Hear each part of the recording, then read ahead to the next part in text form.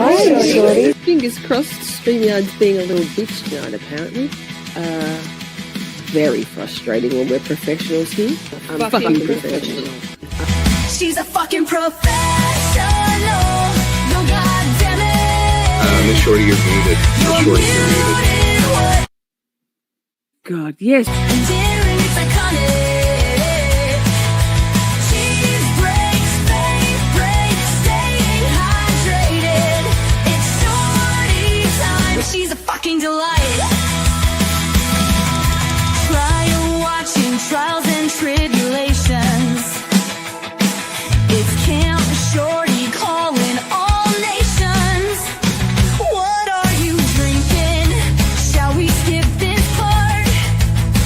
Left or right-handed? Shit, she slid it to the start. She's a fucking professional. Yo, goddammit. You're muted, what? Endearing, it's iconic. Cheese breaks, fade breaks, staying hydrated. It's Shorty time. She's a fucking delight. Psychology corner. Let's learn about stuff. New Miss Shorty music. Calling their bluff. Best chat, best community. We've got the best mods. A safe, supportive sanctuary full of fun and love. Rock out with your cat sound. Curse all you want. And here at Camp Shorty, we even say God. She's a fucking professional. Yo, goddammit.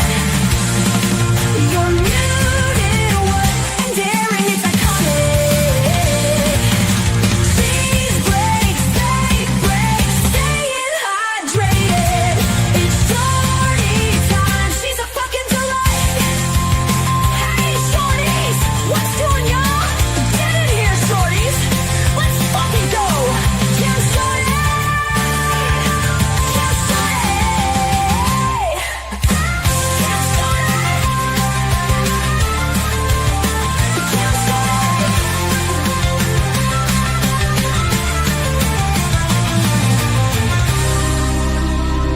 Camp Shorty.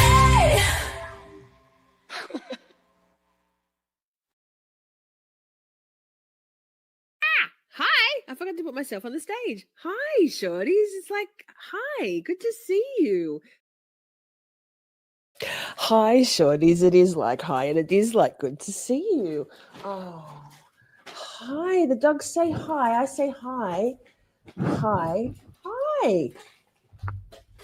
Ah! Welcome to my calm world. I've only got one pig's ear left, and that can't be fair on one of the dogs. So they get these different ones today. Yeah, I know. Hi. Did you say hi to the Shorties? Sorry about the late start. You know me. It's endearing. It's iconic. I can't see a thing. It's just like every time. Oh, I want to be able to see. Unfortunately, I can't. Oh, so much better. Hi, Hope 8 Fear. Good to see you. Ms. Stephanie, hello. Rachel, hi. I just got your email. Thank you so much. Recipes incoming, if me included. If you haven't yet typed up or taken a photo of or cut and pasted your recipes for the yet to be named Camp Shorty cookbook, please get it done before Wednesday the 1st. This coming Wednesday. Hi, Stan. Good to see you. A deadline's always good. However, if you don't quite get there in time, there's a little bit of flexibility because it's Camp Shorty after all, and time is a flat circle. Time is but a construct. Hi, Ms. What the Fuck. Good to see you. Who else is here? I think Cheryl's here, running some errands. Yes. Christy, hi. Anya, hi. I'm so sorry about the late start. It's like 7:26 a.m. here, so it's all relative, isn't it? If you were here last night for day 3, I'm so sorry. Christy, thank you so much. I'm so sorry about the quality of the live stream, like the picture and the sound. Yesterday, I think it was here. I don't know. I don't follow it, but our grand final, AFL, like our Super Bowl, I think was yesterday. It's the grand final weekend. I think today is the rugby league grand final, and yesterday was the Australian Football League grand final. IDK, not my jam, but I think everybody in Melbourne was tuned into their internet yesterday, which severely depleted the quality of our live stream. So I'm so sorry. Fingers crossed tonight's better. So far, I don't see any glitching on my screen. And yesterday we started off with me going, wow, why am I like the Matrix lagging? So let us know in the chat right now if it looks okay to you so far, because I don't want to do a substandard. That's you, Christy. Thank you. I don't want to do a substandard viewing or audio or listening experience for any of you. So Poppy, hi. Poppy's excited. She loves Cape Shorty. Here you go, team. Score the points. Yeah. I don't care. Football. You know what football says to me? Football, any kind of football, says to me CTE, brain injury, and many, many, many issues not too far down the road in life. Buster, what do you think? Anyway, we waded through. So it looks great. Thank you so much, Christy. We waded through garbage pail kukla, dragging on our patience, and I'm sure the jury's patience yesterday, with the lollygagging of it all. She was tedious and on brand for Kukla, Donna Kukla, defense attorney Kukla. She partook in quite a lot of victim shaming. We made it though. So today we're heading into day 4. We did try to start day 4 yesterday, but given how bad the streaming was, we abandoned.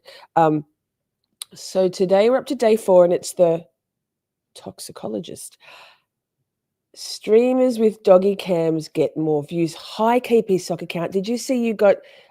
Was it me? I gifted out my remaining 5 YouTube allocated gifted memberships, and you got one. So did Nico. It was cool. So yay. Here's that's been suggested to me before. Doggy cams. My house is a shit show. It just is. I'm a collector, and my dogs, beautiful as they are, I love them dearly, but they aren't great with beds. Admittedly, I'm home all the time now, but if I'm not home and if I had a doggy cam, they don't have a bed on the floor when I'm not home. They have some blankets, because if I leave a bed for them, they rip them up. Even though we've seen all their toys. They have so many toys. They have deer antlers. They get treats. They're well fed. They've got each other. They can go outside. They can dig in my garden and trash it. Yes, they do. So, yeah, if I had a nicer home and more obedient dogs, perhaps it is a good idea. Hi, Teresa. Good to see you. Good to see you. Now, let me just... I put Christy's name in. Let me do what I do that I forget every time. Wow. Before I continue, this is big news. Stan says, I just adopted a puppy from PR. We lost our other dog a few weeks back to a quick onset of breathing issues. Oh dear, I'm so sorry. That's so traumatic. Losing a pet is hard even when you're prepared, let alone when it happens all of a sudden. What's your new puppy's name, Stan? I hope your new puppy gets you some joy, and you can put some love there instead of pining after your old doggo. Oh, that's awful. I've lost Coco. Your new puppy's called Coco. I love it. That's beautiful, Stan. Thanks for sharing that with us. We love that. We love dogs. We love dogs and cats and llamas and donkeys. All the animals here. Ms. What the fuck loves elephants. Just saying. They're pretty cute. Now I've got this here. I can do it. Wait, let me just bring up Ms. What the oh God. Hi, Ms. What the fuck? Good to see you. What's doing with your avatar there? I forgot it was still the T-Rex jazz hands. If you haven't been around to our trial days, Ms. What the fuck behind the scenes very busily creates fabulous AI representations of our favorite, our anti-favorite, our in-favorite. What would the word be? Kukla, Donna Kukla is just ripe for the picking with mascots, and given that Hope Ain't Fear drew attention to Kukla's very T-Rex posturing, although when she does have arms, because she reaches out to the camera, or like to the witness stand, and we see she's got full length arms, but so Yeah, I'm pretty sure it was Hope that said the T-Rex with jazz hands specifically. So it's a very dark, very sad case. The cruelty of Jessy Kurczewski towards Lynn Hernan, the victim in this case. We try to balance that darkness with a little bit of humor, excuse me, and absolutely no disrespect. We always honor the victim. Lynn is up there in the top right corner of your screen. She's a beautiful thing. So we love the strangest animals. Me personally, donkeys, llamas. I don't like rats. Does anyone? I know actually people do like rats. Wow. I like rats. Wow. But you also don't like chocolate, and you have an Android phone. You're proving my point, man. Shit. Hey, sorry, that reminds me. Replay crew, hi. If you'd like to watch the live chat replay on your handheld device, easy peasy. All you do is go to the comment tab, and there's a couple of little buttons on the top right-hand corner. Swipe left, oosh, gets me every time, on those little buttons, and it'll give you the option to watch the live chat replay as well as leaving a comment, and feel free to hype the video. Love your work. Love you, love you, love you. Oh my God, Stephanie Blood. I know. Ha. My K-pop demon hunter girls are perhaps I'm the only non-demon here. Just saying. Or perhaps you are the odd one out. You are the demon. Oh, but if you know K-pop demon hunters, if I'm the odd one out, then I'm the fucking best. Well, you Jokes. are the best. You are.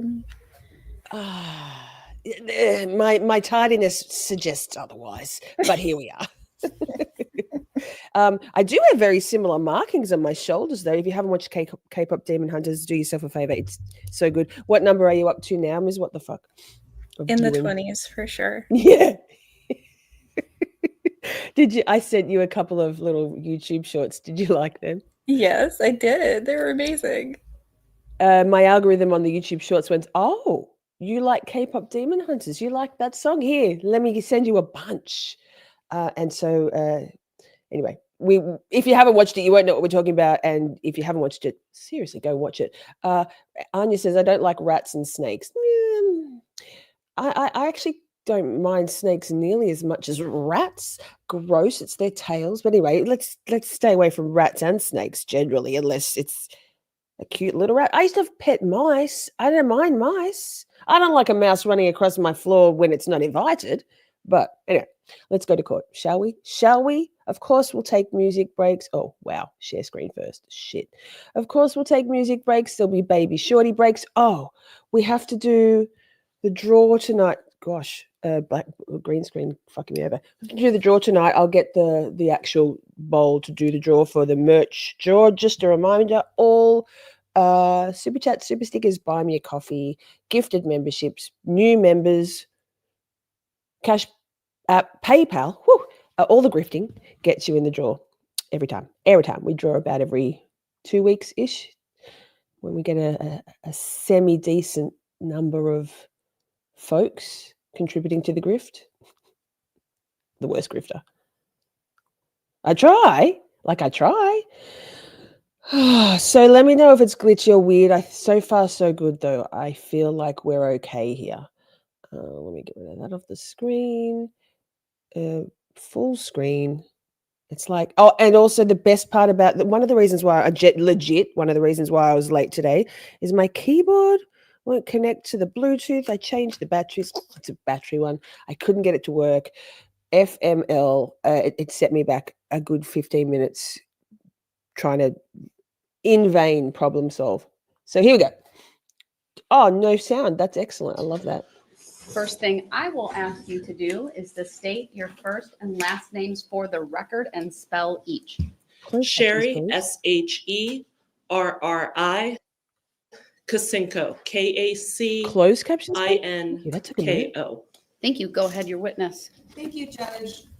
Dr. Kacinko, where do you work? NMS Labs in Horsham, Pennsylvania. Horsham. And what do you do there? I am a toxicologist. I'd like to show you State's Exhibit 47, just for the witness, please, and have Mr. Vulcanier flip through the pages. I just want to know if you recognize that exhibit. I just love the color of her hair. Beautiful. I bet you she gets very easily sunburned. Sorry, one moment. Thanks, everyone, for being here. We'll catch you up if you're not familiar, if you missed yesterday. Trust me, yesterday there was not much to miss other than like a lot of groaning and losing our fucking minds because Kukla. If you could just let us know when your screen has image on it. It's not on the preview monitor either. Oh my God, we're already going into attorney IT problems. Obviously, this is part of the problem for me because I'm also an esquire. If you're not familiar, I have a few titles, and I'm terrible with IT too. Jessy, we don't care about you. Back on. Let me scoot through. As much as we love hearing Judge Jenny D being amazing.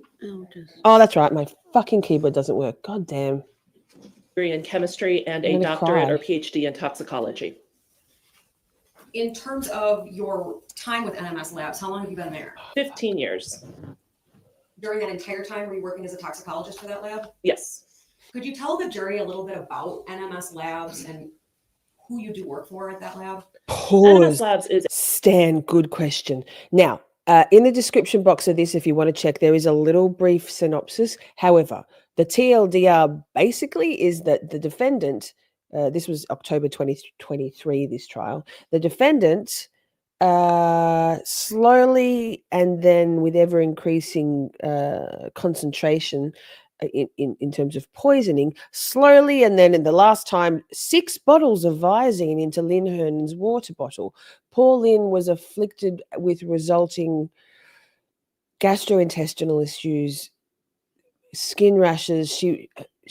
Jessy the female was a family friend from childhood who made her and her mother made their way back into Lynn's life when they found out Lynn had a sizable inheritance from her family, and so they basically came in as con artists, drained her completely dry of Lynn of her finances completely. Changed her will, did all this bullshit stuff. Then when she had served her financial usefulness, but also Jessy was her primary caregiver because Lynn was without family and had some. I think her failing health was honestly, I think, due to Jessy's poisoning slowly. So then when she'd served her usefulness, Jessy finished her off with 6 bottles of Visine in her water bottle.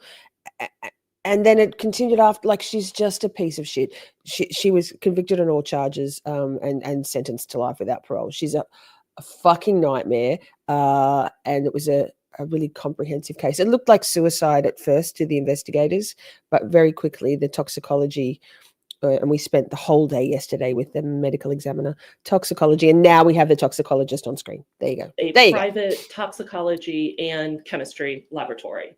So on the toxicology side, NMS Labs does work for hospitals and Shit's dead. clinicians doing clinical toxicology testing, and also does work for medical examiners' offices, law enforcement departments, defense attorneys, and other types of investigators or doctors doing more forensic toxicology, including both performance toxicology, so that's like driving under the influence of alcohol or drugs, and also postmortem toxicology or toxicology on individuals who have died. Thanks, lady. What's her name? Sherri. Thanks, Sherri Kacinko. Good bazinga. One's in the chat if you want me to scoot through this like foundation laying, proving she's an expert, because we want to get to like the next two witnesses are fantastic witnesses. Hard to listen to, I'd say, but Koreen Pozza, who was Lynn's best friend, and then also followed by Koreen is Lynn's ex-boyfriend. So they are really good. Yeah, everyone's. You know what? I was going to say everyone says one, but there's the ones. One's in the chat. Yeah, we've heard. We try. If we were new to trials, maybe, but we know that's what you mean this. by We know postmortem? this stuff, Yes. right? Okay. Oh, my keyboard doesn't In work. terms Shoot. Powders, and You receive sometimes we are asked to, exactly if their methods coroner or medical examiner office. in almost every state lab that can do some NMS Labs is a very comprehensive mortem sample. testing. Okay. Now, I believe Exhibit 47 is now displayed on your screen. Is that correct? Okay. Yes, it is. Here we go. Okay, and I'd like Mr. Vulcan here to just flip through the 9 pages, please. Please don't tell us it's her resume.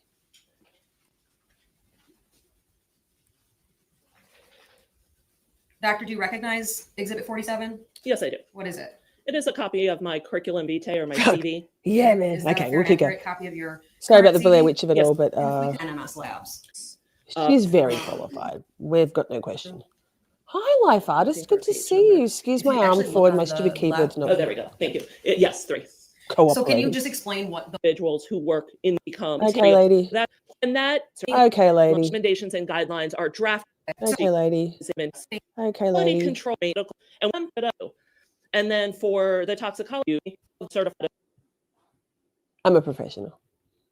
Now my novel psychoactive substances team. So I don't do ensure time. I might. your We have a basic test panel that oh okay, back. you Lynn work Hernan.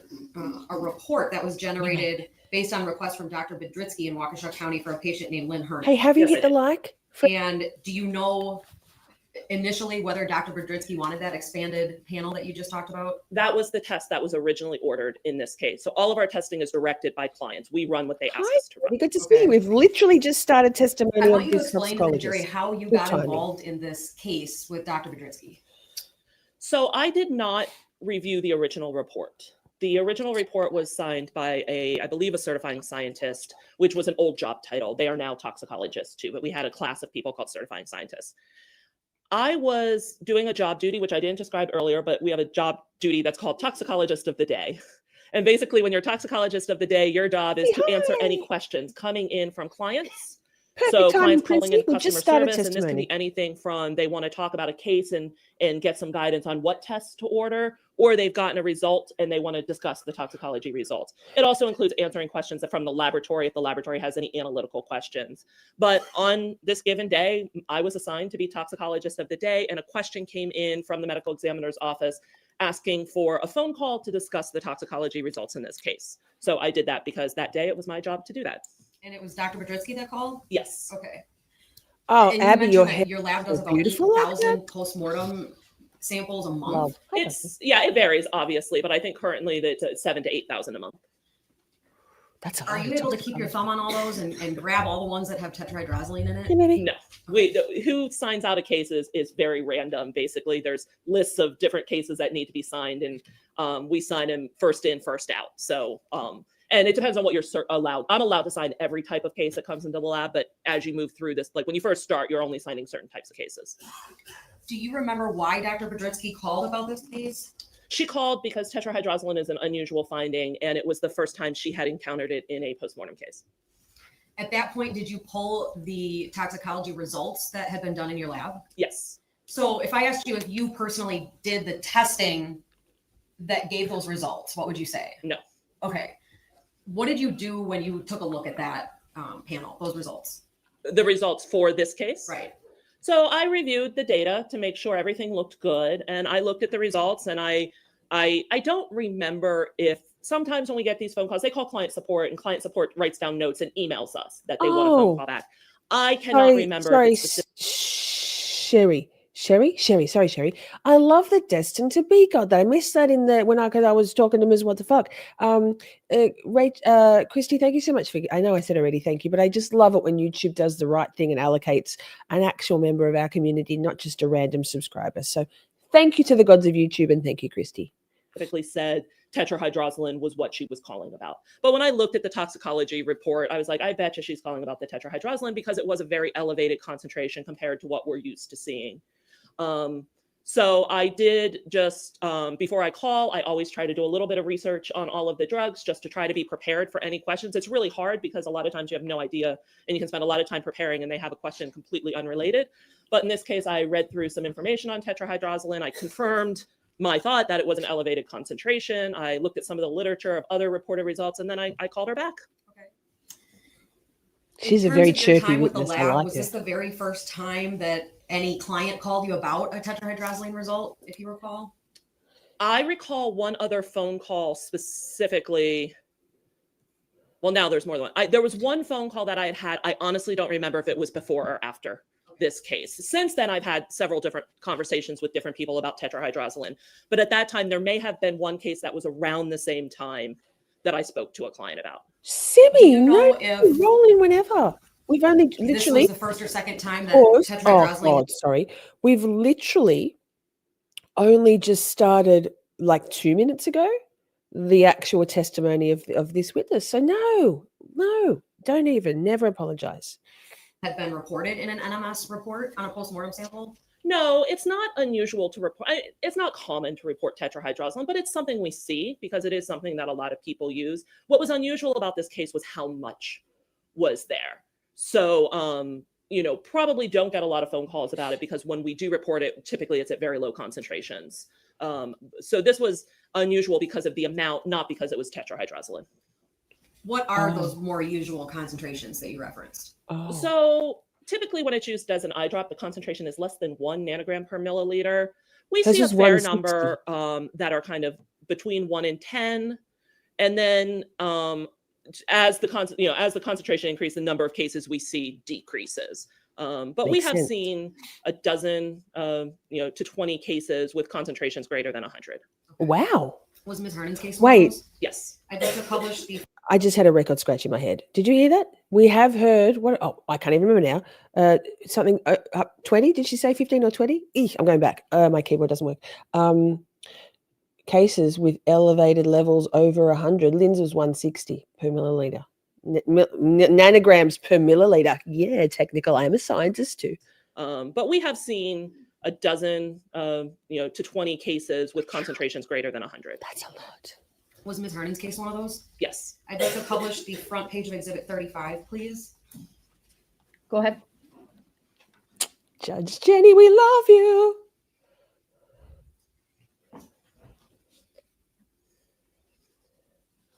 Oh, wow. That's bad on YouTube, chat. Dr. Kacinko, does this look like the first page of the NMS lab for Ms. Hernan? Pause. That's bad on YouTube tonight, chat. Is it unbearable? I just went to my YouTube feed. Is it unbearable? If the sound's glitching and the vision's like that, I don't know, man. Do you really want to do it? I've never seen it like that before. 2 days in a row. Oh, wait. I'm pausing to wait because that's unbearable. I couldn't watch that. I'm not seeing anything on my side. Wait, let me go back to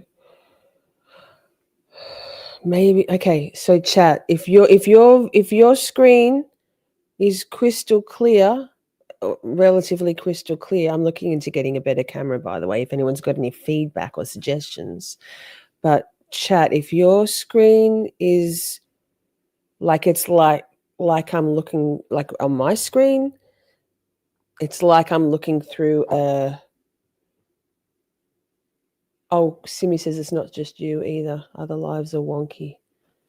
Huh. All good over here, says Hope. Okay, well, because none of you told us yet last night. No, blurry, yeah, Candy. Okay, so video is blurred, but sound is okay. But if so long as sound is okay, that's one thing. That'd be fine for me, because as you all know, I only listen. I don't want to inflict a shitty stream on you all. Is it worth it? I don't know. What about, am I blurry like here? I can do this. Am I blurry like this? Are we blurry like this? Wait, let me get up to speed and see if it's just the streaming. Last night it was blurred a bit, but the sound was fucked. Yeah. So the sound's okay at this point. Can you all keep me in the loop? Sound has been okay for me, even though it's blurry. Mine is clear and sound is good. Anya, nice. Maybe let me see if I refresh this. Does that make a difference? Perhaps. I just turned the resolution up on mine on my YouTube, and it's clear for me. Oh, now I'm not even okay, right. I just don't like we are. Hey, Washbar, good to see you. Everything is fine here. Like last night was unbearable, and I'm so sorry that I didn't. Oh, I can see myself now, and oh. How do you do that resolution thing? I was good for a moment, and then it went back to the shit. I don't know how to do that. I almost reported my video. Fuck. Just the settings and then quality. Anyway, okay, settings, quality. It's on auto. What did you put it up to? 720. Yeah, the highest one, 720.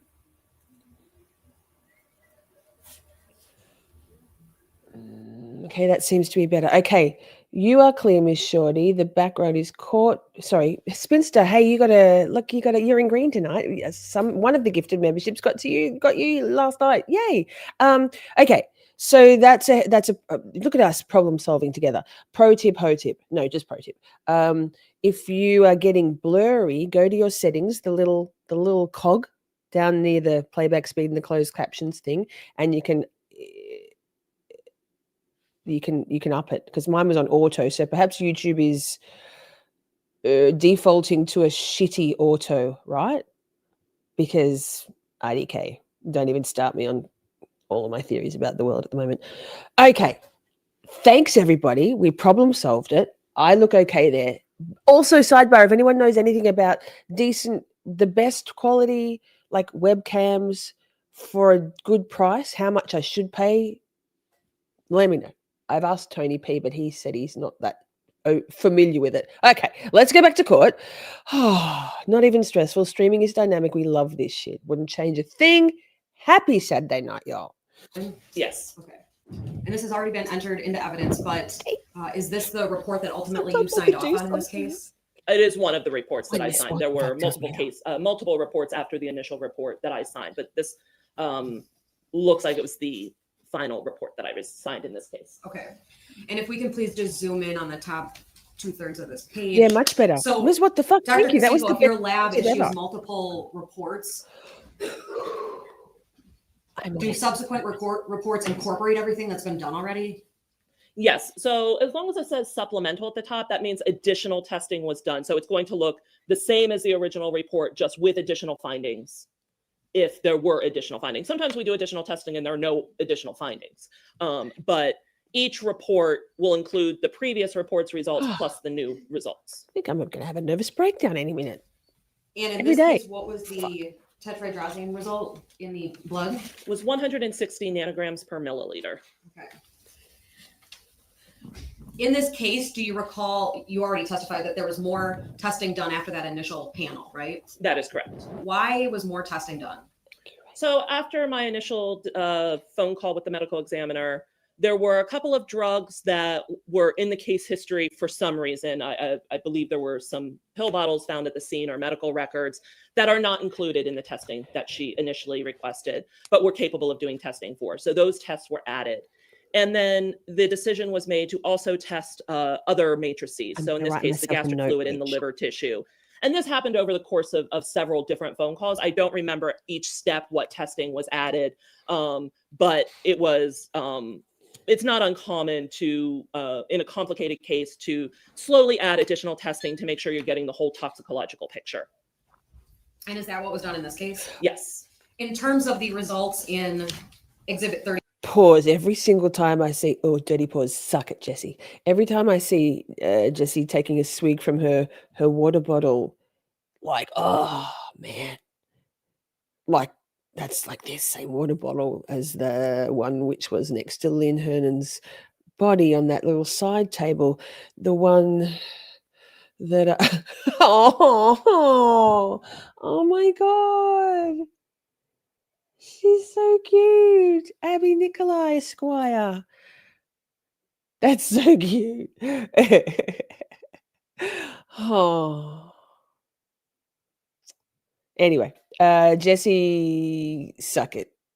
Every time you take a swig, I think you murderous cow. 35. It was do a you believe that really good they're dirty pause. True and accurate to a reasonable degree of toxicological certainty. So I have reviewed all of the analytical data in this case. So I have looked at all of those quality control samples, the calibrators, the individual patient specimen, and confirmed that all of the results are accurate and reliable.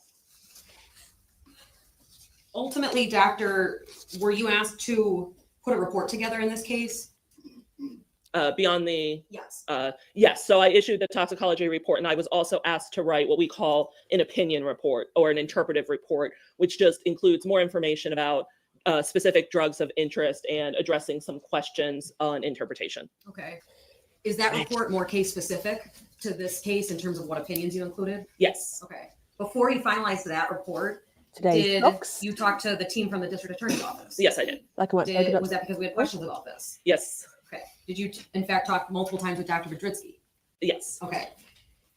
I'd like to show you just the witness, please, Exhibit 48. And it is a 3-page exhibit. If we could just page down for the witness. And if we go to page 2, Dr. Kacinko, is that your signature? Yes, it is. And back to page 1, what is Exhibit 48? This is the interpretation or expert opinion report that I wrote for this case. Okay. Does it look like a fair and accurate copy of that report? Yes. All right. I'd move Exhibit 48 into evidence. Ask for permission to publish. No objection. Exhibit 48 is received. Permission to publish is granted. Judge Jenny D, love you. Love you so much. Poppy Buster. Guys. Stop! Ultimately, Doctor, were you able to give information specific to this chemical compound that Dr. Bedritsky didn't even have available to her in terms of that she already knew about? I believe that there, I think to say she didn't have available would be inaccurate. This is information that is available in the scientific literature, but it is, I did provide some very specific information on the pharmacology. So what happens when an individual uses tetrahydrozoline? What happens when, so pharmacology is both what happens to the person and also how the person changes the drug. I also was able to do some calculations to estimate how much tetrahydrozoline was in certain specimens, and also some information on what reported concentrations were after regular eye drop use of tetrahydrozoline. In terms of the top of the page that the jury can see, there's a word there that I'm not real familiar with, pharmacology. What is that, doctor? So as I said, pharmacology is the study of drugs and chemicals and their effect on a person. So it has two parts. Pharmacology consists of pharmacokinetics, which is a study of how drugs get into the body, so their absorption, how they are distributed throughout the body, their metabolism, which is the body's mechanism of getting rid of drugs. Your body really doesn't want drugs to be in it. Its primary goal is to get rid of it. So that's through metabolism. And finally, excretion, which is how it leaves the body finally. And then there's also pharmacodynamics. And pharmacodynamics are the effects the drug have on the person. So the symptoms, both the desired effects, so the reason why someone is taking a drug, and also the adverse or undesired effects of those drugs. Stop. Why would someone use a product with tetrahydrozoline in it? So tetrahydrozoline is the active ingredient in eye drops that are used to decrease redness in the eye. The most common trade name is Visine, and their tagline, "Get the red out." So it is intended to, it causes Ay, ay, blood ay. vessels in the eyes to constrict, which makes your eyes look less red. It is also available in a nasal spray. It's less commonly used that way, but it works as a decongestant. So again, it constricts blood vessels. A lot of nasal congestion is actually caused by the swelling of the tissues. So it causes those tissues to have less swelling so that you can breathe easier. Is that type of product different from what might be called a lubricating eye drop? Yes. Could you explain that to the jury, please? So lubricating eye drops contain emollients or substances that are slippery and are used to lubricate the eye. Whereas tetrahydrozoline, as I said, is designed to constrict those blood vessels so that your eyes don't look as red. Is there any product in the US available for oral use of tetrahydrozoline to drink it? No, there is no FDA approved use for oral tetrahydrozoline. In terms of what can occur to someone if they do drink it, what are some of those symptoms? So when tetrahydrozoline is ingested orally, its effects are more central. So when you use it as an eye drop, it's a peripheral effect. It's acting on those blood vessels exactly where you drop the tetrahydrozoline.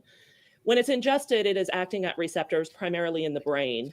And It's it is terrifying. causing effects like respiratory depression, very low blood pressure. It can cause a very low heart rate. So these are all things that we call central nervous system depressant or CNS depressant type effects. Okay.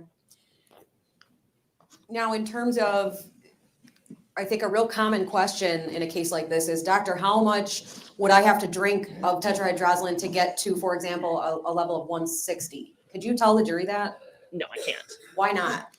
So the primary reason with a drug like tetrahydrozoline is we can't do that experiment. So how we determine that type of information, so this is part of that pharmacokinetics, is by giving people the drug and then testing their blood or plasma to see how much is there. So you give different doses, measure the blood over time, and determine what the concentrations are. But this drug is not used orally. We would never get approved to do a study where we gave people oral tetrahydrozoline and then studied their blood concentrations. Why not? Because of the serious adverse effects of the drug. You know, it can cause your respiration to decrease. It can cause unconsciousness. It can incapacitate people because of those CNS depressant effects. And because there's no FDA approved use, you simply can't do that study. But what if you took a look at your toxicology level and did some mathematical calculations? Can't you tell us that way what it would be? So there are calculations in pharmacokinetics and pharmacology that are used to estimate dose based on a blood concentration. These are generally quite complex, especially when you're dealing with an oral medication, because you need to know a lot of information about the pharmacokinetics of that drug. These are taught in clinical pharmacology courses. I teach it in my pharmacology course. I teach students that these calculations exist. We do a few examples of them, but they are not appropriate to use in postmortem toxicology cases for a wide variety of reasons. And even in clinical toxicology, there's not really a lot of practical use of doing the calculations. It's a lot of just helping you understand how drugs are absorbed and distributed and showing those processes. They're population-based. There's a lot of individual differences that would make it inappropriate to do on a specific person. And everything that you just testified about, does that kind of fit under the number 1 on the screen that the jury is looking at? Yes. Okay. In terms of the number 2, it looks like you formed an opinion about the level in Ms. Hernan's case, right? Yes. And what's that opinion?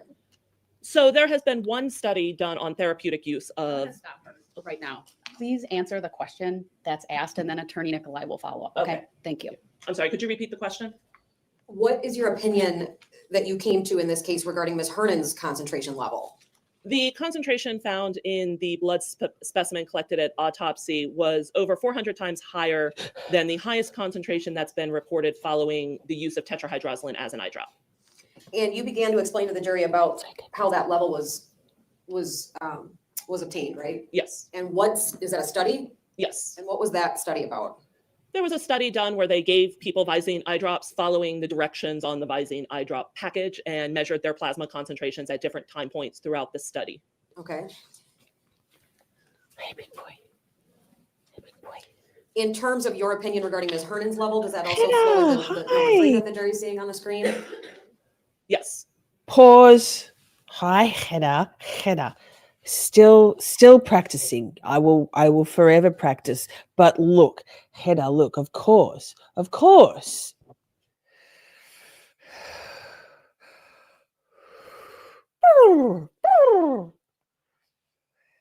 Whew, stress.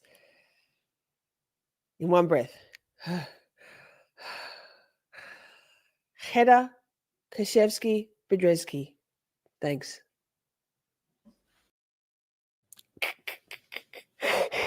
Bookie, thank you so much. Misadventurous Book Rouse, thank you so much. Thank you so much, ma'am.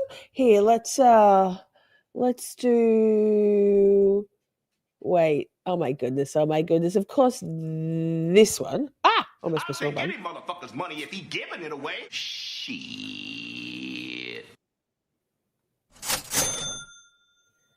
And always for good measure. Well, Thanks, girl. You're in the draw. We'll be drawing that later. Is that also based on the study that you've described now? No. Okay, could you explain to the jury how that piece of your opinion differs? So this piece of my opinion is based on case studies that have been published in the scientific literature on individuals who had oral ingestion or oral exposure to tetrahydrozoline and the concentrations that were reported in those patients. But I thought you said that we couldn't study that, right? Yes, these are not studies. This is a case series. So these are accidental ingestions, primarily in children. So not they weren't given the tetrahydrozoline solution. It was ingested incidentally. Okay. And were those case studies fatalities? No. Then why were they helpful to you in this case? It showed concentrations that were present when different symptoms of tetrahydrozoline were reported. So it gives some information on what concentrations can be reached when someone ingests tetrahydrozoline. So when you swallow it, what type of concentrations might appear in the plasma, and also what type of symptoms the individuals were experiencing. In terms of the two cases that had a known dose of 7.5 milliliters, I'd like you to compare that number for the jury to what's commonly in a Visine bottle or an eye drop bottle in terms of volume. I believe that's about half of a bottle. I think a bottle of Visine is 15 milliliters. Okay. And in terms of those cases, were there symptoms? I'm sorry, what's the question? In those two cases referred to with the known dosing, what were the levels reported? 39 and 24 nanograms per milliliter. Now, you testified before that in this case, you did one calculation, right? That is correct. Why did you do that? So Same. Silly. I wanted It's to not. see approximately how much of the Visine Mate. solution was in the decedent's stomach, Why? just to get an estimate of how if ingestion occurred. So if I had done this calculation and there was very little, there's something called hepatic recirculation where drugs can get into the stomach even if they weren't ingested. But those would be very, very low levels. So I wanted to confirm that this concentration that was found in the stomach was consistent with an oral ingestion. And was it? Yes. What was the concentration, the result of your calculation? If we can scroll down a bit, please. Oh my goodness. So assuming that the stomach contents that I tested were homogeneous, so that means that the sample I received was a well-mixed representation of the total stomach contents, and based on a total stomach content. Judge, she just asked her what the number was, and she's going into a narrative again. Sustained.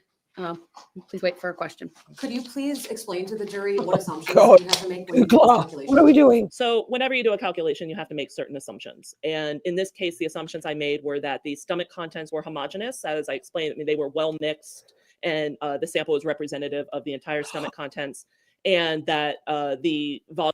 Pause.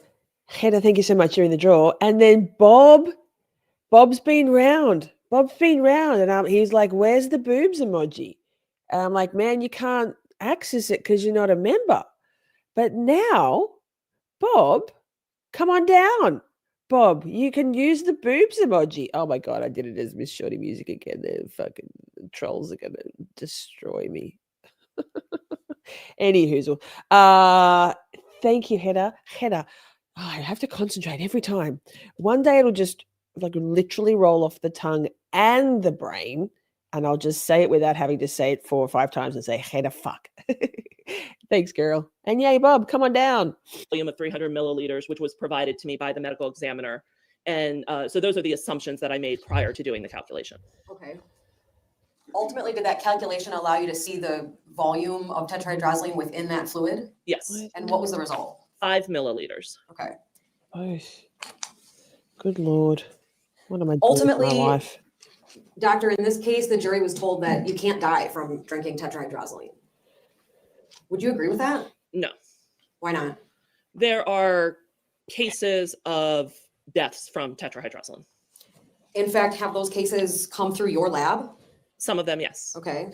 The ones I am aware of, yes. Are you trying to compile that information right now? I am. Why? As I started looking at our data on tetrahydrozoline, I saw that there were quite a few cases with these concentrations that were higher than could be explained from eye drop use. So I became interested in those cases and I started reaching out to the clients who submitted those cases to gather more information to see if these are cases that, or to gather information on what concentrations might be consistent with fatalities or significant adverse effects. Probably. Isn't there any publication or articles that already have that kind of information in it? At this time, there are no publications on fatalities from tetrahydrozoline in the scientific literature. Why is that? Liz, what? Someone has to write the first paper, And Mrs. Buck- and writing a girl. paper is hard and a lot of work, and you need a lot of time and information, and it's just something that most people working as medical examiners or toxicologists are doing when they have time, which is not a lot. So it takes a lot of work and it takes a lot of time. Okay. In this case, were you actually asked by the defense team for the raw data of some of these instances of high levels of tetrahydrozoline in your lab? Yes. Did you provide that to the defense? Yes. Oh my goodness. Oh my goodness. Journey to Get There says, I went to this trial mill in Waukesha and met the whole family. Oh, goodness gracious. Well, thank you for joining us here. Goodness. I guess we'd be very interested to know how you coped with Donna Kukla's day 3. We watched that last night.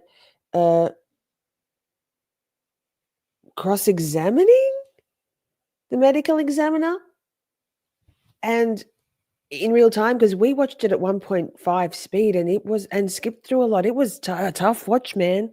And also how you felt about the victim blaming and shaming from the defense team. Despicable. Thank you for coming on in. And Candy, thanks, girl. Look at you all turning the chat green. I love it. Thank you so much. You're in the draw. It's really lovely, the support that you all show me, not just with dollars, but with your presence in general and spreading the camp shorty love. Love it. Thank you. Let's get back to this toxicologist. Okay, I'd like to show you what's been marked as State's Exhibit 217. And just the witness, please. Doctor, this is a multi-page exhibit, and let me know when you can see it. I can see it. Great. If we could just go through these 20 pages.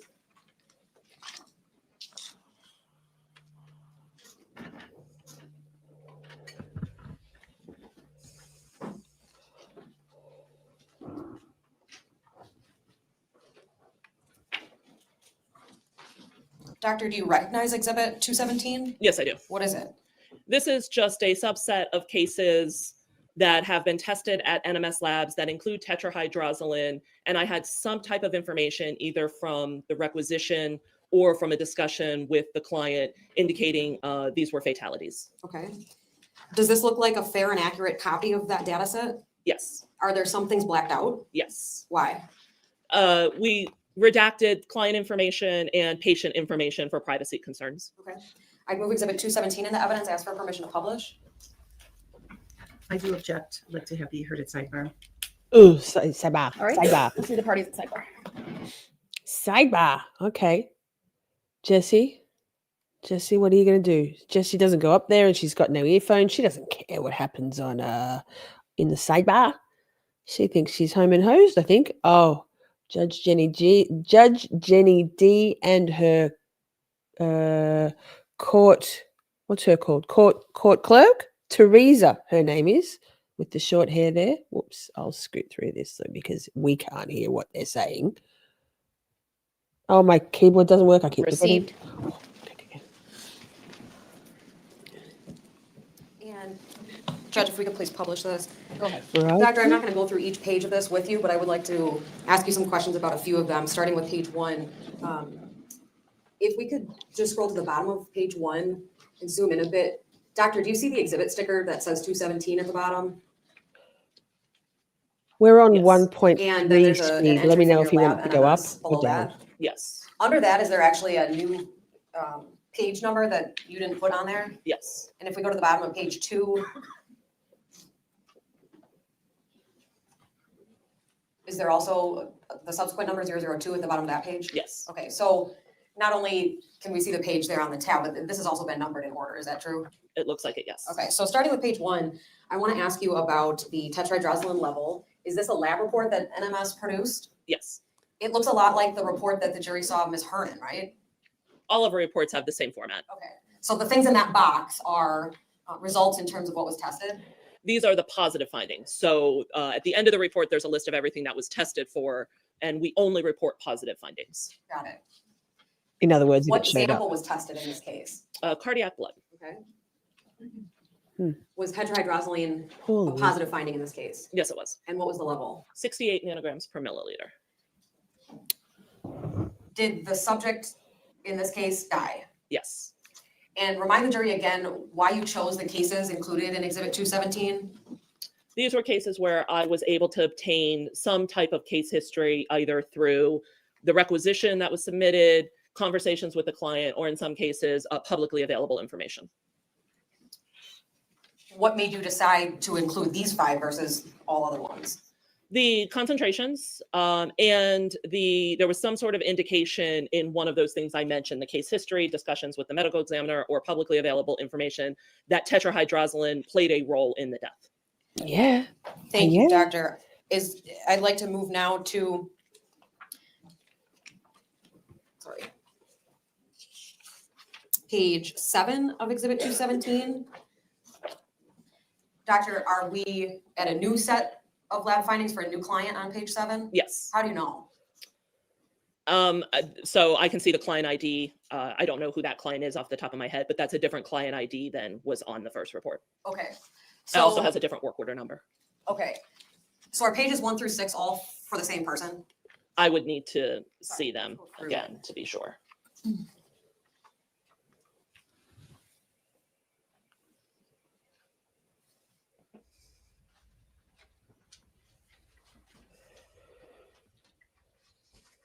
Yes, So that lab report was 6 pages long, is that true? that is correct. Okay, so what is the jury looking at on page 7? So this is a case where the only test that we were requested to run was the tetrahydrozoline. And was that done at your lab? Yes, And what was the result? 130 nanograms per milliliter. Oh, in the Is this another cardiac case blood. where you were able to get some information about cause of death? Yes, I do want to be clear though that I do not know what was listed as cause of death on the death certificates for most of these cases. This is just information from the requisition or a discussion with the medical examiner. And I don't recall specifically which cases I talked to the medical examiner about. But in terms of whether the person that gave the sample of iliac blood is alive or not, do you know the answer to that? This person was not alive. Okay. And then if we can just slowly scroll through pages 8 and then to 9. Doctor, is page 9 a new report now? Yes, it is. Okay. Again, did your lab do testing in this case for tetrahydrozoline? Yes, And again, was that from a post-mortem sample? yes. Okay. And what was the result in this incident? 280 nanograms per milliliter. Okay. I'd like to scroll through page 10 and 11 and 12. And then on page 13, doctor, is this a new report? Yes, it is. Okay, of a different person who died? Yes, Did your lab run a tetrahydrozoline screen in this case? yes. One- And what was the 130. result? 150 nanograms per milliliter. No, I it think says that's a five. 130. It's a 3. Yes, 150 nanograms per milliliter. Where? Could you remind the jury? I'm again on the what wrong Vernon's screen. Fuck. Level was? Was 160 nanograms per milliliter. Okay. If we could please scroll through page 14 and 15 and 16. And then ultimately on page 17, doctor, is this now another new report? It is a new report. Okay. Was this patient also deceased? Yes. However, can you scroll back to page 1? Sure. I apologize. Yes. So this is actually the same patient on page 1. So we did testing twice at different time points on different samples for the same case. Okay. So on page 1, I haven't the result is changed it, listed at, Simi. It is 68 nanograms per milliliter in cardiac blood, and that was done in July, August of 2018. okay. Then on page 17, you're saying this is results for the same patient or decedent? Yes. And explain to the jury how this test changed from page 1. This was also a cardiac blood sample, and the concentration was 37 nanograms per milliliter. Were these tests done at the same time? I do not know. I don't believe so. Okay.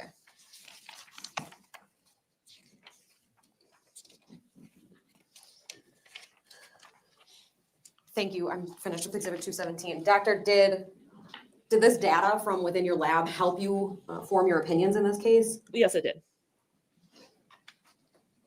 One moment, please. Now, if I could please put the publish down, I'd like to just show the witness exhibit 216.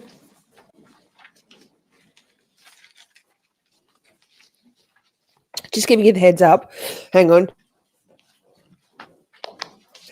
Doctor, do you see exhibit 216 on your Cross-examination's screen? coming. Yes, I do. Is that a 2-page document? Yes, it is. We'll go to page 2. Exhibit 216. Yes. What is it? This is a abstract that I wrote for a presentation at the International Association of Forensic Toxicologists annual meeting. Where was that?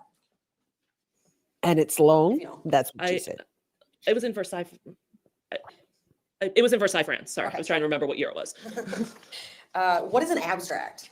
So an abstract is a short research summary indicating the research that was performed, the reason the research was being performed, and the results of that research. Does this look like a fair and accurate copy of your abstract? Yes. I move exhibit 216 into evidence. I'm not asking to publish. Received. Doctor, did you present the information in this abstract in France at that event? Yes, I did. Could you please explain to the jury what information you presented generally? So generally, it was the information from those cases that we just looked at, where I had gathered some information about the cases.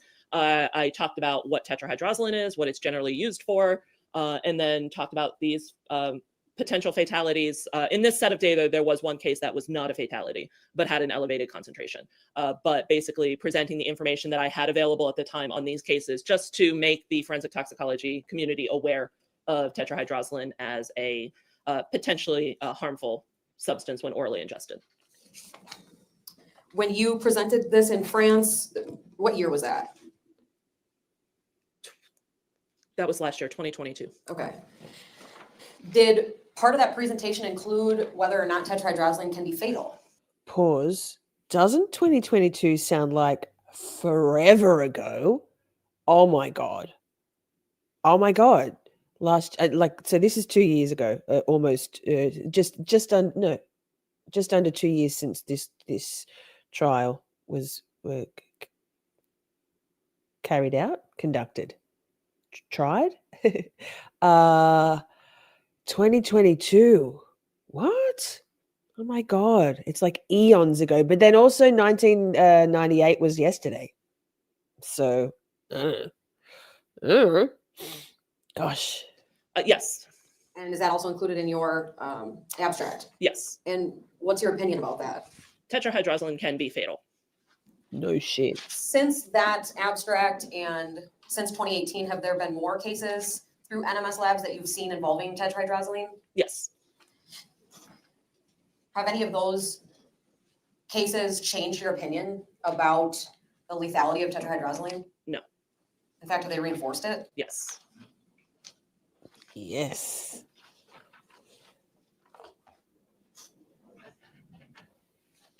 One moment.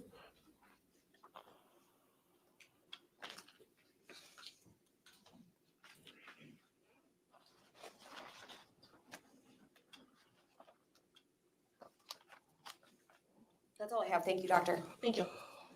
Oh shit. Right, cross. Oh shit. Let's get ready to rumble. Of course, thank you.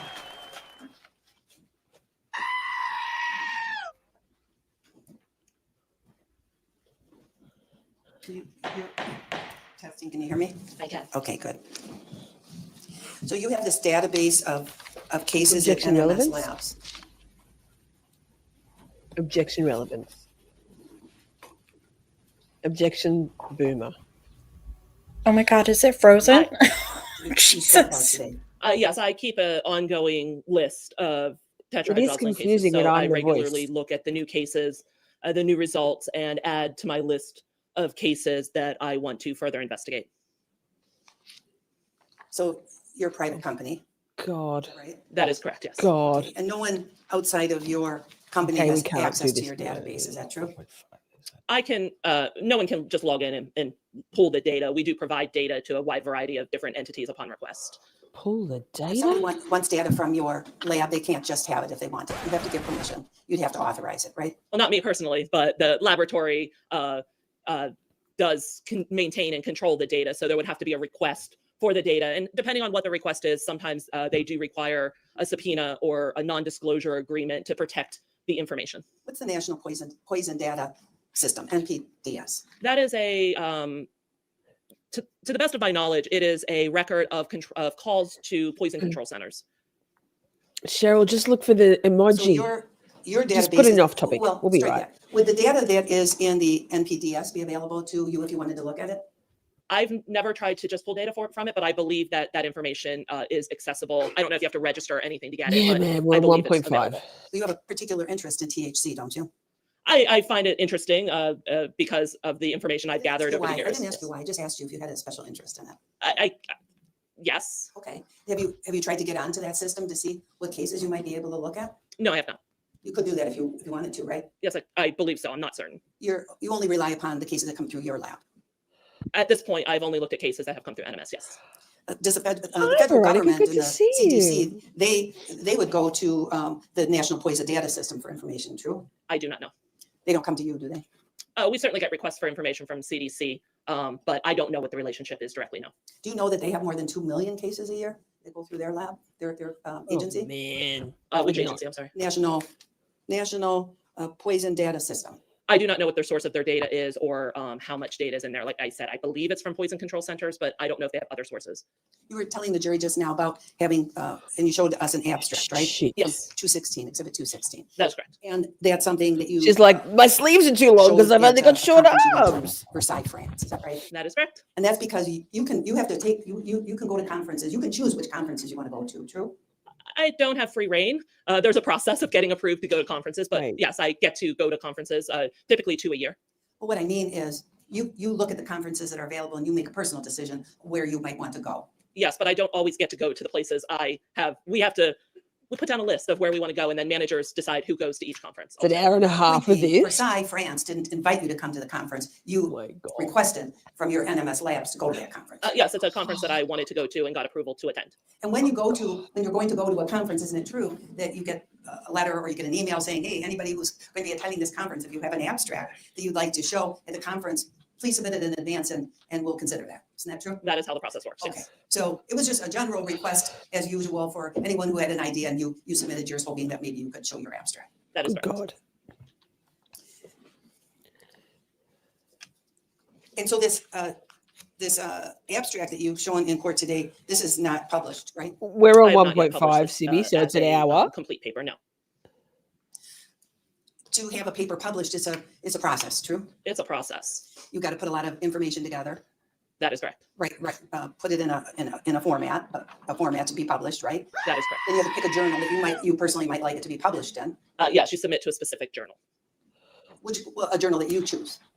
You decide the journal you're going to submit it to, right? Yes, Okay, and then you submit it and then it's got to go through a peer review process, right? that is correct. And the peer review process is where your information, once you finish the paper, is reviewed by other people in your field and critiqued.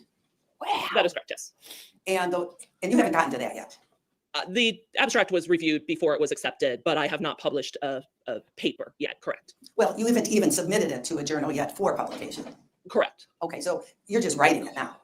I am working on. I haven't even started writing, but I am working on gathering and doing the research and putting the research together to be able to write the paper. So hopefully someday you'll be able to get that published. That is my goal. To get it published though, like I said, it has to go through this peer review process. Yes, there is a peer review process for scientific publications. And That smile, man, like is members just in so your creepy. field, they'll take a look at what you've written and they'll critique it in some way and probably go back to you with questions or clarifications. Is that true? Yes, there's usually response from the reviewers with questions to address. And then you might have to, and then you probably have to revise your paper or answer the questions for them to look at it yet again. That is correct. And that can be a process that can take several backs and forth. In my experience, there's usually just one, but I do know that there can be more than that. Okay. So you haven't done any of that yet in the Hedda, it doesn't matter. tetrahydrozoline one-page paper that you brought in here today. It doesn't That matter. went through the review process for acceptance at the conference where it was reviewed by other toxicologists, but I have not published a scientific paper in the journals, the complete review paper yet. Correct. As to the cases that you talked about today, the cases that were just presented to us in Exhibit 217, I want to talk to you about that for a Okay. minute. Did you have any of these cases in 217 peer reviewed? Have this been reviewed by anybody? But She's so confused. We I all did are. not issue all of those reports. I don't know that I issued any of those reports. They may have been issued by another toxicologist at the lab. I can't remember, but I'm not sure what having a report peer reviewed would look like. Okay, so you brought in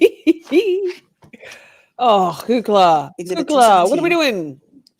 and these are not cases where you issued the report.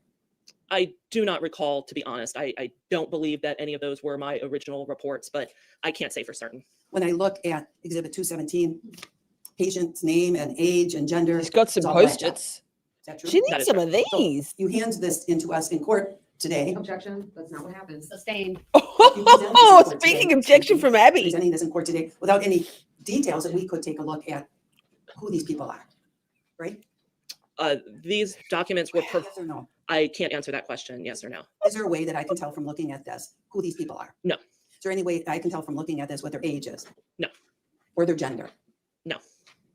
Can I even tell from looking at this where these samples came from, like what city or state or anything like that? No. And as you presented Exhibit 217 today, is it fair to say that you can't say as you're sitting here that any of these people died from THZ poisoning? I'm aware of one case where the cause of death was determined to be tetrahydrozoline. So Not the loud. others, you don't know. God. I don't know what the cause Sorry. of death on the death certificates were, no. You don't know what these people's medical histories are. In some of those, I have collected some of that information, but I can't tell you which one specifically. No, Well, I mean, let's just take the page 1 of Exhibit 217. Tell me a little bit about that person's medical history. I have not reviewed their medical history. Oh, she's Medical history is just important in laughable. determining a cause of death, isn't it? You would need to talk to a medical examiner about information used to determine cause of death. That is outside of my scope.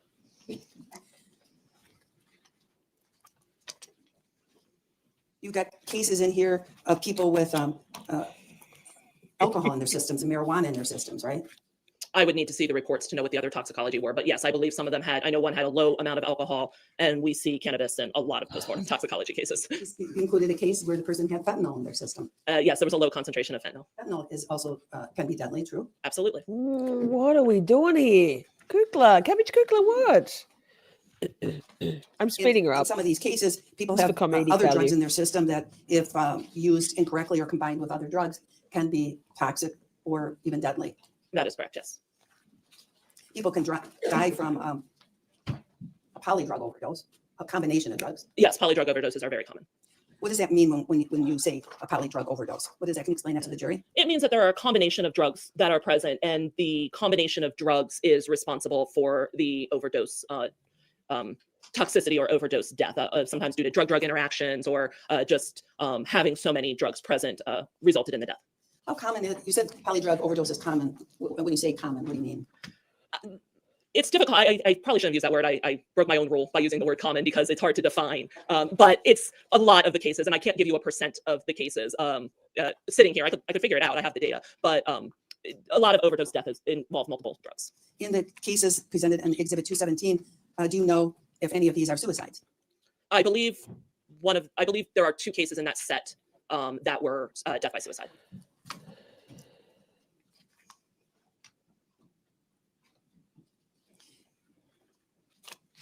Come on, Kukla. We got Do you this. think that, do you believe that baclofen is a dangerous drug? It can be. All drugs have potential toxicity. I don't know that I would classify as a I'm a dangerous drug. It doctor. depends on how it's used. Can be a dangerous drug. All drugs can be dangerous drugs, yes. Well, I'm asking about baclofen. Yes, baclofen can be a dangerous drug. What about She's so nifedipine? creepy. Yes, nifedipine can be a dangerous drug. There's in fact fatalities in the literature for overdoses with baclofen and nifedipine. Isn't that true? Yes, that is correct. Those are prescription drugs, aren't they? Yes, they are prescription medications. You can't buy baclofen or nifedipine, for example, over the counter. No, they're not available over the counter. But tetrahydrozoline, you can buy over the counter. Yes, But it's in Visine, for example. yes. Used appropriately, not intended for When you ingestion. received the gastric ma'am. samples here, were they frozen? No, they were not. Frozen? Were they on dry ice? I do not know. Isn't it standard to ship gastric samples on dry ice? Our samples are often received cold. I don't know that it's standard. What do you mean? They're often received cold. Yes, Cold meaning on dry ice? or ice packs. Okay. And for Lynn Hernan, you don't know I do not know. because you didn't receive the samples. I did not receive the samples. Okay, because you didn't actually do the testing in this case. I do not do any laboratory testing at this point in my career.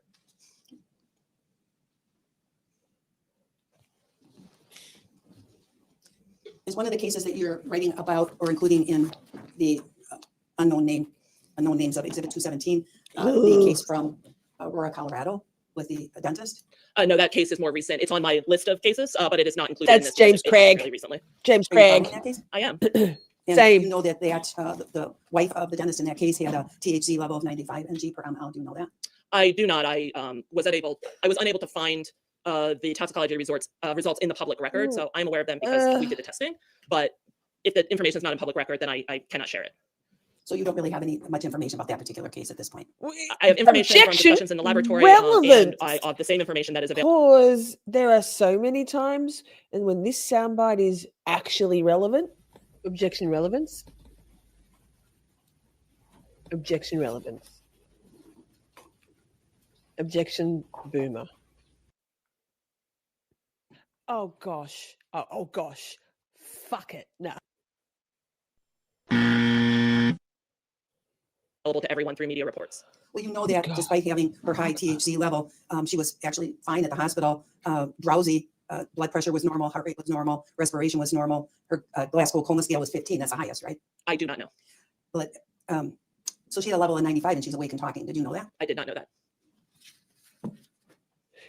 But Lynn's dead. So this is all a moot point, man. You gave us this literature here. You said 2 of them in here are duplicate cases.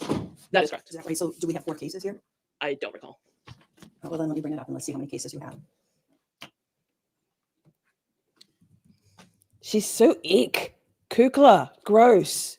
You give defense attorneys a bad This is fucking exhibit name. Isn't 217. that right?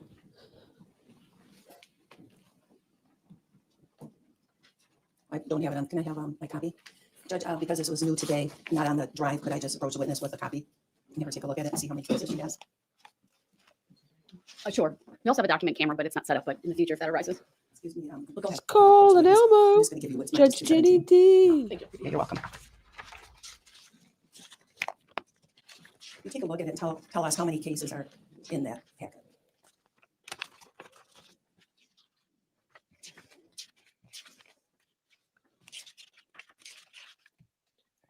There are 4 cases. Can I take that from you? Thank you. So you sent us you gave She us, walks the funny show in today, fast Exhibit motion. 217, which consists of 4 cases I suppose everyone. that have THC levels that you wanted to discuss. The 2 of them are 2 out of the 4 are suicides. True? I believe so. I would need to review my notes Well, I to be certain, but We testified earlier that 2 of them were suicides. yes, I believe so. Okay. Wow. I wonder if Galvanese likes Kukla. And when you prepare this abstract that you've introduced as Exhibit 216, many of the cases that you refer to were cases involving children. I believe you're referring to the cases that have previously been published in the scientific literature. Yes. Yes, the cases presented or that have been published in peer-reviewed scientific literature are generally involving children. And then you did mention earlier that there was one study where levels were checked with voluntary subjects who were putting Visine drops in their eye sacs, right? Yes, that is correct. And then those levels were tested at certain periods of time, That is correct. just to see how the level was progressing. Yes. That study though only involved 10 people, right? It was a very small study. That's the totality of that kind of research, 10 people. That is correct. Ooh, wait. What's the general Pause. rate of metabolism for THC? I was looking at my phone. I should never do that, but addicted. Veronica says, has anyone ever seen the Clint Eastwood movie with the orangutan, Every Which Way But Loose? I have, but gosh darn, a long time ago. Why? Who does who look like in that movie? Who looks like the orangutan? What? You know, Ms. What the Fuck is going to go and find it for us. Ah. Are you asking for the half-life? Yes, the half-life. Okay. So there are 2 published half-lives for tetrahydrozoline. The study that was done in volunteers, they calculated the half-life to be 6 hours. And in one of the case reports where they had multiple measurements, they estimated the tetrahydrozoline half-life to be 4.5 hours. How would that apply to Lynn? Do you know specifically as to the person Wait, involved in this case? pause. Would they- We have to have distractions because Kukla is the pits. Ms. What the Fuck? Wait, what have you got? I'll take this one off screen. What have you got? but people are saying his mama. Is it as in Clint Eastwood's mother or the orangutan's mother?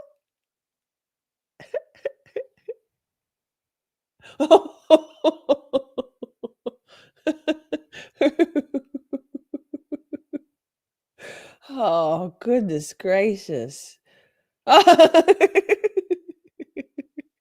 you're wondering why Ms. What the Fuck's muted, there's a party going on around her in the neighborhood and it's loud there. So we don't care. Turn your mic on. Talk to us, woman.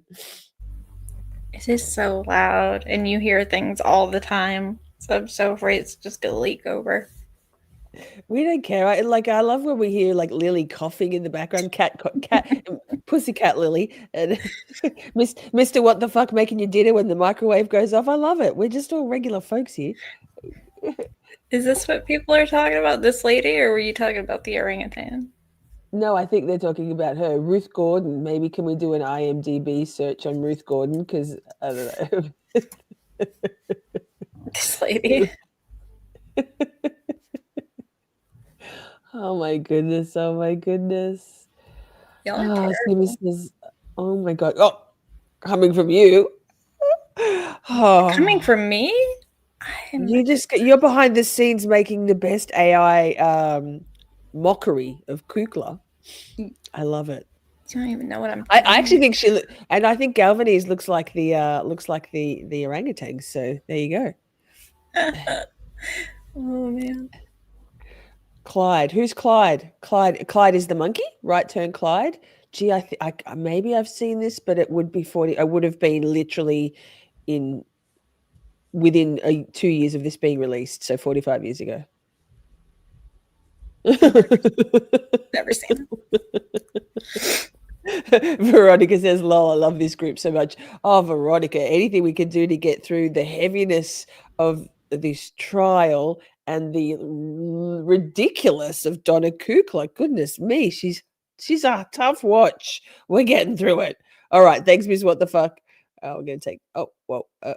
I just did the wrong thing. Shit. There we go. Okay, half-life back of to it. THC would be for her. We're on No, 1.8 you cannot speed, by determine the the way. half-life in an individual without studying that specific individual. Now, if you're when a person takes a substance, they metabolize it. Is that right?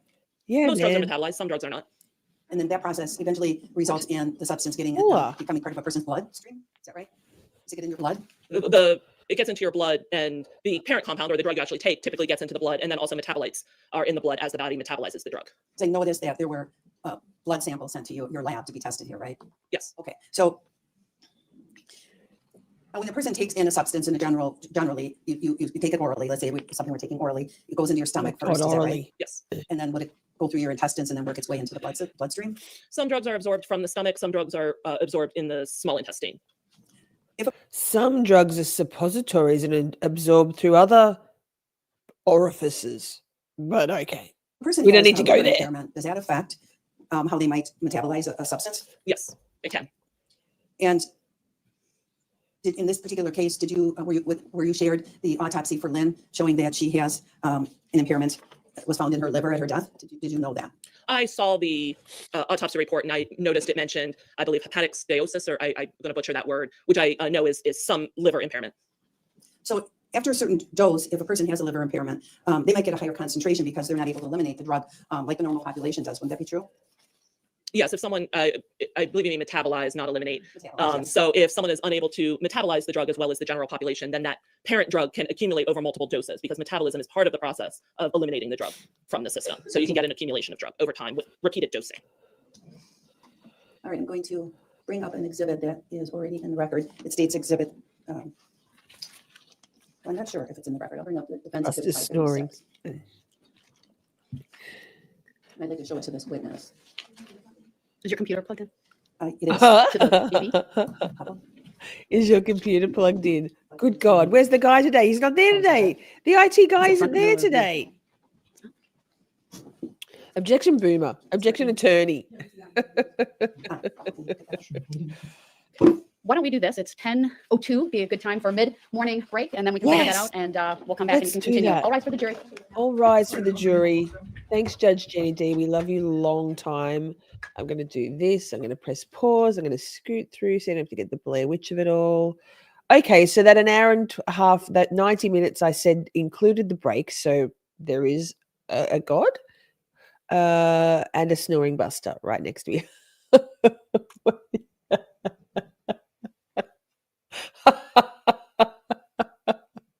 Oh my goodness. Has the orangutan attacked her or? It's just my imagination when I see her. She's very ghoulish looking. The outfit today isn't doing her any favors at all. It's not. I didn't even do anything to her. All I did was change the coloring and then added a few things. But that's just her. Wow. Wow. Chat loves it. See? You're proving my point that you're behind the scenes being hilariously cruel. That's so terrible. Look, she's low-hanging fruit and we're happy to grab it, frankly, Kukla. Kukla, what are you doing? All right, let's go back to here. And Judge Jenny D's in the house. Attorney Kukler, when you're ready, you may continue with your cross. You're good.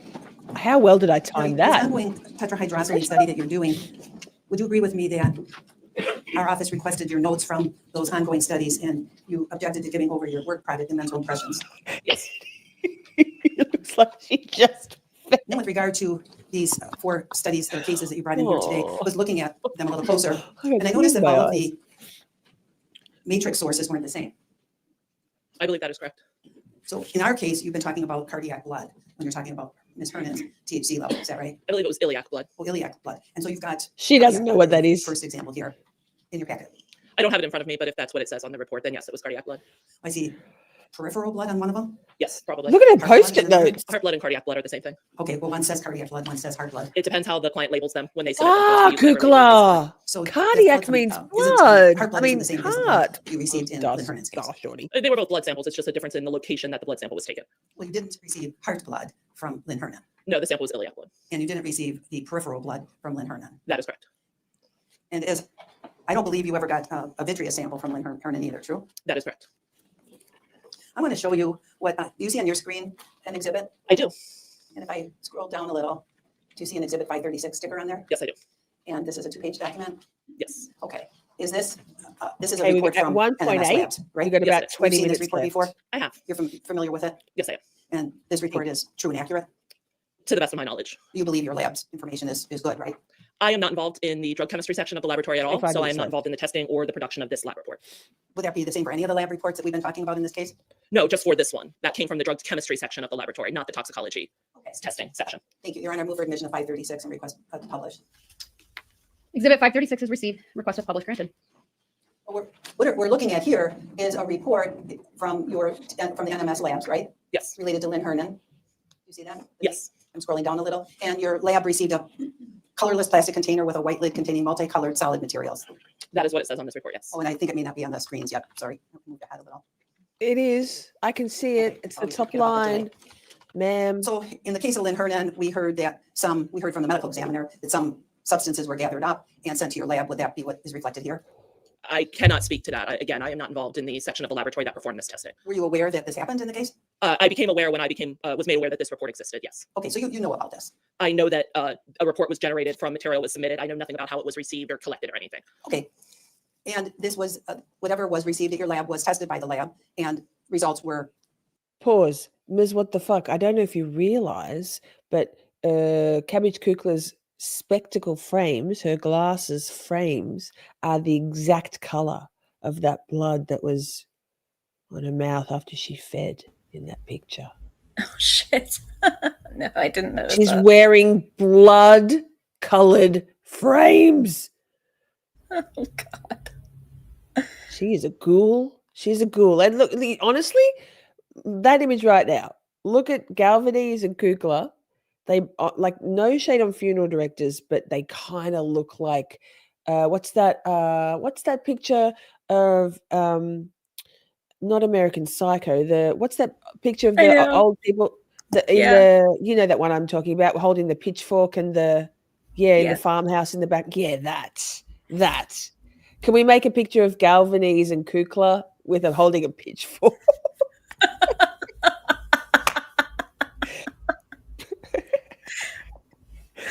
Perhaps. I'll leave it with you. Okay, Kukla. put into keep this going. report. Yes. They And used what to was be found white, in the says sample? Timmy. The substance that was tested contained acetaminophen, alprazolam, hydrocodone, cyclobenzaprine, triamterene. Okay, and that's a diuretic, that last one, isn't it? Yes, And when you did the original testing on Lynn's blood, you wouldn't have tested for that. That wouldn't have been part of your original panel, would it have? yes, it was part of the original panel. Okay. And were all of these drugs that are on here part of the original panel? Yes, And the drugs that are found here mirror the drugs that Thank you, were found Timmy. in American Lynn's blood Gothic. sample, too. Yes. there are yes. some similarities. You can take this exhibit down. American Psycho, same, though. Similar vibe, right? If you've read the book, horrifying. I haven't seen the movie. but I've I'm read showing the you book. what has been previously been introduced as exhibit 35. Do you see that in front of you? There's nothing on my screen right now. Not There sure. it is. Okay. Do you see that? Yes, And the state introduced this as exhibit 35. Do you see the number there? I do. Okay, and this is a lab report involving the testing of Lynn's iliac blood, gastric fluid, and liver tissue. Is that right? that is correct. And this is, I guess, what you would call the final report. Yes, this is the final toxicology report. Was there another report? There after was that this? drug chemistry report that we were just looking at. Okay, this is the final toxicology report. That is correct. Now, you put the lab, when they tested her blood, they gave results for everything they found in her. Is that right? Any compound they found in her that at least reached the threshold level in your testing equipment would have been, was listed here. That is correct. And so as we look at this list, these are all the drugs that were found in Lynn Hernan, That is correct. including baclofen, ropinirole, triamterene, I can't stand alprazolam, Donna Kukla. hydrocodone, nifedipine, tetrahydrozoline, cyclobenzapine, Wait. baclofen. Is that right? Hetty, you those are weren't some of the here drugs that are last listed, night. yes. Pause. Hetty, you weren't here last night. I don't think. Ms. What the fuck? Where's that picture of the evil Cabbage Patch Kid? The two Cabbage Patch Kids of Kukla. Busters. Are you growling at Bussy? Ms. What the fuck? Not this one. I gotta remove myself first.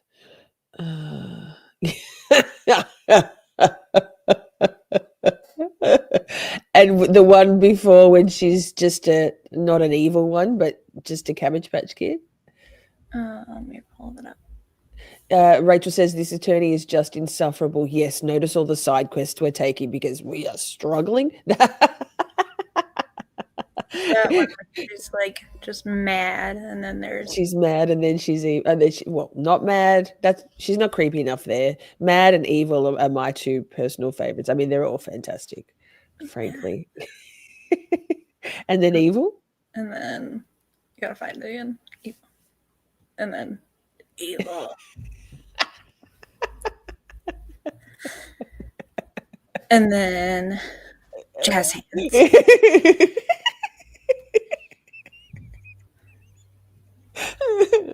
Oh, yikes. I keep getting tears in my eyes. We are never going to get through this testimony, and that's fine. Chucky, yeah. Cabbage Patch Chucky Kukla. Yikes. Hope loves it. We should put those all in the Discord. Do we even have a folder for this, a drawer? I don't think we do for this trial.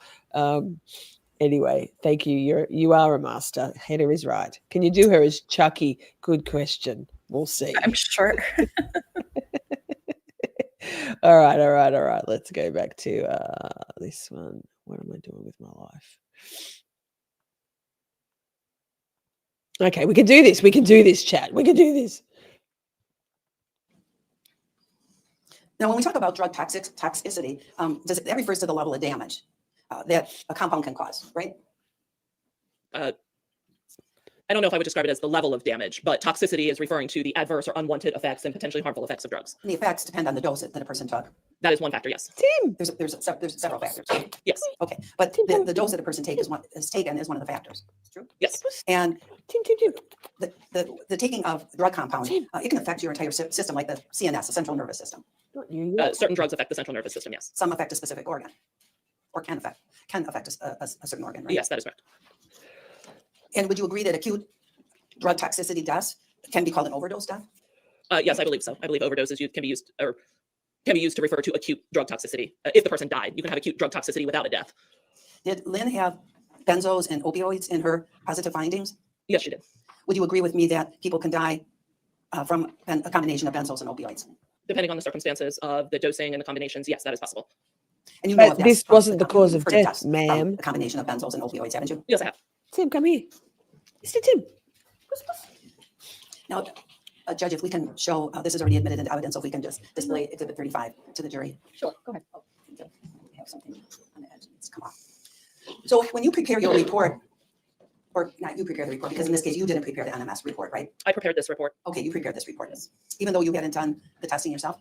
It is my job to prepare the report. The people who do the testing do not prepare reports. And then as part of preparing this 14-page report, you included pages that explain the different compounds that were found in Lynn Hernan, true? Those are included in some of our reports. It's dependent upon the client. But yes, we often include what we call reference comments. I don't think I asked, generally I asked in this case, in your 14-page report, in this case, you included pages about the specific compounds that were found in Miss Hernan, true? Yes, that is included in this report. Okay, and you call those reference comments, right? Yes. And those explain what possible consequences can be from the use of or the ingestion of certain drugs, right? Yes. And so,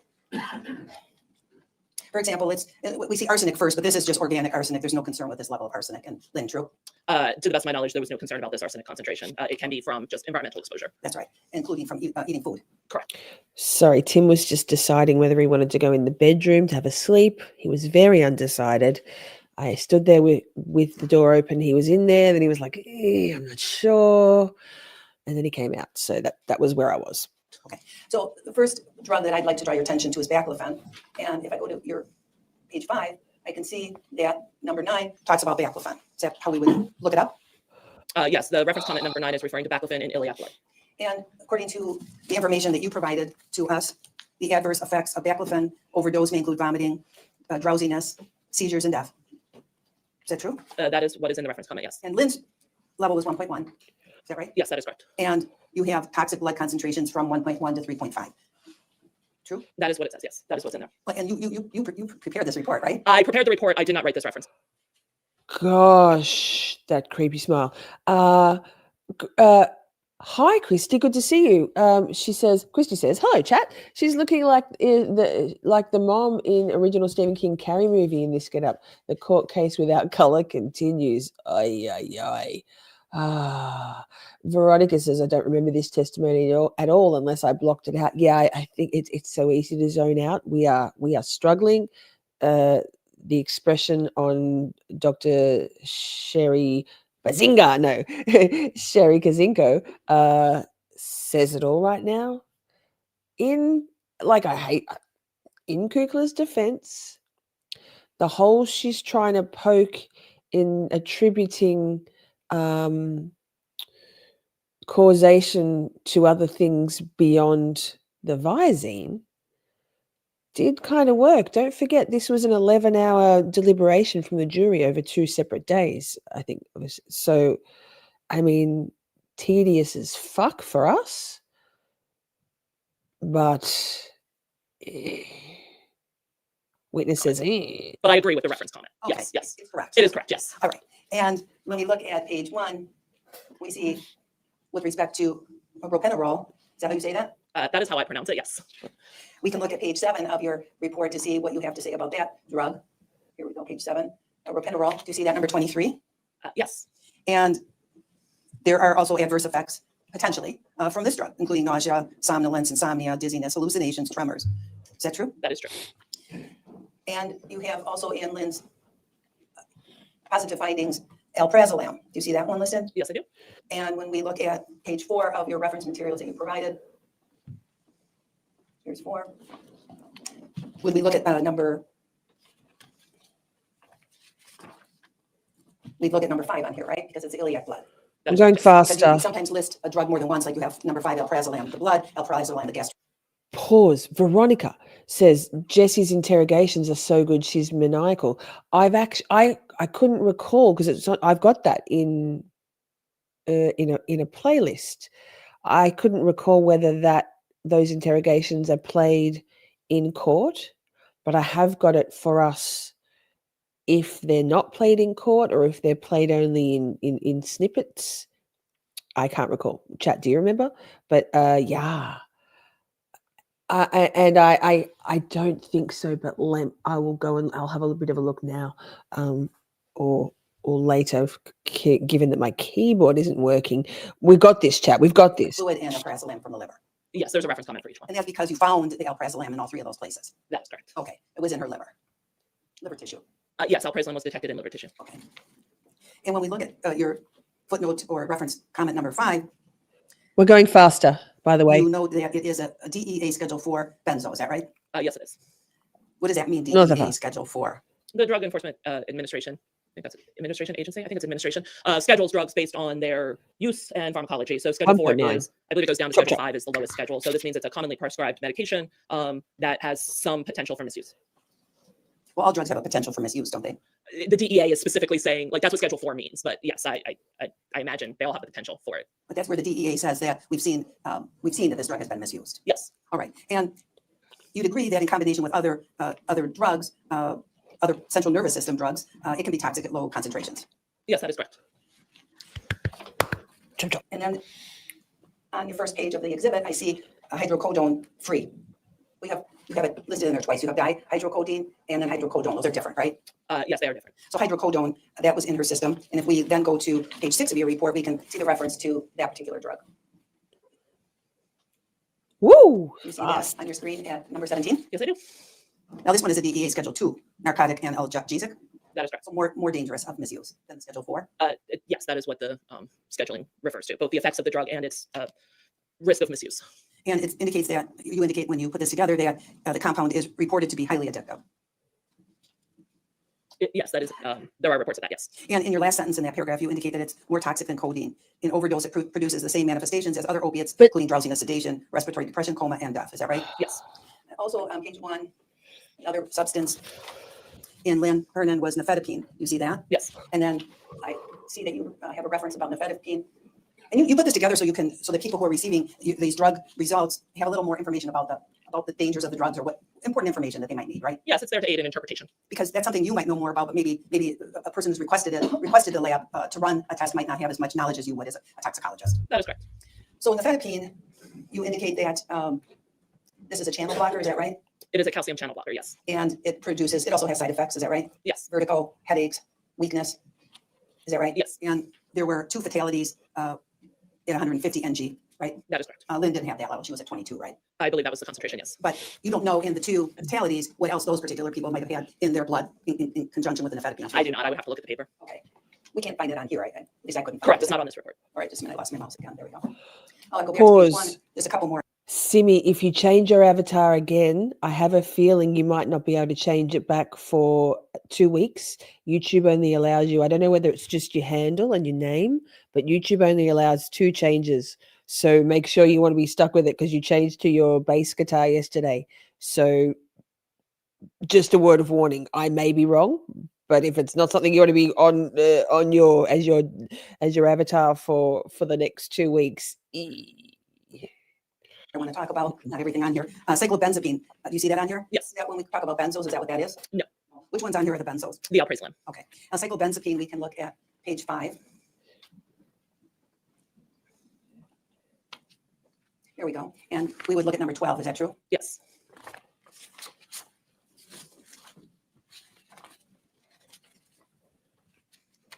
It acts on the central nervous system, apparently. Is that right? Yes. Relaxes muscles? It is used as a muscle relaxant, yes. Like if you have a bad back or something, might you be prescribed that? I believe that is one of the indications, yes. It says its mechanism of action is not well understood. What do you mean by that when you say that?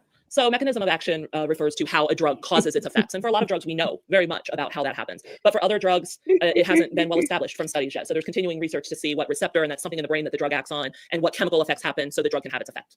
Okay. And this, if you have an overdose of cyclobenzapine, apparently some of the side effects are drowsiness, tachycardia, nausea, Beautiful. paresthesia, hypotension, convulsions, cardiac arrhythmias, and coma. Is that true? That is correct. I love it. Take it off the screen, Madam Clerk, please. Jesse writing shit down. Just write down Visine X6, I would like to bitch. show you what, just the witness, Evil please. witch. What the defense has marked as exhibit 580. Do you see 580 on there on your screen? Not yet. Let me know when you can see it. You see something shows. Not 580. You yet. see 580? I do. I'm showing you a package insert from alprazolam Xanax. Are you familiar with that drug? I'm familiar with the drug, yes. And can you see at the top, I put it at the top, or I'm highlighting at the top that it's for alprazolam. Yes. I sent in the flash drive. It's 580.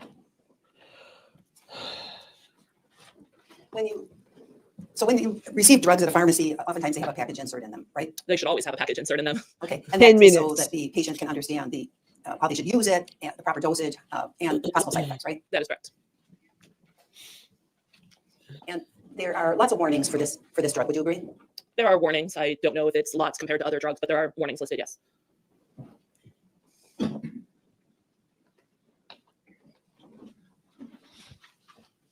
Now, do you see the black box that's highlighted with the warning risks from concomitant use with opioids, abuse, misuse, and addiction, Yes. dependence, and withdrawal reactions? Yes, I do. Can you just look at that yourself and let me know if that is accurate information from your knowledge of the drug? I'm not involved in writing of the black box warnings, but I have no reason. I agree with what's in this warning. Okay, then with that, Judge, I'd like to publish 580. I will receive 580 Free the fucking and witness, permission man. to publish is granted.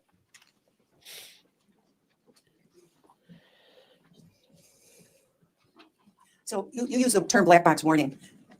That's what does that mean when a particular drug has a black box warning? I did not use the term black box warning. I mean, a black box, I can tell you what it is. I just don't recall having mentioned it. So a black box warning is just a highlight of some of the information that prescribers and patients need to be made aware of regarding a drug. And in the case of alprazolam, also known as Xanax, right?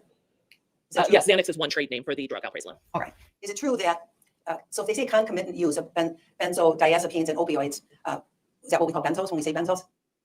Yes, benzos is, we often refer to benzodiazepines as just benzos. Can you read the first sentence in that warning, starting with the concomitant use? Concomitant use of benzodiazepines and opioids may result in profound sedation, respiratory depression, coma, and death. Okay. You can take that exhibit down. All right, Kukla, what are we doing here? I'm just continuously going back to see how much longer See we've the next got. exhibit, Madam Clerk? I'm showing you, do you see a sticker 578? I'm showing 578 now. I do. 7 Way over the minutes. top. Do you see over in the left by that scanning bar over on the left underneath that this is for baclofen tablets? Yes. Okay, so we're looking at the pack. Would you agree this looks like a package insert for baclofen? It's either a package insert or provider prescription, provider information. There's two different forms that come with prescription drugs. So I don't know if this is the package insert or the provider information. They typically contain the same general information. And again, this information, it tells the patient how much they should take, how it should be used, and what potential complications can be from the drug, right? The package insert doesn't tell a patient how much to take. The prescriber tells the patient how much to take. But yes, this includes information on doses that are available, the type of pills that are available. Objection! It's a little bit of What? information on its pharmacology and potential adverse effects. Move for admission of 578. No objection. Exhibit 578 is received.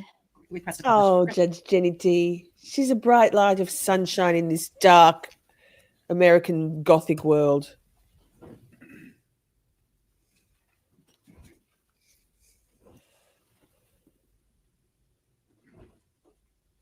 Objection, fucking boomer. So overdose signs and symptoms over on the right, overdosage, I guess is what it's called. Do you see where I have my mouse sort of highlighting right over there? Yes.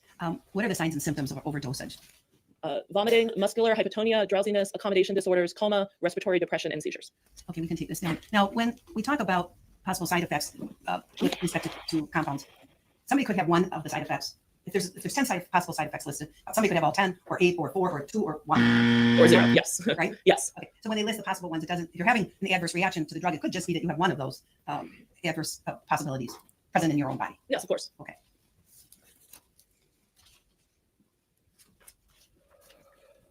So you indicated earlier that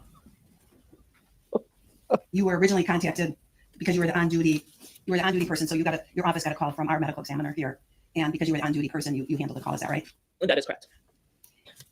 So I'm showing this marked as Exhibit 562. You see that in front of you? I do. Are you familiar with this? Yes, I am. This is an NMS communication history report. Is that right? That is correct. And does that tell us the communication between your lab and, for this case, between your lab and other people? That is correct. And this is been marked as 562. Do you see that? 562 there? Yes, And it looks to be 2 pages. Would you agree with that? that is correct. Okay. I would like to move for admission, Your Honor, 562. 5 minutes. Let's publish. I'd like to be heard about that. It's a report in the normal course of business. It's a business record. You're not offering it for the truth of the matter then, just as This is to business why record. perhaps this witness did something with information she was given? That's right. All right, 562 has received permission to publish this. Granted. Before I go through it in great detail, just a couple of questions. Who hired you in this case? Oh my Don't God. look at the exhibit right now. Just You want to put it down for a second? Sure, No, put it that's, I mean, I can. Okay. Nobody hired me. down. Okay. How about your lab? The original client in the for the lab was the medical examiner's office. The original client was a medical examiner's office? Yes. Has that changed? They are still the client for the toxicology report. At some point, the district attorney's office contacted the laboratory and retained NMS and myself as a representative of NMS to talk about this matter. So do you have two clients in this case? You have the medical examiner's office and the district attorney. They're both your client? Yes, Okay. And is testifying here today part of your regular salary that you receive through NMS? yes, it's just my regular salary. Okay. And you said that when you testify, somebody observes you. Is somebody here observing you from NMS Labs? No, they did not send someone with me to observe this stuff. It doesn't. It only happens once every couple of years at most. Pause. As much as we want to get through this, my brain is struggling. Ms. What the fuck just sent me a message in the private chat saying ready. So let's have a look. What you got, Ms. What the fuck?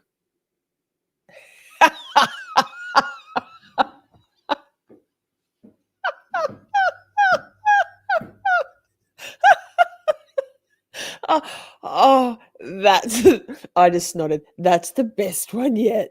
Oh my God, waiting for chat.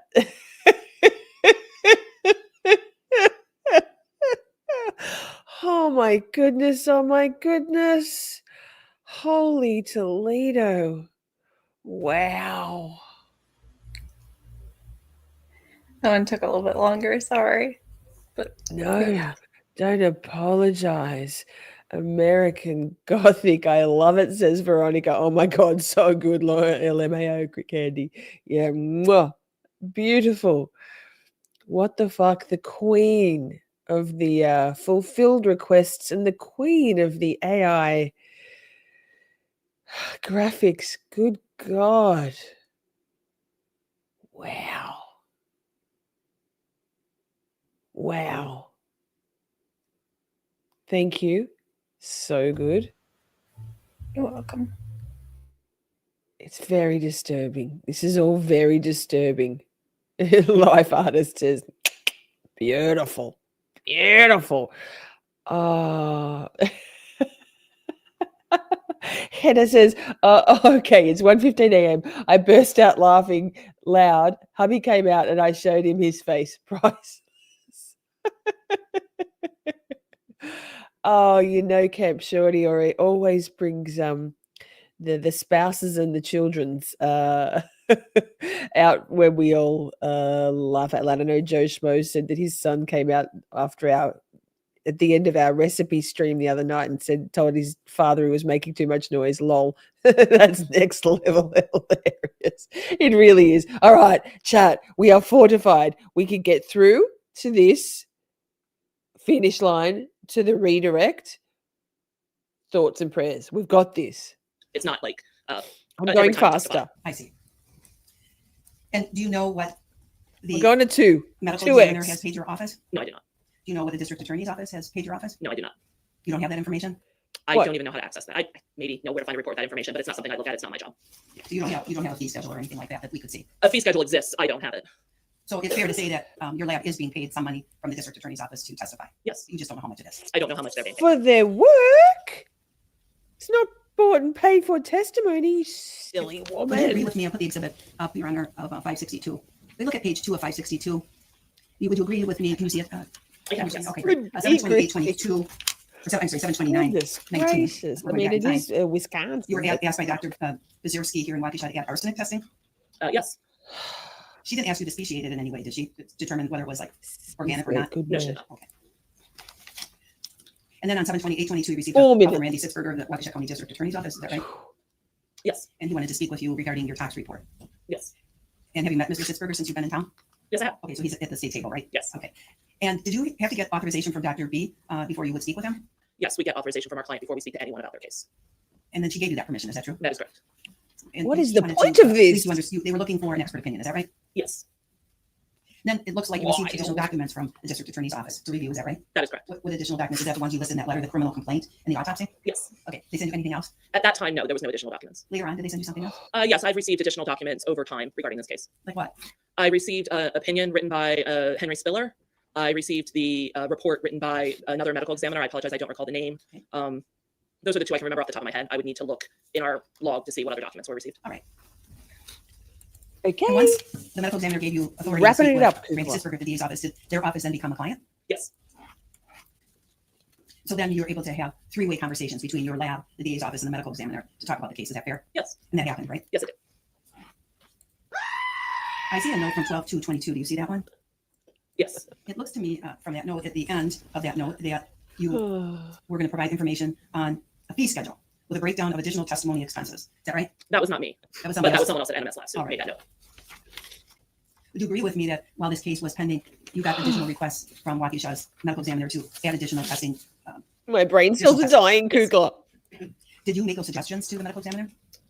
I don't recall specifically. I had consultations where we discussed what testing was available. I don't remember if I specifically suggested any test or if just during those phone calls and discussing the case, we came to the decision that it would be useful information.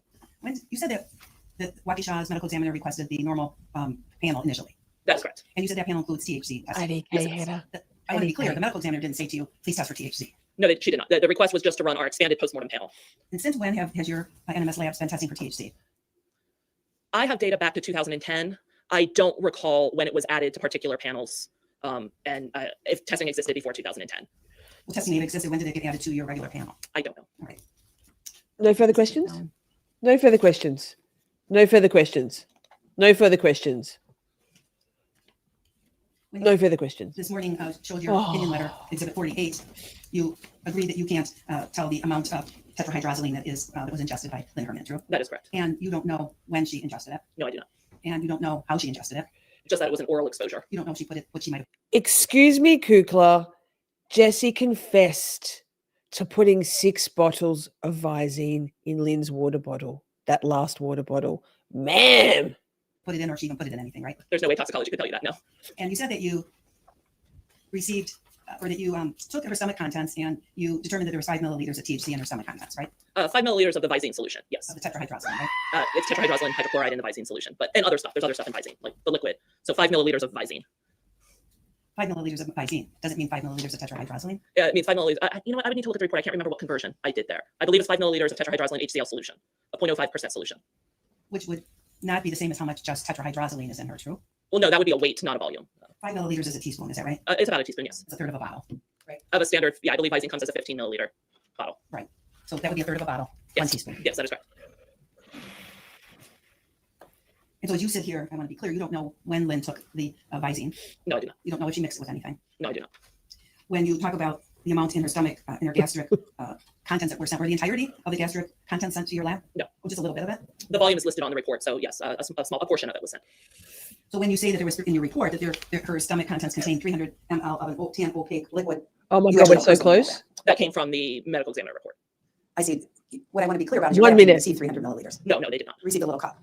I didn't see what was received, but yeah, typically it would come in like a urine cup that you would give a urine sample at the doctor's in. That's typically what's used to submit gastric fluid. You don't know on that 300 milliliters that was at the ME's office if it was mixed up and shaken and definitely evenly distributed before a sample was taken and sent to you, do you? I do not.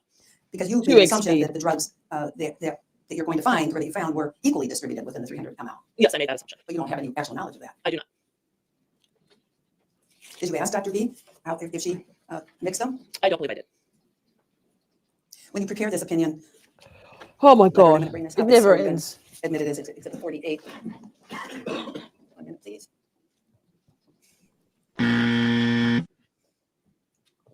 Okay, this is already in evidence, so Madam Clerk, I asked to have this on everyone's screen. It's 48. No further Ms. questions. Judge. No further questions. No further questions. We had a little delay in the courtroom while we wait for things to appear on the jury screens, that's why. Yeah, we Okay, know, it's on the screen. man. This is that opinion letter that you spoke about earlier this morning, right? Yes, that is correct. And when I scroll to the very bottom of this report, I see to date, Strike. at least when you wrote this report, October 21st of 22, there are no reports of tetrahydrozoline overdose resulting in death in the scientific literature. Is that right? That is correct. That's all, thank you. Oh, Thank you. They redirect. Thanks, Judge. Oh, Will you please good publish? Lord, hang on. Praise the American Gothic Lord. I'll go back to a sensible-ish speed. Thank you, chat. For we could. I think it's, as much as that was intolerable and insufferable, really important for Lynn to show as much as we can bear of the bullshit that her murderer's defense attorney tried to pull. Okay, 1.25. The same screen. Sure. I guess I was premature in turning that off. We did it. Doctor, can you read the next line from that paragraph, please? A review of internal NMS data revealed multiple cases where the cause of death was ultimately determined to be tetrahydrozoline overdose. Great, thank you. That can come down. So I just want to ask you a few things to clarify, Dr. Kacinko.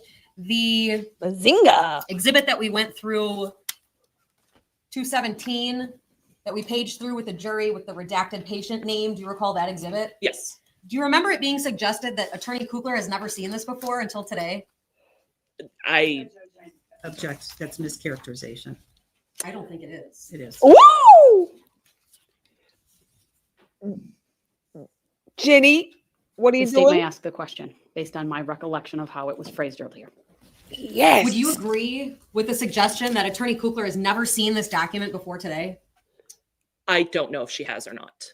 Why did you make exhibit 217? It Well, was then- requested by the defense. And who Oh, was the defense attorneys in this case? I apologize. I've heard your name multiple times, so I'm afraid I'll butcher it if I try to pronounce it. But the attorney who has been questioning me. Kukla. The She state likes should cabbage prepare a kukla. new exhibit based on this line of questioning that I'd like to just show the witness. It's exhibit 218. Abby, chef's kiss, Abby. Nope, This is a rebuttal. Abby witness. I mean, a Nikolai, we rebuttal love you. exhibit. correct. Do you have a copy for the court? Exactly. Exactly. She's You have that, good. Madam This is Clerk. why she's the deputy district attorney, Abby Nikolai Esquire.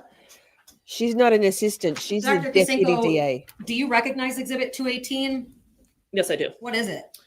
This is a letter that I drafted in response to a request for documents from Donna Kukler and at Kukler and Cotton SC. Cotton hydrant head? Did you sign this letter? Yes, I did. Is it a fair and accurate copy of the letter that you wrote in this case? Yes, it is. I'd move exhibit 218 into evidence. I'm not asking to publish it. Exhibit 218 is received. Cabbage and hydrant head. Does that letter remind you of the specific date that Attorney Kukler asked you for this information that's contained in exhibit 217? Yes, it does. What's that date? Oh, Kugler doesn't like it. Objection. Objection. What's Here's that my date? reputation. January 18th, 2023.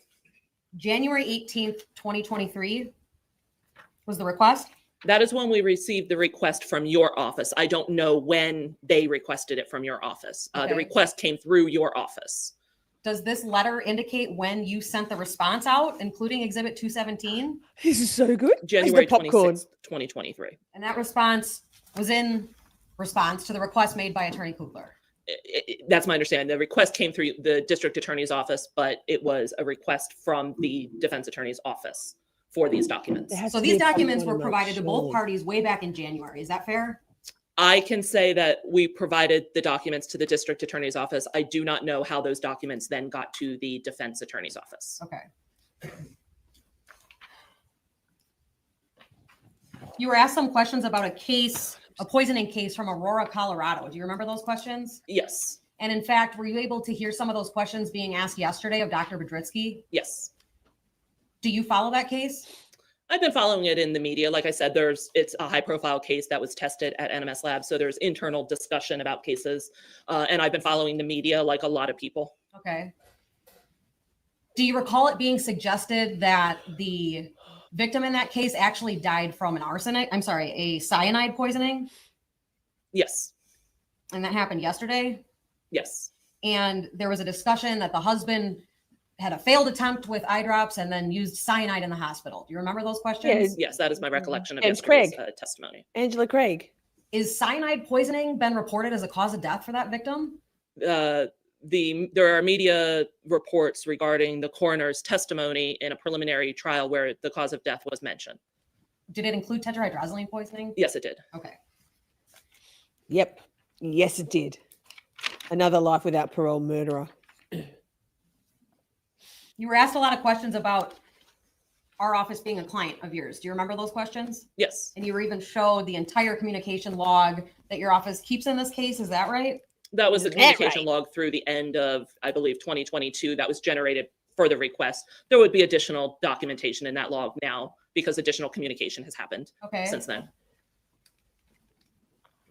Do you know whether you finalized the toxicology in this case before you had any discussions with our office? Yes, I did.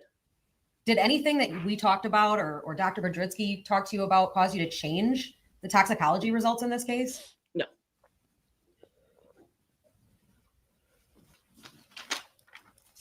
The defense walked you through your report that states Exhibit 35, and that's the toxicology in this case, and asked you multiple questions about specific substances. Do you remember that? Yes. And there was a lot of discussion about what toxic levels are for those substances. Do you remember that? Yes. If someone has a toxic level of a substance, does it mean that they're going to die? No. Is toxic and fatal different things? Yes. When Yeah. you signed this report, States Exhibit 35, did you compare those reference notes included with Ms. Hernan's results in this case? Not at the time I signed the report. No. Have you since? Yes. Okay. Would it be fair to say that the reference notes in that report include fatal levels for all these substances except tetrahydrozoline? I believe so. Yes. Do you know whether Ms. Hernan had any level consistent with a fatal level as reported in those reference notes? None of the individual drug concentrations are consistent with what has been reported in fatalities.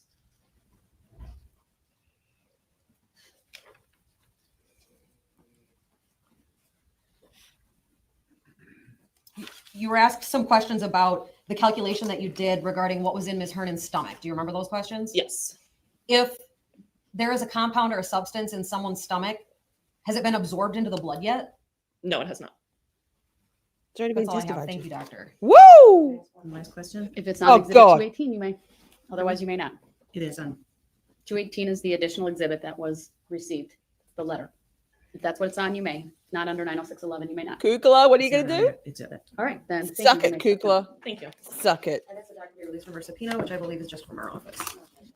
All right, and Dr. Kacinko, you're released from your subpoena. Bazinga! Free the witness. All right, the statement. Pause. It feels like a good time for a song break, shall we? Let me just do a couple of little things. I'm choosing the song because it's my channel. Jokes, lol, because this one's stuck in my head at the moment, so why not? Of course, we've got to go with a Nico intro, wherever Nico is today, probably at the gym working on his back. Now some music. The supreme leader decrees it.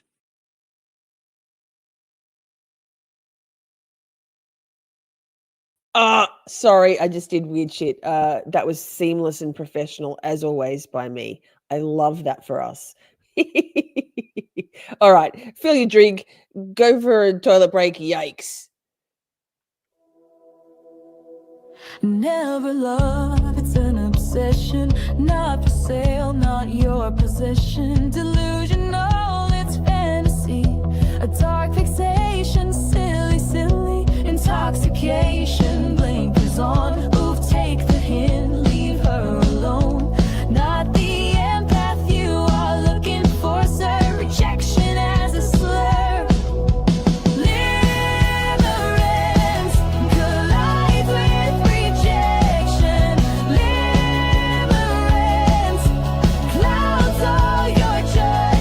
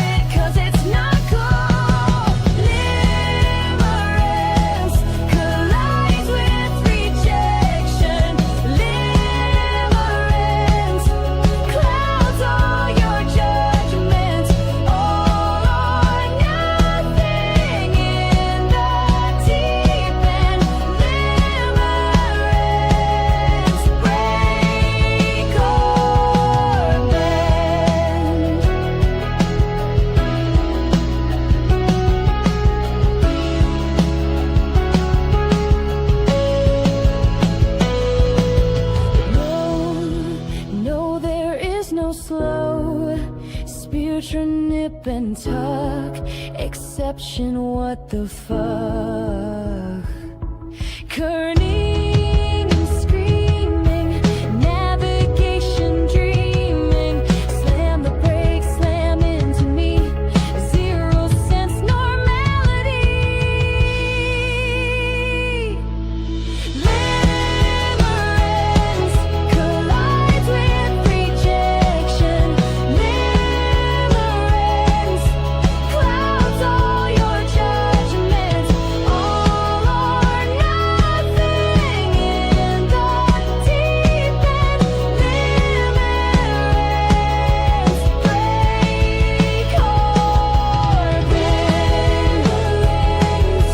Limerence recompend. Limerence common sense. Limerence stole that fence.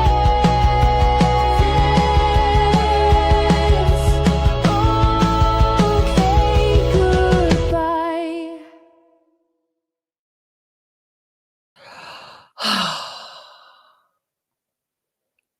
No one ever listens to that one.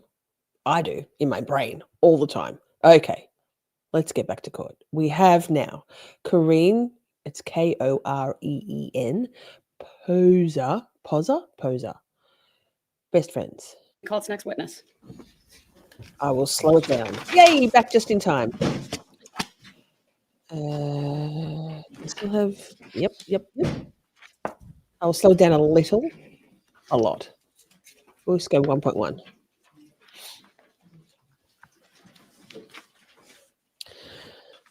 Oh, God. I wonder if Galvanese is getting his pitchfork or whether Kukula's got it in her bloody trunk in her car. Attorney Sitzberger is going to call Koreen Pozza. Sitzberger, we get the All right, boy. thank you. Good morning, Ms. Pozza. If you would please make your way to the witness stand. It is all the way up to the front of the courtroom. There is a riser.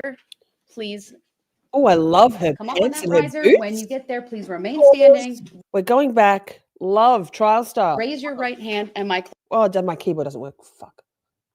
to the front of the courtroom. Love it. Girl, you represent your best friend like a boss. Let's do it, Queen. There is a riser. Please come up on that riser. When you get there, please remain standing. Raise your right hand and my clerk, Teresa, will swear you in. Do you solemnly swear that the testimony you're about to give shall be the truth, the whole truth, and nothing but the truth, so help you God? Yes. Thank you. Please have a seat. The first thing I will ask you to do is to state your first and last names for the record and spell each. Koreen Pozza, Koreen. My last name is Pozza, Pozza. Thank you. Go ahead, Attorney Sitzberger, your witness. Thank you, Judge. ZZA. Hi, Ms. Pozza. How are you? I'm okay. How are you? I'm good, thank you. Ms. Pozza, what is it you do for a living? I work at a financial. In what capacity? What kind of work do you do? So I do administrative work. Okay. And let's cut right to the chase. You're here because you knew Lynn Hernan, is that correct? Correct. Tell us, how long did you know Lynn Hernan? I probably have known Lynn about 35 years. And how did you first meet Lynn Hernan? I met Lynn through my brother and some of his friends at the time that we met. They were working at a bar years and years ago doing security, and I met her there. Can you put a rough estimate on how many years ago? That would probably have been about 35-ish years ago. Okay. Mhm. So sometime in the 80s, it sounds like. Mhm. Is that a yes? Yes, I'm sorry. That's okay. Thank you. Thank you, Judge. Oh, he's a cutie. Now, Ms. Pozza, do you know what kind of work Lynn did when you met her? Yes. And what was that? She was a hairstylist. She did hair. Did she work for? She I'm sorry, let me just ask. Did she work for a company or was she kind of doing her own thing out of her house? What sort of? I don't recall at that time if she was working for a specific salon or if she was working on her own. Did there come a time where she worked on her own as a hairdresser? Yes. Okay. And how many years do you think she did that? I think what I remember is that was really kind of on and off. Sometimes she worked at a salon and then sometimes she just worked on her own. So, Okay. And you said you knew her for about 35 years through your brother, correct? Right. Who is your brother that you met her through? Keith Lang. Holy And shit. as you got to know her, would you and her hang out socially? Yes. And how often would you say? Pause, Holly, good timing. You missed the torture that was the cross-examination of the toxicologist, Dr. Sherri Kacinko. And here we are just starting to get to know Lynn Hernan's best friend, Koreen Pozza. Yeah. A lot. We hung out, all the whole group of us hung out together a lot. They both also worked, they had their other jobs, but they also worked at a bar that we liked to go to. So we'd hang out there in those early days. And then after I got married and started a family, we still hung out all the time. She come over, she took a massive love for my son and just always wanted to be around us, said we were her family, that she didn't, have kids of her own or was married. So she had a ton of fun just hanging out with us, not in so much the party scene, but more in a family scene. Sure. So less going out to the bars, maybe kind of going to each other's homes. Right. Okay. Now you said that was sort of in the early days, you hung out all the time, right? Right. And are you talking multiple times a week, multiple times a month? Kind of put a time frame on it. Probably multiple times a month. Did that stay consistent sort of from those early days as you progressed into having a family of your own? Yes. I was always having parties for my son, and she's the first one there, first one wanting to make food. She loved to cook. So she would come over with tons of things that she'd made, tons of things for him. And when was your son born that you've been referencing? He was born in September of 1997. Okay, and what's his name? Anthony Pozza. Now, you said that Lynn never started a family of her own, no kids, correct? Correct. And she took an interest in Anthony then? Right. How was that relationship? How would you describe it? They were very close. I mean, she and I were close, and she always wanted to know how he was. I mean, from birth on up to his adulthood, she just treated him really like family. He always called her Auntie Lenny. There wasn't one little tiny holiday that went by that she wasn't showering him with gifts and cards and food and what you name it. It was just like having, that special aunt or another mom or whatever. She just did a lot of things for him that just showed me, really how much she loved him. Not just that things make you love somebody, but she just always went above and beyond and was always thinking about him and about us. So you said Lynn was a hairdresser and worked at a bar here and there, correct? Correct. Any other jobs that she had that you knew of? The hairdressing and the bartending was the only thing I knew of. Okay. And you said basically every holiday that came, every birthday, significant life event, she was giving Anthony gifts and things like that, right? Right. Was Lynn a person you knew to come from a lot of money? No. Did she have a lot of money? No. So when you say she was buying Anthony gifts, what kind of gifts was she giving him? Well, when they're little, when kids are little, they don't, it could be any little thing, Hot Wheel cars, Lego, whatever. But she was what I have known about her whole life is that she was really kind of the queen of bargains. She loved to shop rummage sales and estate sales and thrift stores. She even would pick things up off the side of the road, refinish them, make beautiful pieces of furniture, fix things up. So on occasions there were gifts like that, but as he got older, it was maybe some things like that. But when he was smaller, I think you can entertain a kid with very inexpensive things. And he loved that just as much because he just, loved being with her. So. Okay. So small things. And then if I understand, as Anthony got older, maybe she was sort of refurbishing things or making things from these thrift stores and things like that. That and things that she had, maybe that she had that he liked. They had a similar passion for different kinds of movies. And if she had a poster or something in her house and he admired it, she'd be like, well, then you should take that, you should have that in your room. So he, sometimes he'd take that or whatever, just to enjoy, what they had shared in common. Okay.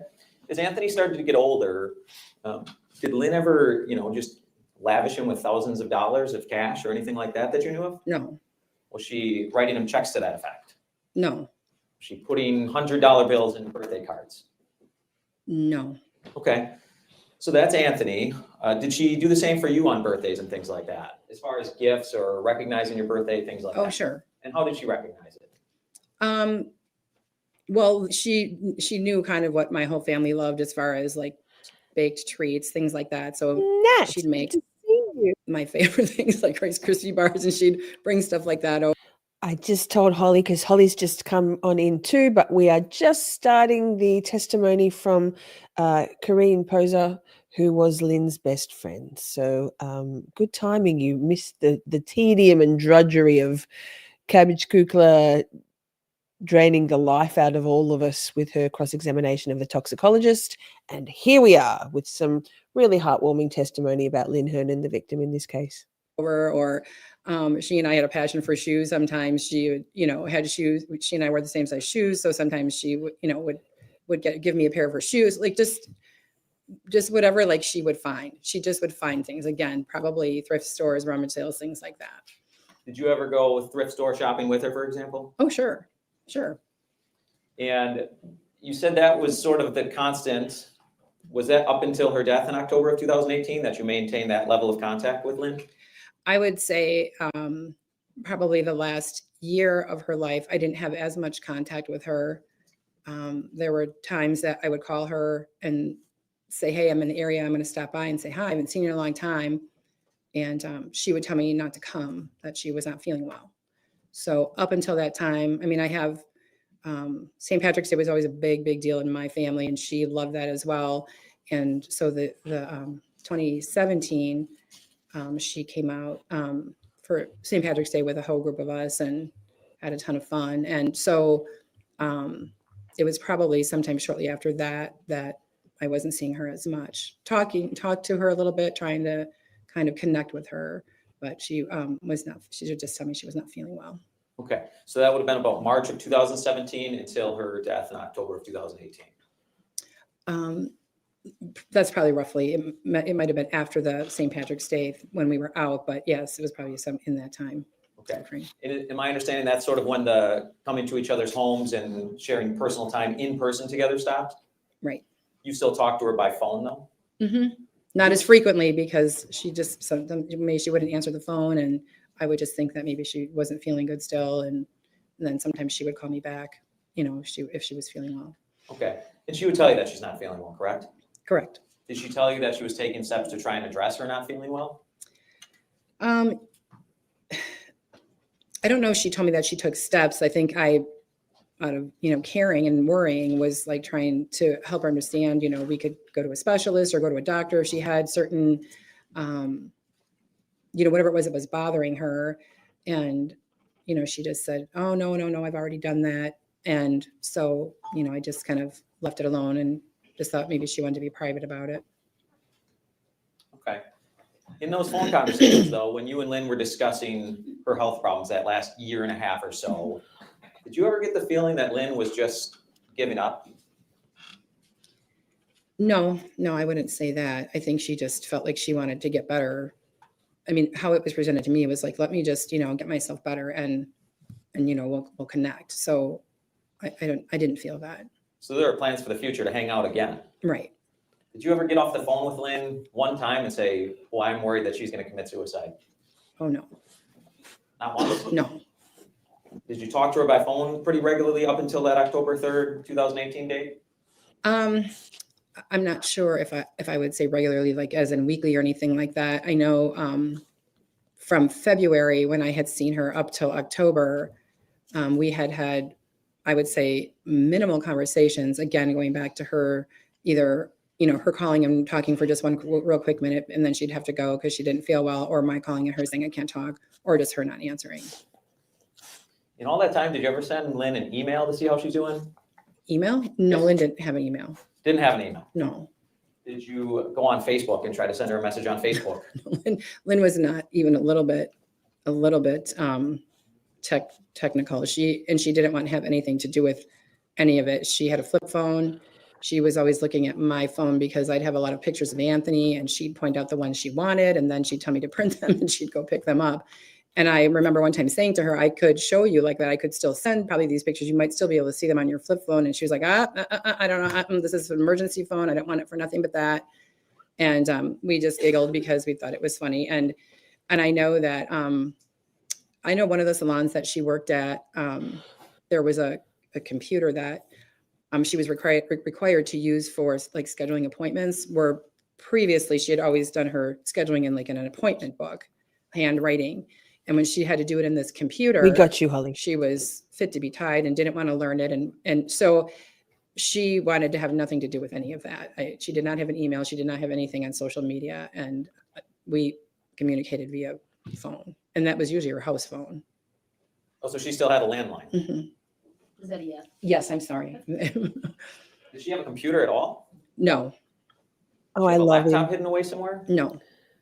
When you would show her photos on your phone, were you able to just kind of hand over your phone and she could go from there and look at photos? No, I would show her the photos. And then, if she wanted to look at a group of photos, I would tell her, you can swipe, or I can like make it so you can see a whole bunch at one time. And then she would look at it. She would like not even want to hold the phone because she just didn't know what to do with it. So I would just show her one by one a lot of the photos. And they were 9 out of 10 times of Anthony, or Anthony with one of her cats, or just, Anthony put his sunglasses on her cat. We took a picture. She wanted that. So she would just tell me what she wanted. And then I would print it at Walgreens from my phone, and then she would go pick it up. Okay, so she didn't even know how to scroll through photos on a smartphone. No. And she was the one person still using 1 hour photo, basically. Right. Okay. Now, in all this time that you were just communicating with Lynn through that landline at her house, do you know if Anthony was still seeing her? Anthony would go to see her if he was in the area. And when Anthony started college, he started out at UW Waukesha, and that was quite close to her condo. And so there were many times he would just go over there in between his classes and just hang out with her and visit her. Okay, and was that during that time frame where you maybe weren't seeing her in person yourself, but still in communication with her? Correct. Was there ever a time that you and Lynn had some sort of falling out or a feud that you thought she was mad at you for? Never. And you said she would send birthday cards or come over in person and give birthday treats and cards and things like that. Mm-hmm. She didn't miss a beat ever. Was that true on your birthday in 2018? In 2018, oh boy.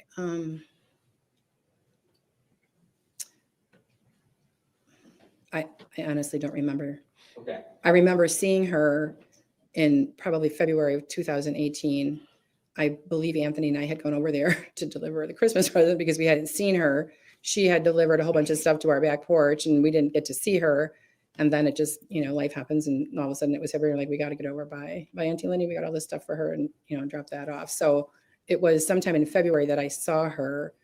But as far as, did I receive a gift or a card? I want to say yes, but I honestly don't remember. Okay. I'm going to show you, and just the witness, please, Madam Clerk, Exhibit 49, please. There's a screen in front of you. Just let me know. I think I see a light. Is that up in front of you? Yes. Yep. Okay. And if Ms. Pewaukee here could just scroll through the 4 pages, please.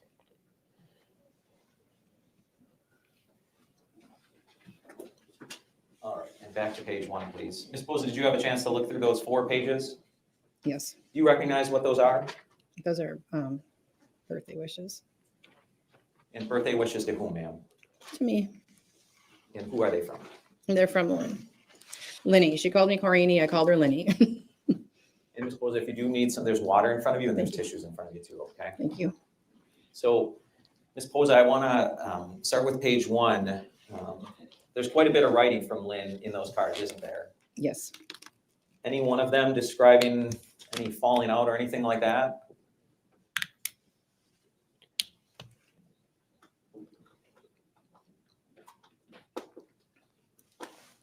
I don't like the chewing, but otherwise I love her.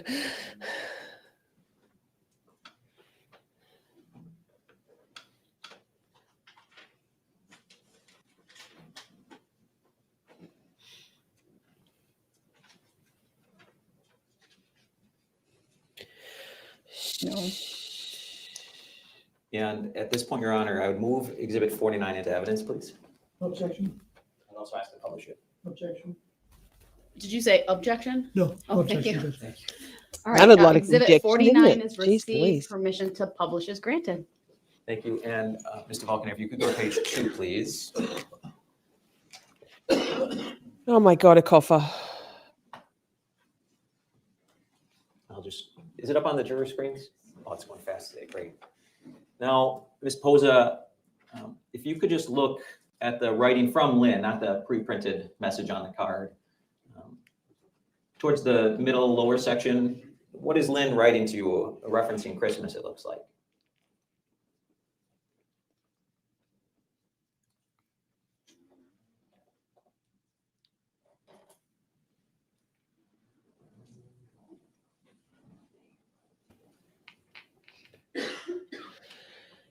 Oh, Holly, I'm just changing it up a little bit. I'm sorry, may you repeat the question that you just asked me? I was reading. Sure. Do you see a reference to Lynn thanking you for a Christmas in January? Yes. Okay. Do you know what she was referencing there in that card? I really don't remember. So it says, "Happy birthday, Koreen. I'll be hoping your day is filled with the special happiness I always wish for you. Happy birthday. I told you my choice of cards were something, but at least I had one left. I hope you have fun today. Well, at least as much fun as you can on a weekday. Thanks again for Christmas in January. See you soon, hopefully." Shouting and hosting for a moment something. Love, Lenny. Maybe we got together. Maybe she came over. I don't remember. I'll be honest. Is that sort of like you were describing earlier, where sometimes life happens, but you would still get together with Lynn? Correct. At some point for Christmas? Correct. Okay. And if we go to page 3, please.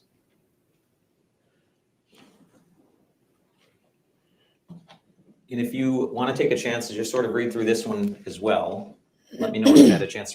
And it says, excuse me, Kareeni, let's always be good friends and never be too old to think, drink, and wink. I can't believe I didn't get her your card out or forgot to wish you a happy birthday on the phone. Actually, I can CRS. Can't remember shit. Short-term memory loss. Question mark, exclamation marks. I actually have 2 cards for you forgetting, and I already got one. Didn't her handwriting's declining, isn't it? Didn't something definitely the lady in the left lady on the left, repeat. Anyway, I love you all so much. Koreen, love knowing you and your family so long. I've known you and your family so long. You all became my adopted family. Oh, thank you. Thank you for all the fun times together. Hope we have many happy, love me. Love you, Kareeni. P.S. I meant if you need anything on or help, call me, okay? I can finally leave my house a little and would be more than glad to help you with anything, even food. Hi, Lainey. Good to see you. Read through it, please.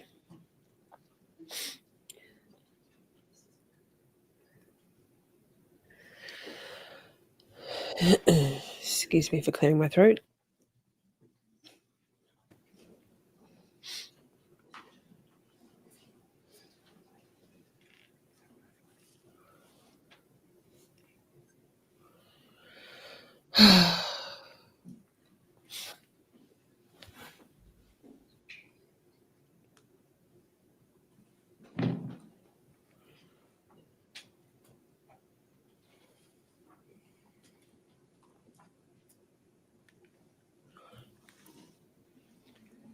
Have you had a chance to look Yes. at that? Okay. In fact, in that card, Ms. Hernan was referencing how you and your family were her adopted family, correct? Correct. Okay. And if we scroll to page 4, please.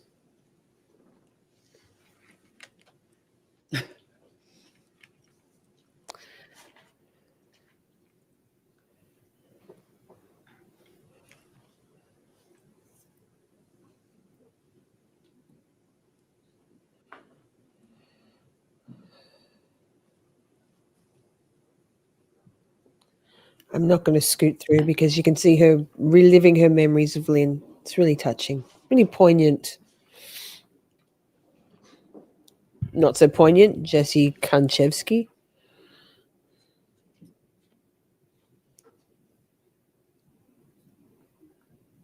Says, happy birthday, Koreen. Shoes? What shoes? Did we not always have the best? Have a great day. I will never forget you, I think, because wishes, and then the greeting says, because wishes are like shoes, you can never have too many. Oh, hope you get this something to you in time. Hope you get this something to you in time. My mail lady was something. He's only today, so something. Why is it every time I get close to gone?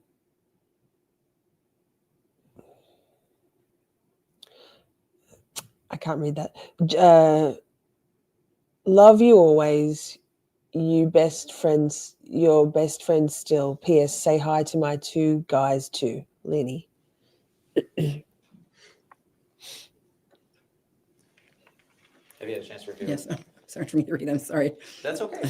Something made you laugh when you first started reading. Is that true? Yes. What was that? The shoes. She said shoes, what shoes? Because she and I had a crazy passion for shoes, and we just were always buying shoes and comparing shoes and telling each other about the new shoes we bought. And in fact, right after that line, she says, I will never forget February 4th, right? February 4th. What's the significance of February 4th? That's my birthday. Okay. So these are 4 birthday cards sent over multiple years, true? Correct. So if somebody were to claim that you stopped caring about Lynn at some point and just didn't care about her towards the end, would you agree with that? No. Now, moving on, you know your son Anthony Pozza was named as a beneficiary to Lynn's will, is that correct? Correct. Now, in 2018, specifically October, how old was Anthony? 21. Okay. To your knowledge, did he have any experience with wills and estates and things of that nature? I think that I took care of my parents for 13 years before they both passed, and that would have been the experience that he had.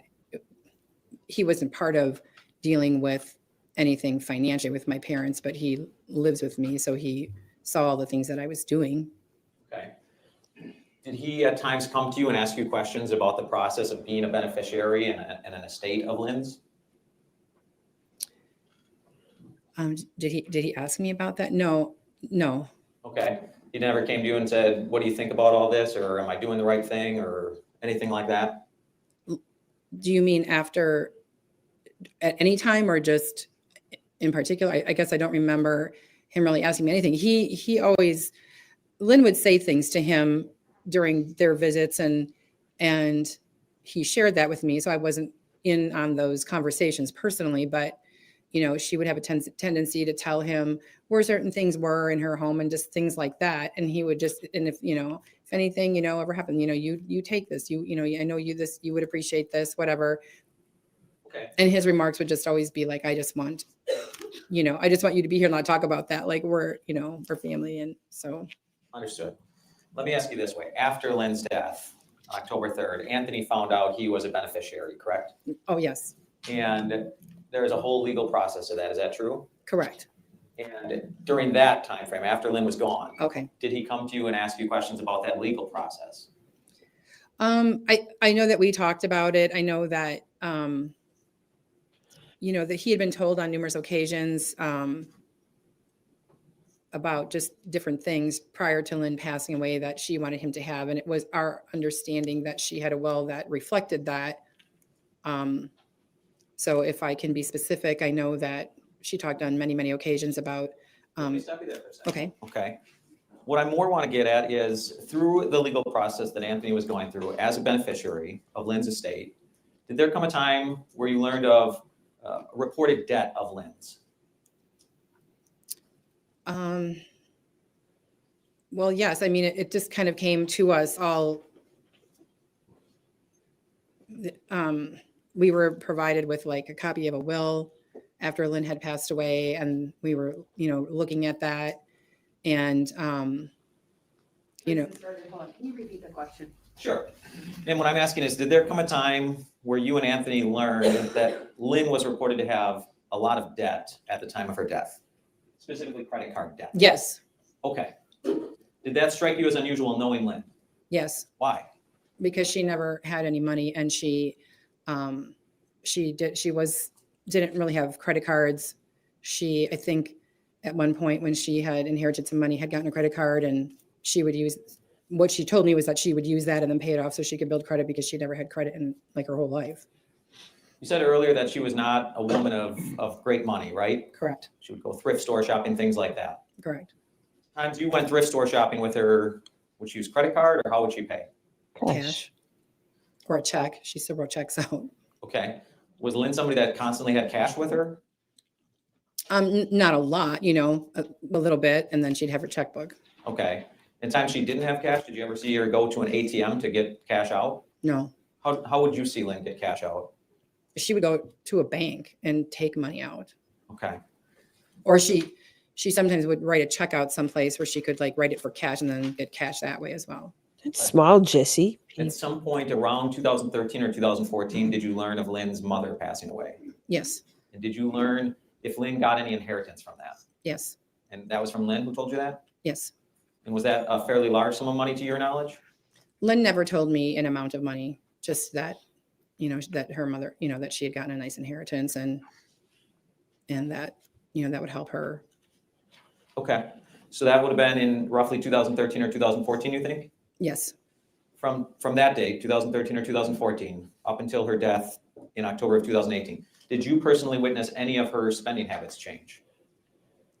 Her spending habits didn't change in terms of just how she liked to shop. For her, getting a good bargain was kind of a thrill of the chase for her. She'd love to be able to get something really cool in her eyes for cheap. But she did explain to me that there were two things that she explained to me that she just had never been able to have or buy her on her own.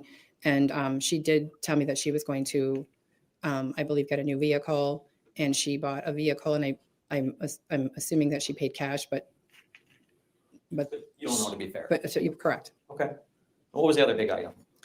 It was a bracelet. It was a piece of jewelry. Okay. Beyond those two things that you were aware of, did you see her start buying lavish things? No. Did she start changing birthdays and Christmas to big, lavish, expensive gifts? No. Did she start offering to just give Anthony hundreds or thousands of dollars? No. Did she start writing you checks for hundreds or thousands of dollars? So her spending habits stayed the same despite the nice inheritance she told you about? Yes.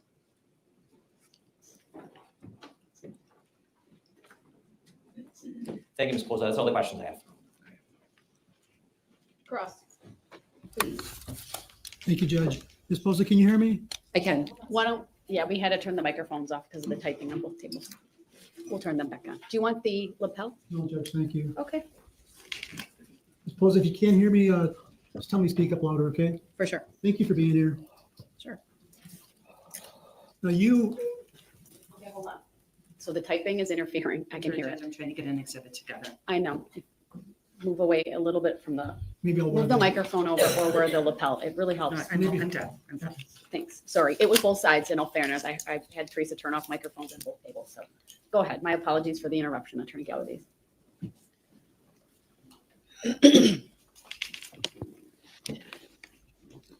I pick shit up off the side of the road all the time. Not actual shit, furniture and Lived for stuff. about 30, 35 years. Correct. Fines. And you met her,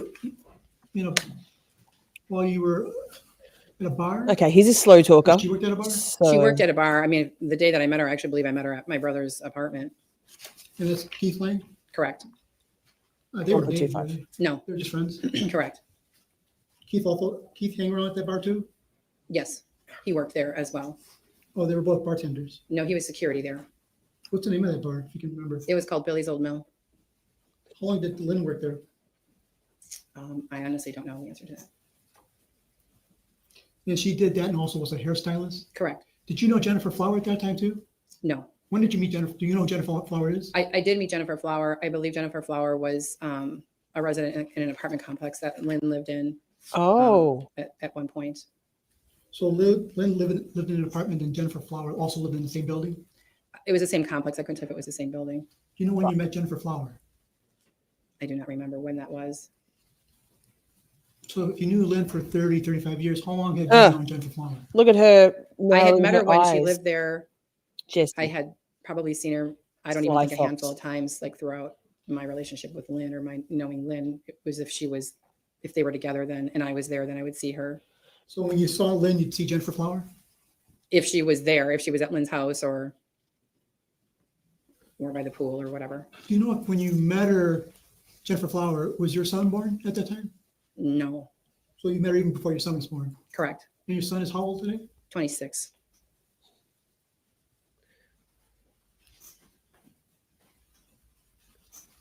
Did you hang around with Jennifer Flower too, or it was just No, Lynn? I did not. No.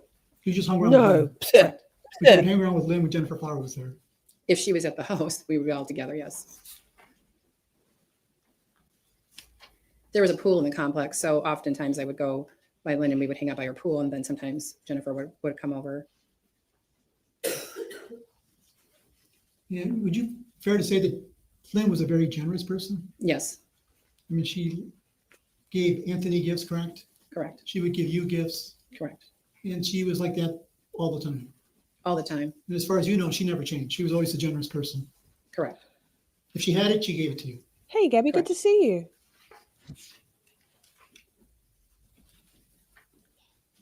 Yeah, did she do that with people that she did not know or just people that were close to her, as far as you know? As far as I know, it was her circle of friends and family. So the closer the person is, the more she's probably going to share that person with gifts, correct? I think, I don't know if I can say yes or no to that question. She had a passion for certain things, and then she could be very giving very generous with gifts during special occasions. It wasn't typically like for no reason at all, other than maybe like food things that she made or whatever.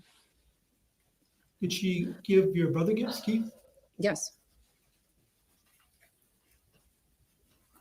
I think Keith's the next witness.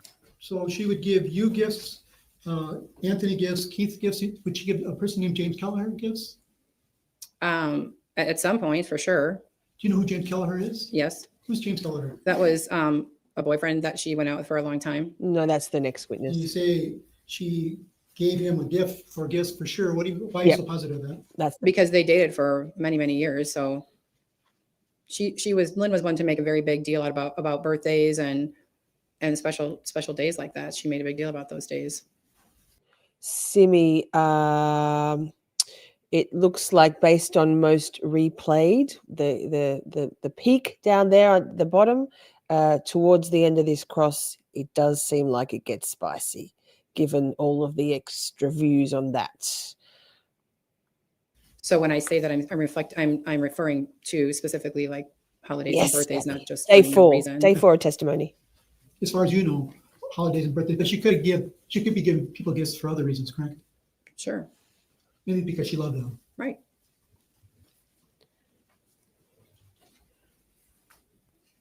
But you also indicated that as far as you know, she only gave Anthony like physical gifts and money. Was it the other kind of gift she gave him? I don't recall her giving him money. I do recall her giving him some gift cards. Did she ever, send him checks, like if it was his graduation or? It's weird to me that he's sitting down. So she could have done it, but you just don't remember. Everyone else stands up. She could have been giving Anthony gifts of money or checks, but you just don't know about it, correct? If Anthony was getting gifts that weren't for a special occasion, he would have shared that with me, and no, he never did bring that to my attention. So your son shares everything with you? I would say that's fair, yes. Your son live with you? He does. Has he always lived with you? Yes. You say he's 26? Correct. Is that shade? Yes, it is. Fuck. And when Lynn's mother died, do you know Lynn's mother's name? Lorraine. Did you attend Lorraine's funeral? I did not. Did you know Lynn's father's name? Robert. Did you attend his funeral? I did. When did he die? I could not recall the date. I do remember my son and I driving up to Madison for the funeral, though. So Robert, as far as Lynn's father, lived in Madison. Correct. When Lynn's mother died, did you Could help be, Stevie, Lynn? could be. Well, strike that. Lynn's mother, Lorraine, and Robert lived together, correct, in Madison? Correct. And when her mother died, did you go to Madison to help Lynn clear out the house? Anthony and I did go up there. I remember one time for sure that we were trying to offer to help bring things back because I had a bigger car and I figured we could help her because she was pretty distressed about all the stuff in the house. And, you know, we were trying to help, but I think she communicated to us that she just will figure it out. And I know during that time she was pretty stressed out by all of that, what had been going on. So you wanted to help her bring things out of. Pause. Could be that he's in pajama bottoms. I've very strongly considered that for the last 2 days. And I'm like, nope, I got to get into full professional. So I've got tights on, which is my professional. Lol. I don't think it's disrespectful when all the attorneys are sitting down. I can think of a couple of cases we've watched, whether it's together as a community or just as viewers, where the attorneys have all stayed seated. My brain's blanking. It's running to my brain. Anyway, but when he's the only one sitting, what are we doing here, sir? Simi wonders whether he shouted. Good question. Gabby says, I left my house once with 2 pairs of different shoes on. Thankfully, I did have pants on. I've done that too. Mortifying. I have a couple of pairs of, several pairs of white sneakers. And I did look down once and go, oh, different white sneakers. Ooh, and different earrings too. Ugh, embarrassing. Pay attention. The house, but she told you no? Right. I said if she needed help moving them back to her place, that we would be happy to help her. Did she tell you who helped her bring things out of the house? No.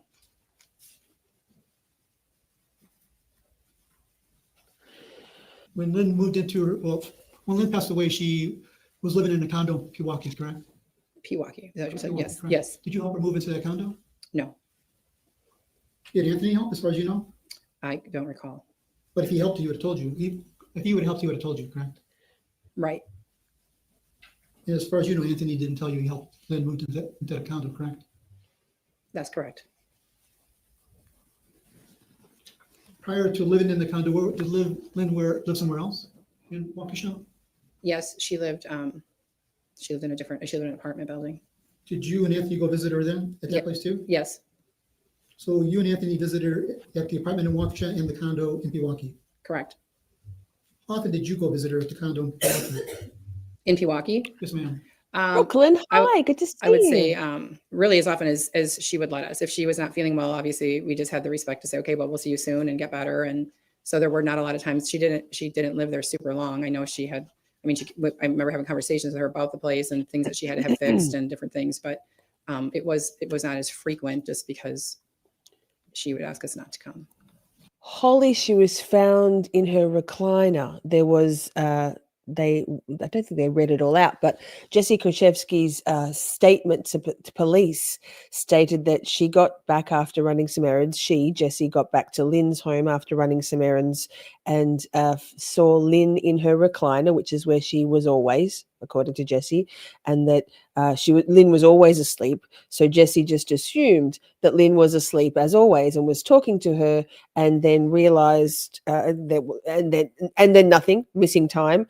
And then she called 911. Then the first responding officer who testified came in and said that it was very clear that Lynn was deceased in that recliner and that there was no way you could have thought that she was just sleeping. So that open the front door, Lynn's recliner right there. She was there. She had debris of pills, medication sprinkled on her chest, including like crumbs, crumbs and chunks of pills. There was pills in her hair. She had a pill in her mouth. Very clearly not sleeping, because Jessy did the whole thing. She staged it all. Idiot. Not you, idiot. Jessy, idiot. Well, approximately how many times, if you could put in a number? I'm sorry, I couldn't give you a number. And you indicated sometimes you wanted to go visit her, but she would say, no, I'm not feeling well. Correct. How often did that happen? in the year, maybe year plus before she passed. That happened pretty frequently. So in 2017 and 2018, she told you not to come over a lot. Correct. And she told you not to come over a lot because she was not feeling well. That's correct. And when was the last time you went over there? In 2018? In 2018, Yes, ma'am. it was early in the year, January or February. And when you went over there in February 2018, was it just you or you and Anthony? It was myself and Anthony. Is it safe to say every time you went over there, Anthony went with you? Often. I mean, I'm sure that I went at times without him, but I knew she always wanted to see him. So if we were in the area or if we were going to be out and about, we do a lot of stuff together. So. And prior to this time, around February 2018, before that, she would tell you not to come over because she's not feeling well, correct? Correct. And the day you visited her in 2018, what was she like, her demeanor? In 2018, Yes, ma'am. that early. We talked a little bit about, her health, and I tried to offer some suggestions of what she might be able to do to. Let me stop you there. Why did you talk to her about her health? Because she was always telling me that she was so sick and we couldn't come over and visit. So even when you went over in February 2018, she's talking about being sick. Correct. Did you see anything in the house that would affirm that she's not feeling well? No. Did you see a walker or anything like that? No. Did you see any prescription bottles laying around?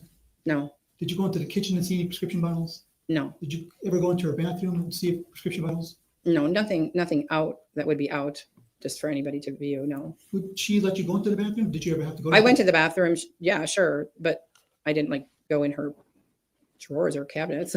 But when you went over there, as far as you can remember, you didn't see any prescription bottles out. Nothing out, no. But you remember her complaining about being sick.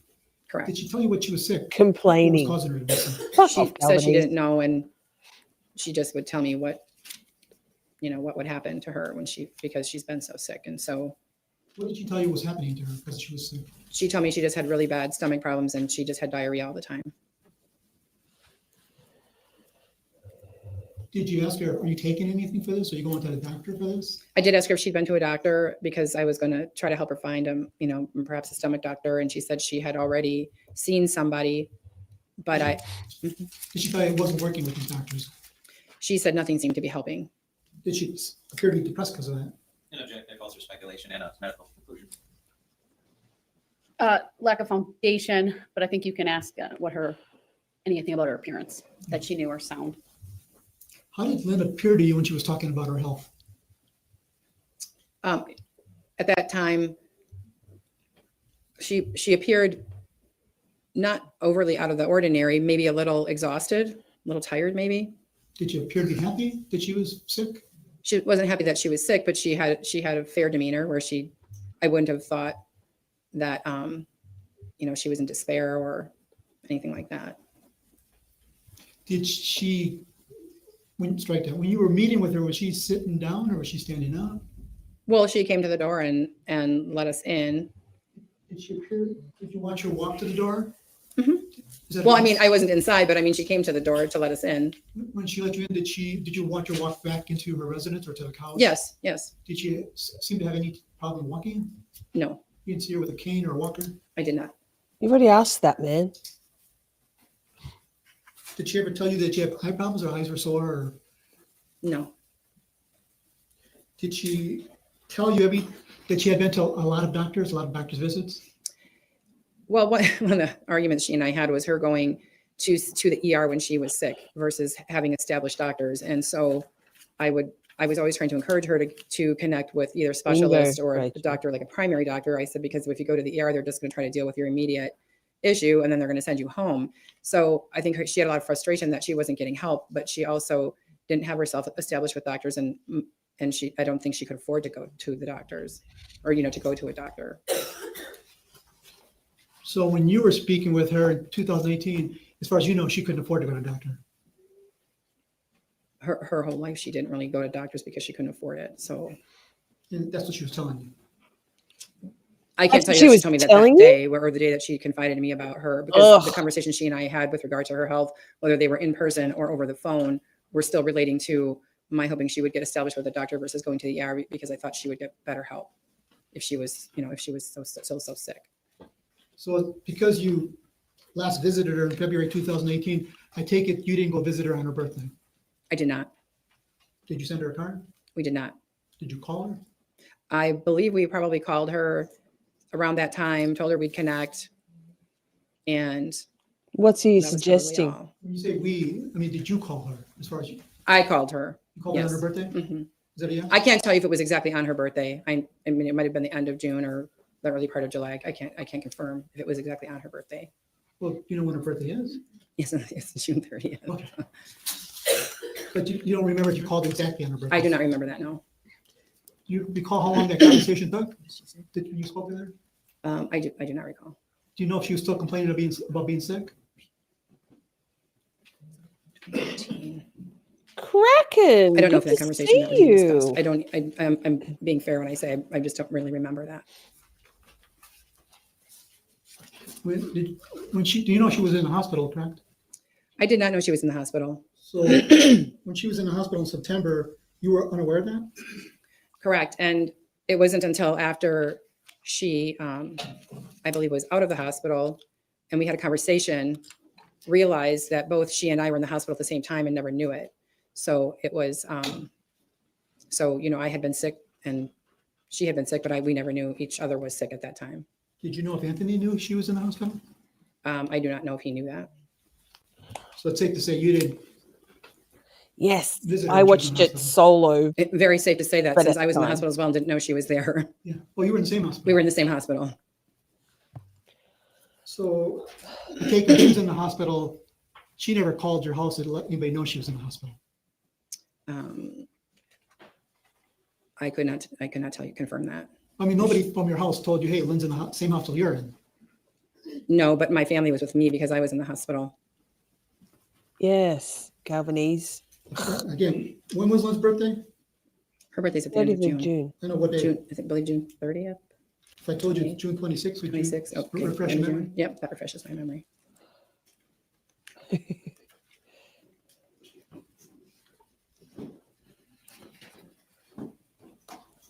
He got it with a gotcha. Were you aware that Nice Jennifer guy. Flower This one. was a joint account holder in Lynn's bank?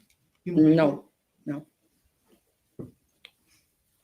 So Lynn didn't tell you in January 2016 that she and Money. Jennifer Flower were joint account holders. Cheryl, Jessy, on the screen right now, stole all of Lynn's money, took out loans in her name, destroyed her credit rating, poisoned her slowly until all the money was gone, changed Lynn's will.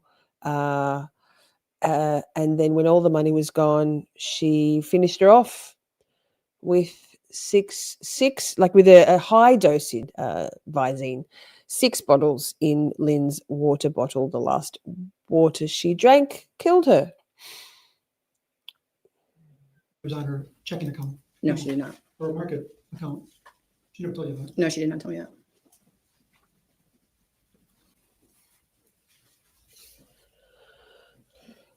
And around August 12th, 2019, according to the police reports, you were interviewed by Detective Hoppy in this case. Do you remember that?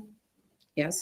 Would it be safe to say, to strike it, today's about October 27, 2023, correct? Correct. And you were interviewed by Detective Hoppy August 12th, 2019. Would it be safe to say your memory of Lynn and what was happening during this time is fresher when you were interviewed by Detective Hoppy in 2019? I would say that that's fair. And according to the police reports, he interviewed you at your home, correct? Correct. And when he told you during the interview that he was recording you, correct? I believe so. And in the recording, because I listened to it, you said that Lynn had a lot of demons, no secret about that. What did you mean by that?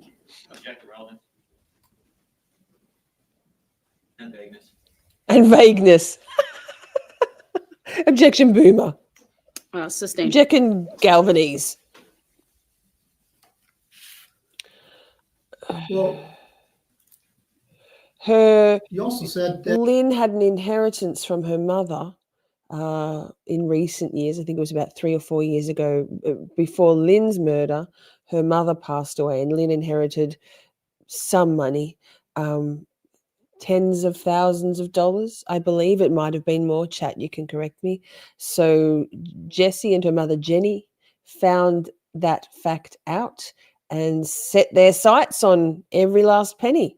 I'm not sure if Lynn had life insurance. She doesn't strike me as someone who would have had the funds to finance the regular premiums for life insurance. But again, correct me if I'm wrong. But she had the home that she lived in, and this inheritance money, and a credit. She had some credit cards that this friend Koreen just testified to, that she was using her a credit card to get herself a credit rating, because she had never used credit cards before. So yeah, Jessy destroyed everything about her financially, and then took her life, and her health, and then took her life. that you really didn't hang around with her at the last part of her life. Is that safe to say? We didn't see each other as often, correct? Yeah, I mean, because you were Jessy sick, had as us you just told the jury, cloistered, correct? sequestered. You were dealing with sickness in your own family, Myself, my family. so that caused you not to be in connection with Lynn, correct? I would say that our connections, our visits were less than they had been. I was taking care of my parents. I had my own health issues. So life happens, and you take care of things and you prioritize. You Facts. said that Lynn, in your interview, appeared to have mental breakdowns. Is that true? Mental breakdowns. I don't remember saying that. Mental breakdowns. Did she have mental breakdowns? Not that I recall. I don't know really what specifically that means. You said that you would have to tell Anthony to go visit her because he was going to school by UW-Waukesha. I didn't tell him to go visit her. He would just go visit her. Yeah, I don't know what you told him. I'm just telling you what I heard on your interview with Mhm. the detective. At this point, I'm going to object. She hasn't stated she doesn't remember anything or needs her recollection refreshed. So I'm going to ask Attorney Galaviz to just ask questions at this point. Sustained. I mean, it says you knew Lynn from the time she lived in Franklin. Is that true? Correct. Do you know when she was living in Pewaukee, would she frequent down to that area a lot, if you knew? Not that I'm aware of.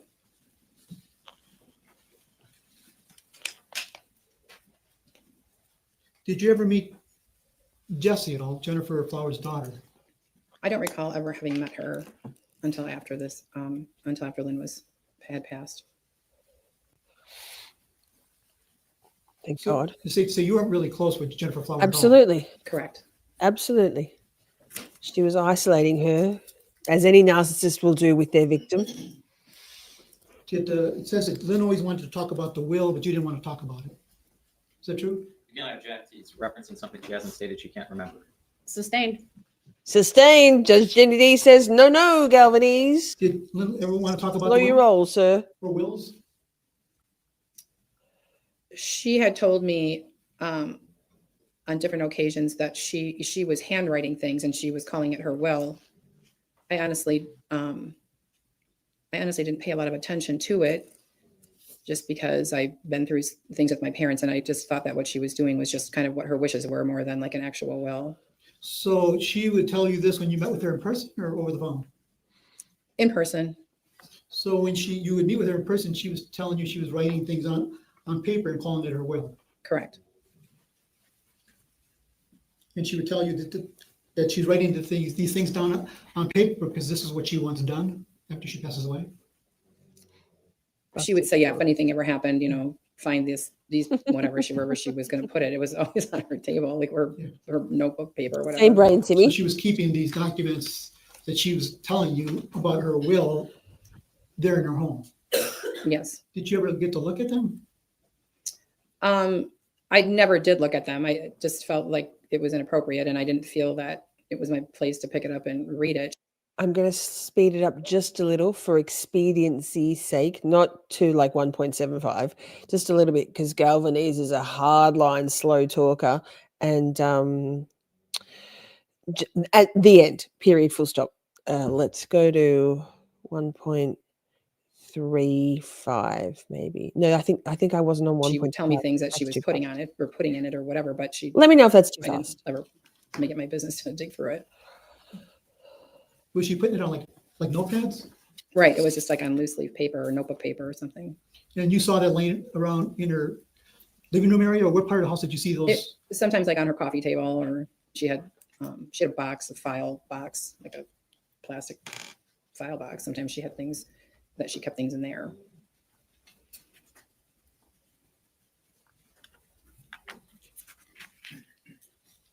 You know, when you saw these wills laying around, was Anthony with you? I would have to believe that there may have been times that he was with me when she would talk about that.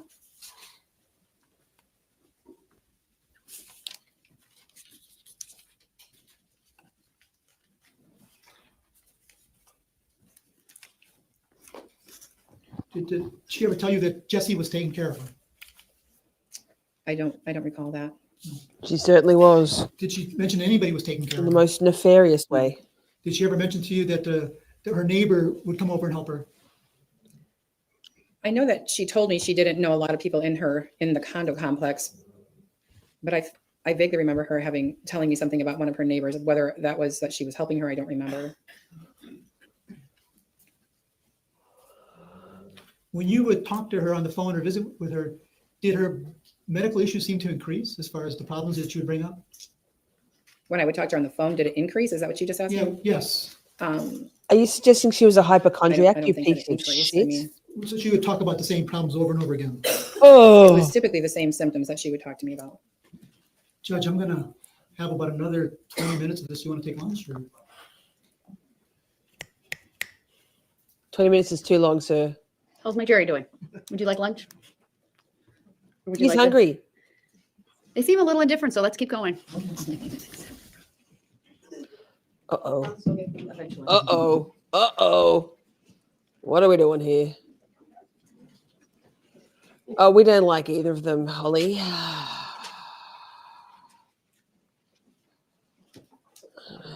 What are they? Oh, my keyboard doesn't work. Sustained. Correct. Oh, wait, what was sustained? Did you have an opinion as to what was causing Lynn's illness? Objection, relevance, and speculation. Bobby, what are you doing? Sustained. But you were aware that Lynn was in and out of the hospital, correct? Not until after she was out of the hospital. I didn't know she was in the hospital. I was aware after she was out of the hospital. At one point, I don't know if this was one occasion. I don't know if there were hospital visits before or after that. I'm not aware.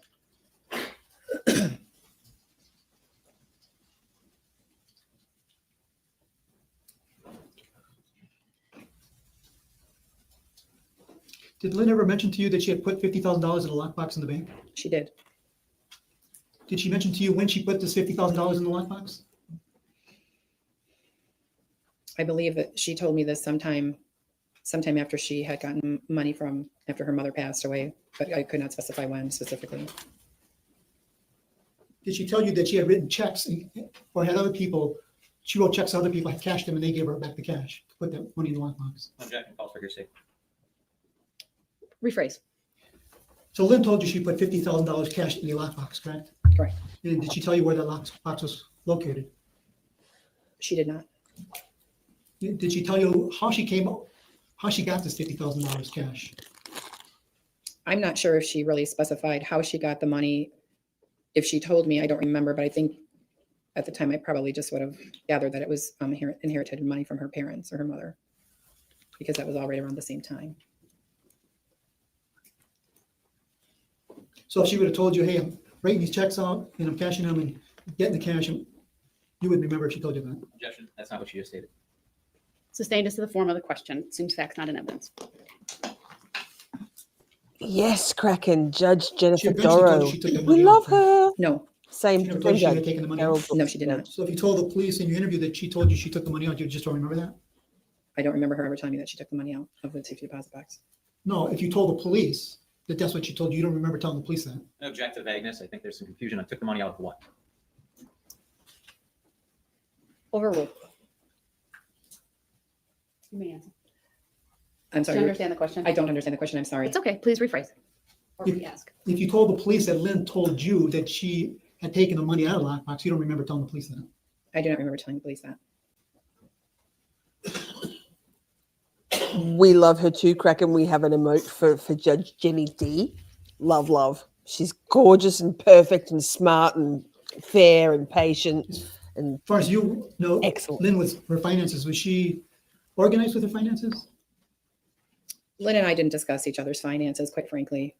I just know that when she was doing her hairdressing, she lived her, money to money, check to check to survive. And at that time, she would, share lightly things like that, but we didn't really discuss our finances. That wasn't part of our relationship. I mean, you knew that Lynn was on state benefits, correct? I object. Speculation. Actually, we could have sidebar. Sure. Objection, attempt to witness shame. Get the fuck out of here, Galvanese. You two horrible people. 3 horrible people. I'm gonna go with this. Oh, there she is. Look at, oh my God. Glorious.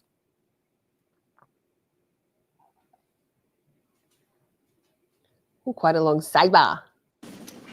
The objection is sustained as to the form of the question. Suck it, Galvanese.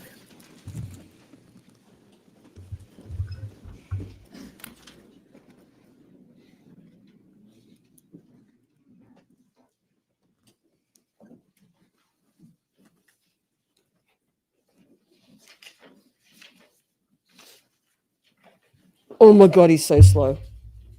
Sir. Did Lynn ever talk about state benefits with you? She did not. She ever talk about Social Security with you? She did not. Anything about food stamps? She did not. She talked about her healthcare insurance? It appeared to me from conversations that we had that she didn't have insurance. I mean, you were aware of Lynn's drunk driving offenses, weren't you? I'm going to object to relevance and ask a straight question. Sustained. Question is struck. Judge Jenny D ain't playing, you fucking piece of shit, Galvanese. Irrelevant. Objection, Lynn boomer. appeared to be very Objection, happy when fuckwit. she inherited that money from her mother. I don't know that she really had any different disposition than her usual disposition. Were you aware when Lynn got credit cards when she inherited the money from her mother? I was not aware. Were you aware that Lynn had any credit cards? Throughout all the time that I've known her, I know that she had like a Kohl's credit card. She would get like small store credit cards here and there. That was all I was aware of.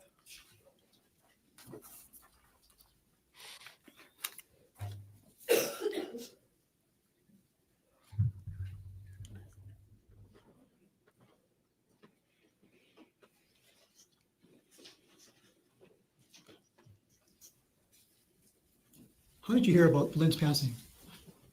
Jessy called me. Is that the first time you've ever heard from Jessy? Yes. So prior to that, Jessy had never made contact with you? Correct. Nor you contact with her? Correct. And what day did she call you? Strike it. How did she contact you? She contacted me by my cell phone. Were you surprised that she knew your cell phone? Yes. And do you remember what day that was when she contacted you? I do not. Well, Lynn passed away on October 3rd. Do you know when, in relationship to that Jessy called you? I'm sorry, can you say that again? If Lynn passed away on October 3rd, in relationship to that being October 3rd, when did she contact you? The next day? It was fairly, I believe, immediately, if I remember correctly. Did you eventually go to Lynn's home? Yes. Did you go to Lynn's home that day?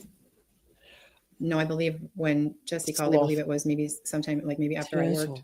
I was working, and then maybe it was, I don't want to say for sure what day it was. I just know it was sometime soon after she had passed. We had gone out there. Did you go with yourself or with somebody else? With my son. My mouth, Timmy. I take it Lynn wasn't there when you went. Correct. What was the reason for you going there? I believe that Jessy invited us to come over to meet and, I think talk about what had happened. Did Jessy allow you to go into the house? Strike that, not allow you. Did you enter the house? Yes. The condo? Did Anthony enter the condo? Yes. Did you guys remove anything from the condo? That day, I don't believe so. Did you come back the next day and remove stuff from the condo? I can't tell you what day. I do know that Jessy, she was taking care of the estate. She informed us that she was taking care of Lynn's estate, and that I think that she let us know at some point if there was anything memorable that we would like to have that, you know, she would make that happen. So you went back to the condo and she said, go in and take what you want? No, not what you want. She said at some point that, you know, if there were things that were there that meant something to us, that, you know, we could have that or whatever. It wasn't anything specifically, or there were certain things that she talked about specifically that were things that we were going to ask her about, but we didn't just go in and take things until sometime later. It would, you know, we took a few little things that made us remember Lynn or made us think of Lynn. So you made several trips to the condo to remove things? We made a couple. We didn't go. I went to the condo at one point. I think Jessy was making bins that she was putting various things in for different people, for those of us who knew Lynn. And then, what right did she have to I do believe that? Jessy and I talked about maybe having a little estate sale.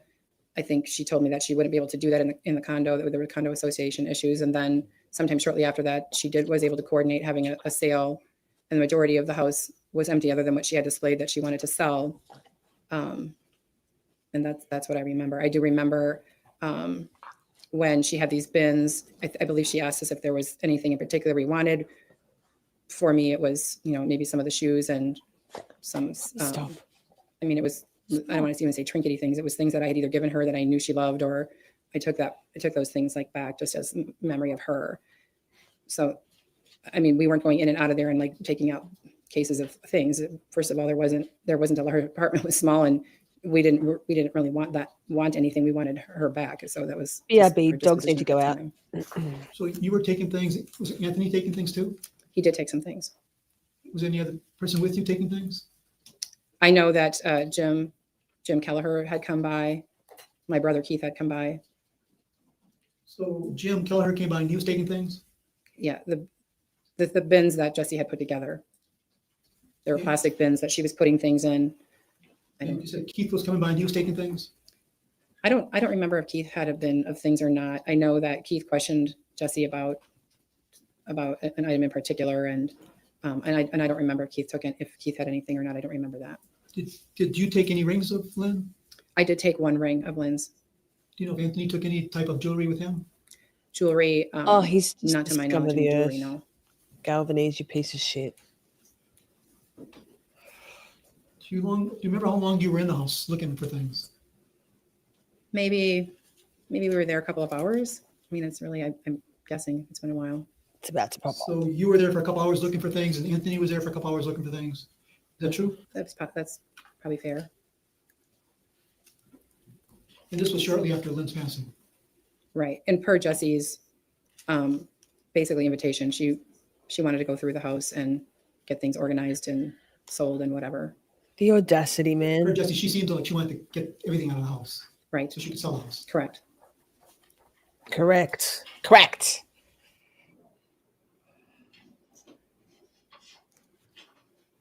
And Come on, Galvanese. Birthday cards that you were just shown to the jury, the prosecutor asked you to bring them those, or the detective asked you to bring those birthday cards, correct? I believe so. Right, they asked you to bring stuff that had Lynn's handwriting on it, correct? Correct. Yeah.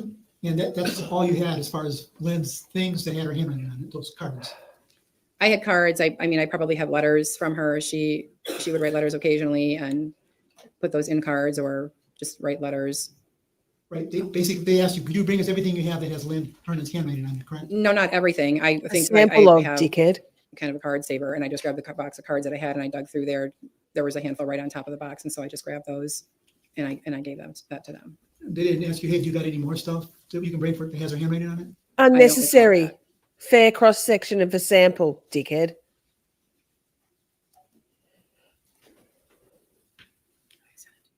Poppy, Bussy, come inside. It's cold.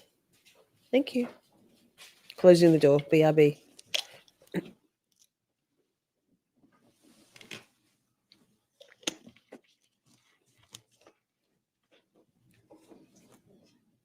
Anything else?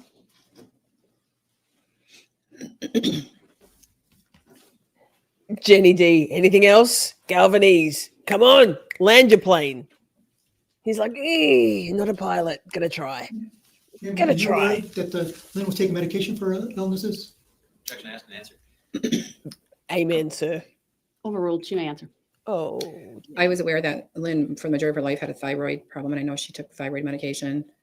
I mean, that I know. I just thought that was kind of a lifelong thing. Other medications that she may have taken for different things that I wasn't aware of. Laura, good to see Did she, you. Hi. did she abuse the medications? No object, speculation, irrelevant. Sustained. You told the police that Lynn abused the medication. Why did you find that wrong? And Britt, Form of the question, move this right. storming the house with Sustained. the The jury will Aussies. disregard that last question. Oh, sorry, I talked over the top. Pause. Hi, Laura. Hi, Britt. Good to see you. We're just about to get to what appears to be and what's proclaimed to be by some of the chatters. What's about to turn into quite a spicy cross-examination of Lynn Hernan's best friend, Koreen. You told the police that Lynn abused the medication. Why did you find that wrong? Object to the form of the question, move to strike it. Sustained. The jury will disregard that last question. Huh. Were you aware, if at all, if Lynn took other type of drugs that weren't legal? Did she get high on Visine? Party animal she was? I remember the question, Sherri. Can you redirect? Very briefly. Huh. Wait. I suppose What? I'm not going to stand in the way of anybody's lunch, so I'm going to ask you a few follow-up questions, okay? Okay. Earlier, Attorney Galaviz made the comment to you that if Lynn had it, she spent it, right? You remember that? Yes. We talked about literally everything she had. No. So not the cross necessarily spicy, a little bit spicy, but this redirect might have some tea. No, she wasn't. She didn't, in my opinion. I mean, when I say she spent what she had, she didn't have much, but she was generous in that she would try to make a small amount of money go a long way. If she had won the lottery, for example, was she going to give every dollar away to people? I don't believe so. No. Good point. And a lot was made of this $50,000 in the lockbox conversation. Do you remember that? Yes. Why did Lynn bring that up to you? She told me that she. Objection, speculation. Sustained. Go ahead, sidebar. I would have Rephrase the said question. Attorney Galaviz asked you objection if Lynn ever told hearsay. you about $50,000 in the lockbox, correct? Correct. Did Lynn tell you why she was giving you that information? Because she wanted Anthony to have a key for the lockbox. Did she want Anthony to have that money? She said to me, if anything ever happened, she wanted him to be able to go get that money, and he would have that money for his school or whatever he needed. To your knowledge, did your son ever get $50,000 from Lynn? He did not. Now, similarly, you talked about an item, a singular item for your brother Keith, is that correct? Correct. And that's kind of in the discussion of people sort of splitting up Lynn's property after she passed away? Correct. I'll What slow was it down a this bit. specific item for your brother? It was a gold bracelet. If I show you exhibit 46, that's previously in evidence and asked to publish it.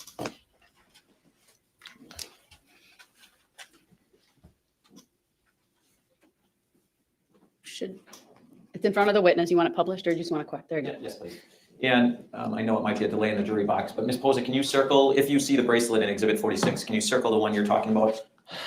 Circle it with my finger. The bracelet you're referencing with your brother, if you see it. I do see it. Okay, could you circle it with your finger on the screen? That's a touch screen in front of you. All right, right in the middle of the picture then. Correct. And Madam Clerk, would you mind capturing that annotation, please? And I'd ask that that be labeled 46A and moved into evidence. So exhibit 46A is received. Thank you. Ms. Pozza, why was that something, well, let me ask you this. Do you know why that was a specific item your brother was interested in? Because I don't know if he had any part of her buying that. And by that, I only mean like taking her different places. She was, Hold on. Do you know why that was of significance to your brother? Yes or no? Yes. All right. And why was it? Thank you, Judge. You're welcome. Sorry. Yes. Because she had said that would be for Keith if anything ever happened to her. To your knowledge, did your brother ever receive that bracelet? He did not. Now, switching gears one last time, a lot was made of your conversations with Lynn about her hospitalizations and illnesses, right? Correct. If you had ever suspected, well, let me back up. You were talking to Lynn about getting treatment and setting up with primary physicians, right? Correct. If you had suspected that she was suicidal, would you have sought help for her? Yes. Did you ever think she was suicidal? No. And there was one hospital stay where you two were in the hospital together and you just never knew it. Correct. Do you remember roughly what time frame that was?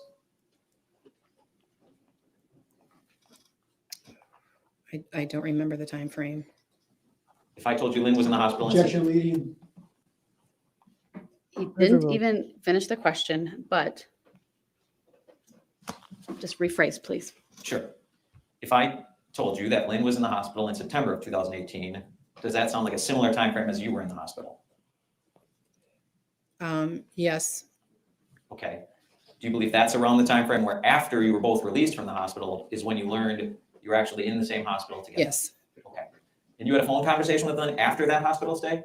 yes, So would that be just very recent in time before she passed away? yes. Yes. Was that your last phone conversation with Lynn? It may have been. Did Lynn ever give you an indication that she was suicidal in that phone call? No, Did Lynn ever say goodbye to you, her friend of 35 years? No. That's all I have, Your Honor. Thank you. All right, thank you. You may step down.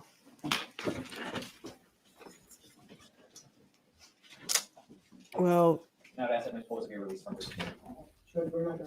We subpoenaed him. She's released from the state subpoena. You remain under the defense subpoena. They'll let you know when you'll be needed. bastard. You can, yeah. Step down from there. I think that was relatively spicy. He basically shut down everything. We'll address that after the jury's out.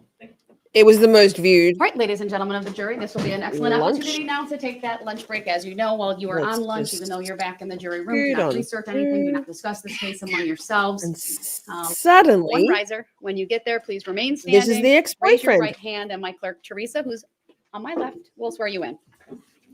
Do you solemnly swear that the testimony you're about to give will be the truth, the whole truth, and nothing but the truth, so help you God? I do. Thank you, sir. Please have a seat. Thank you, Your Honor. The first thing I will ask you to do when you are seated is to state your first and last names for the record and spell each. James Kelliher, James, Kelliher, Kelliher. Thank you. Go ahead, your witness. Thank you, Judge. And Mr. Keller, the first thing I want to do is just kind of sit up towards the microphone so we can make sure everybody hears us, okay? Here. Sir, are you working? No, I'm retired. How long have you been retired? 8 years come November. Okay. What did you do when you were working? I was a heavy equipment operator for Local 139. And how long were you employed in that fashion? 30 years. Okay. Now, you know you're here to talk about Lynn Hernan, correct? That's correct. Did you know Lynn Hernan? Yes, I did. When did you meet Lynn Hernan? Approximately 1983. And in 1983, then, were you just friends with Miss Hernan or something more than friends? Well, I met her at Summerfest, and after getting to know her, then we started dating. We started to go out after that. Okay, pretty quickly after meeting her? Yes, And how long were you and Miss Hernan in a relationship together? about 10 years. till about Kelliher. 1983. Damn it. And during that time span, so 1983 to 1993, how old were you? I was 23 when I met her. Okay, so 23 to 33 you dated God, her? I just Correct. deleted it. Was Miss Hernan the same age roughly? She was, I believe, 3 years older than I was. Okay, so 26 to 36 in that time frame. Correct. Was there anything major that caused your relationship to end? Probably just the amount of hours I was putting in that, working Saturdays, sometimes on Sundays. Okay, just Yes. not enough time for a relationship. Correct. Did you and Miss Hernan remain friends though? Yes, we still were friends till this day. Was there any gap? I mean, did the relationship end in 1993 and tempers had to No. cool or anything like that? No, sir. Okay, just relationship ended for time constraints and you went to being friends. Correct. Okay. So when you were dating, that 23 to 33 year period of your life, or I should say age 23 to 33, were you going on dates and things like that? Correct. We go see bands and go out to dinner, stuff like that. Okay. Were you discussing financials a lot in your 20s and early 30s? No, Okay. And what was Lynn doing for a job at that time? she was a beautician, Okay, like a hairstylist? hairdresser. Yes. Did she do makeup and stuff too, or just mostly Correct. That hair? was harder than it Did needed you to do be, makeup as Lisa. well? Yes, correct. Okay. She liked to look good herself? All the time. Okay. And would it surprise you, in fact, on the day she died, we even saw some pictures of her nails and toenails being painted pink. Would that surprise you at all? No. Okay, that was kind of the Lynn you knew? Pause, Laura. Yes, we watched Unknown Number together as a Shorties community on Kick about a month ago. Hectic. Correct. Okay. So you weren't really talking about financials in your 20s and early 30s, right? Did you know how much money Lynn had, for example? No. Okay. In that 10-year time span, was she buying you gifts for, I don't know, year anniversaries and birthdays and things like that? She would buy stuff, but usually it was from like rummage sales or flea market, stuff like that. Okay. There was no expensive gifts. She couldn't afford it. Okay. Wasn't buying like a brand new TV set or a computer or No. anything like that? No, sir. Okay. Now, transitioning then from the relationship being over, but your friendship continuing, did you continue to stay in contact with Miss Hernan? Yes, I did. What did that look like after your dating relationship was over? We would just see each other whenever. She would stop over, we'd stop over at her house. We'd see her on holidays, Christmas, New Year's, whatever. So major holidays? Correct. She was more than welcome at our house. And when you say our house, who are you referring to? Me and my girlfriend, Linda. Okay. When did you start seeing Linda? 2003. Okay. So about 10 years after your relationship with Lynn ends, you start dating Linda, correct? Correct. And in fact, are you still with Linda today? Correct. Okay. When you started dating Linda, was it awkward at all that your ex-girlfriend is still a friend or anything like that? No. How would you describe Lynn's relationship with you and Linda? They were friends. They would get along, and we would go out. They would have cocktails together. Okay. And Lynn was friends with both of you at that point then? Correct. Okay. Yes. And so aside from major holidays, you said it was just kind of open that Lynn could stop by your house whenever. Yep. If we set aside holidays like Christmas and New Year's and things like that, how many times a year do you think you and Lynn were together at either your house or her house? I couldn't say for sure, about once a month, maybe once 6 weeks. It would vary. It depends. But If you I would was working, see each other on average once a month, you think? probably yes, or at least talk to her. Yes. Okay. Was that true from 1993 up until her death in 2018? Correct. Okay. And when you were just friends now, so after 1993, did you have any reason to discuss financials with Lynn at that point? No. Did you know how much money Lynn was worth? No. Did you know her spending habits or anything like that? No, I did not. Okay. You would talk to her pretty regularly though. Correct. When you would get together for holidays, were there gifts exchanged? Yes. Okay, from both you to her and her Right. to you? Correct. It was nothing expensive. Okay. A lot of stuff was Harley Davidson stuff.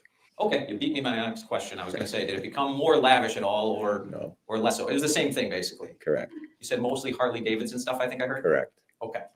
So, and that was consistent from 1993 until 2018 as well? Correct. Okay. What about with Linda, your new girlfriend? Were there cards or gifts exchanged between Lynn and Linda? I believe just on the holidays like Christmas and New Year's. Stuff Okay. like that. Thanksgiving, Okay. birthdays. So in your entire time from 1983 until 2018, that's about 35 years if I'm doing quick math here. Did you know Lynn to be like sick or anything like that all the time, would you say? Not during that period, no. Okay. Did there come a period of time when you knew her to be sick? During 2016, when she stopped at our new house, she had came over and she had mentioned that the hospital, the doctors could not figure out what was wrong with her. Okay. Is there a reason you can remember that it was a time in 2016? Is there a reason that That's when we conversation? moved into our house. Okay. So that kind of stands out to you? Correct. Did Lynn come see you at your new house? More than once, yes. Okay. The conversation you're talking about where she disclosed kind of being sick to you, was that shortly after you moved into your new house? Correct. And you're sure that was in 2016? Correct. Prior to that, had you ever heard Lynn talk about being sick or? No, I did not. Okay. Was there anything else she said to you at that conversation in 2016 about her health or any other concerns? She said she doesn't know what's happening to all her money. Did you know what you meant? No, I did not. Did you take that conversation any further? No, I did not. Okay. So from 2016 then, was it just through 2018 that she talked about being sick when you would talk? If she would stop over, we'd invite her over. We'd have a housewarming party, whatever, and she would stay or she would bring some. She's a good cook, so she'd bring treats and stuff, but then she would always leave. She would say she'd had stomach aches or whatever, and she would always leave. She wouldn't stay for the parties. And as far as you know, those stomach aches and things started in 2016. Correct. Okay. As far as I know. Okay. Now, when was the last time you think you saw Lynn in person? Probably Christmas on 2017. Okay, so that would be the Christmas before she died. Correct. Okay. What do you remember about that, if anything? We had Christmas at her house.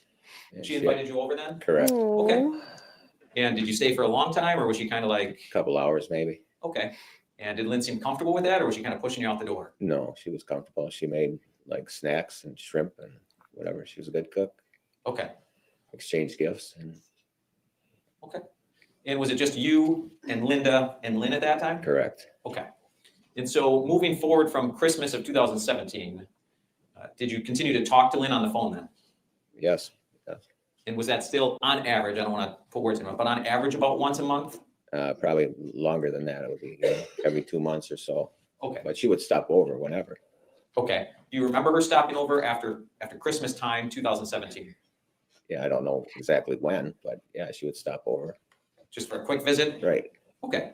So aside from those, you maybe talked to her once every 2 months in that sort of start of 2018 till October of 2018? From 2016 to 2018, correct. Oh, going back to 2016 to 2018. Right. Okay. And why was the frequency sort of spread out more in that time span? Do you know? She would always say that she wasn't feeling good.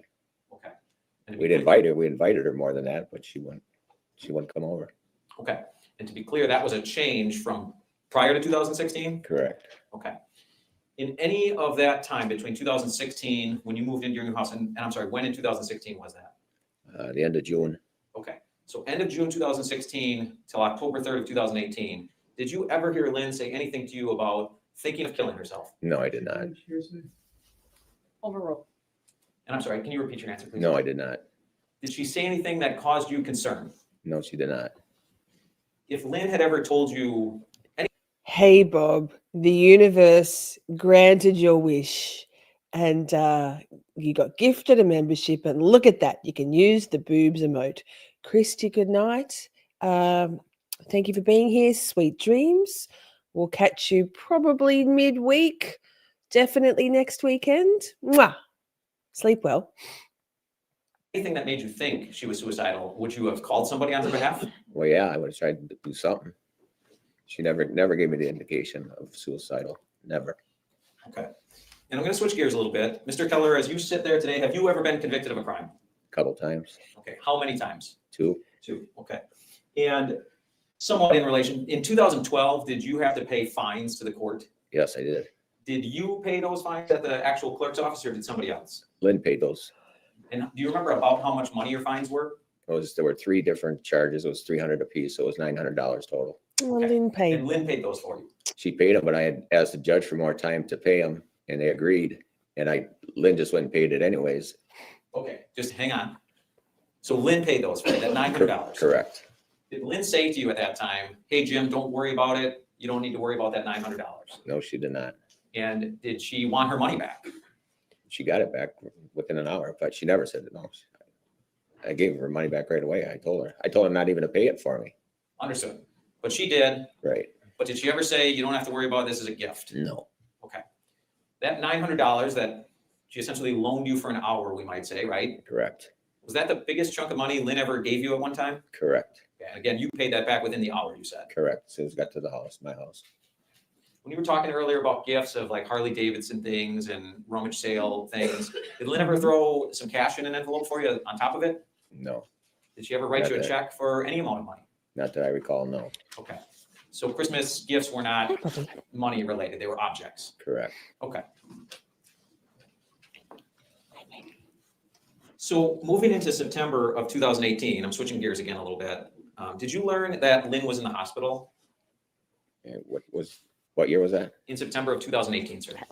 She was in and out of the hospital from 2016, but I don't know the certain dates when she was in and out of the hospital. How about that? Okay, let me ask you this. Do you know that Lynn died on October 3rd, 2018? Correct. Do you know shortly prior to her death whether she was in the hospital for more than one day?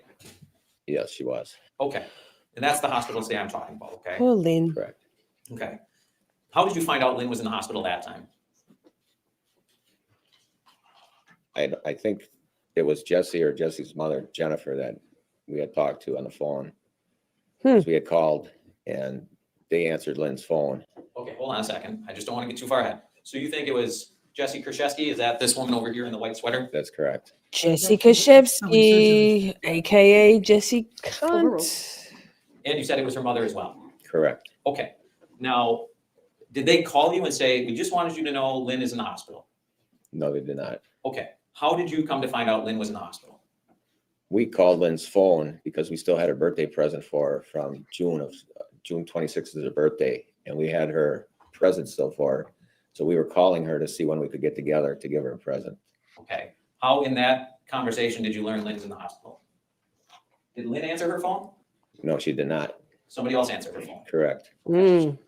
Now, I don't want you to speculate as to who it was, but we you know can. for certain who the other person on the other end of the phone was. At that time, no. Okay. But what information was given to you that led you to believe Lynn was in the hospital during that phone call? Buster, hang Overruled, but just phrase it. I think you phrased it fine, so keep going. Okay, thank you. What was the question? Sure, absolutely. What information was relayed during that phone call that led you to believe Lynn was in the hospital? I don't know if there's any real information. When we had asked, they had said that Lynn was sick. And then why were we talking? Or why did we want to get a hold of Lynn? So I don't know exactly, but Lynn was in the hospital for like a week before. Okay. So I don't know. Holly Berry. A couple days after Holly that call, Berry. where Hey, somebody else answered Lynn's cell phone, did you get a call from a hospital? I got a call from Lynn. Okay. Was it from Lynn's cell phone? I don't believe so, no. Okay. So what I'm asking you is, and let me ask you this, what kind of phone did you have at the time? Was it a smartphone, a flip phone, something else? My phone is a flip phone. Okay. Is that what you had back in 2018? That's what I've always had. And so when you get a call on that phone, if you have somebody's number programmed in, a name will pop up. Is that right? Correct. And if you don't have them programmed in, just a sort of phone number will appear, correct? Correct. Sold to When you the got this phone earth, call by from Lynn, was it from Lynn that you had programmed in your phone or a random phone number? No, it was a different phone number. Okay. Hmm. So how did you know it was Lynn? Because Lynn called and said that she was going to be getting out of the hospital in a couple of days. Okay. She said, "This is Lenny." So that's how I knew it was Lynn. Okay. Lenny. Do you remember approximately what date that was that she called you to tell you she was getting out of the hospital? Probably like September 24th or 25th. Okay. Late September of 2018 still? Correct. Okay. So was that the entire purpose of her call? Just to tell you she was getting out of the hospital in a couple days? Yeah, and I asked her like when we could get together and give her a birthday gift.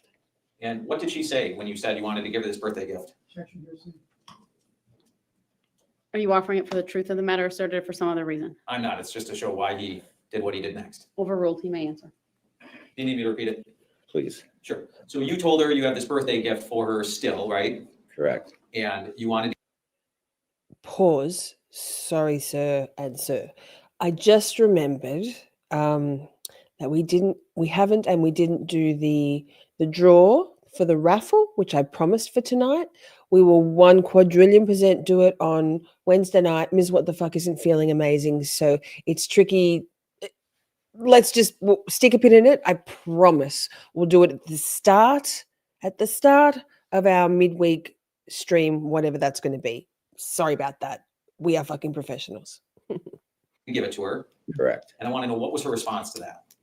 That she was going to be getting out of the hospital a couple of days, which would be, she thought by Friday, the 28th, she'd be getting out of the hospital.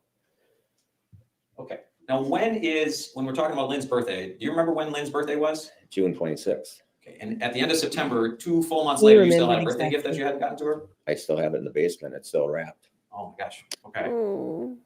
Why was it that between June of 2018 and September of 2018, you hadn't been able to give Lynn her birthday gift? Lynn was sick. I believe she was in and out of the hospital. Okay. Had you been trying in those 2 months to deliver this birthday gift? Correct. And it just wasn't working out Gosh. because of her health? Correct. Gosh. In any of that time, did you think, boy, Lynn's just given up, I got to do something? No. And she, in fact, said she was getting out in a couple days, referencing this birthday gift you were trying to get. Correct. Okay. Is that the last time you talked to Lynn directly? Correct. Was there ever another message that Lynn left on your phone? Yeah, there was another message after that. Okay. But there was, during that phone call with Lynn, I mentioned when we tried to get a hold of Lynn a couple days earlier on that Sunday, that a couple ladies had answered Lynn's phone. And they were telling us not to call this number ever again. Don't worry about Lynn. And they hung up on us. A couple days later, another female called back. Oh, hearsay. No, he's not saying what they Also said. saying the objection. What? On narrative and hearsay. Next question. Okay. That was the same call that Lynn said she was getting out of the hospital, correct? Correct. And that's the last time you talked to her directly, right? Correct. But she said a few days later, she left you a message of some sort? Judge Yes, answer. Overruled. Is that right? Correct. She left me a message, a voicemail. Do you remember how many days after? I couldn't tell you for sure. Okay. In that voice message, though, did she ever say, Jim, I'm sorry, I'm leaving, I'm gone? No, Anything like she that? apologized for the way that those. It's the same. Yeah, it's hearsay. Anything in that voicemail message that caused you concern that Lynn was going to kill herself? No. Speculation. Overruled. His answer may stand. If there is an objection, wait till I rule on it, okay? Okay. Just to be clear, you said no? No. Thank you, sir. That's all the questions. All right, Uh-oh. Chris. Uh-oh, Galvanese. Uh-oh, Galvanese. What do we got? We got some sped up Mr. Kelliher. timing. Can you hear Trust me? me. Yes. Can you Yeah, hear let me? me Get know, the okay? fuck out of here, Galvanese. Yes, sir. Thank you. Lynn paid for a ticket of yours on April 3rd, 2015, correct? Correct. And that was $195. Not that I recall, no. She also paid for a, well, that ticket was $67.30 on April 1st, 2015, correct? Not that I recall, no. She also paid for your property account for $195 on April 3rd, 2015, correct? No, sir. If I was to show you a copy of some checks that I received from the bank, would you refresh your memory? Pinching the boyfriend. Sure. Yikes. Yikes. Galvanese, you're a scummy little man. But I guess he's just doing his job, right, chat? Fuck. Do you remember her paying for your tax preparation on April? Pause. Did you all notice Sidgwick? Anyway, the prosecutor. Did you notice the size of his coffee? Can you see it's just above my just above my there. Oh my god, I'm so bad at this direction thing. Just there. It's a giganto coffee. Man's gonna need to pee. Luckily, we're after lunch. He's tired of listening to Galvanese. He grabs it and pulls it over. He's like, You yeah, remember boy, her I'm paying gonna for need your this. tax preparation on April 3rd, 2015 for $195? I don't recall. Coffee, If I showed you a copy man. of the ticket, would that refresh your memory? Show me, please. We were up to 590 for the defense. Do you want to mark that, Jack. please, for identification purposes? 591, Judge. Oh, all right, 591, thank you. Uh-oh. Still a little Galvanese, that coffee.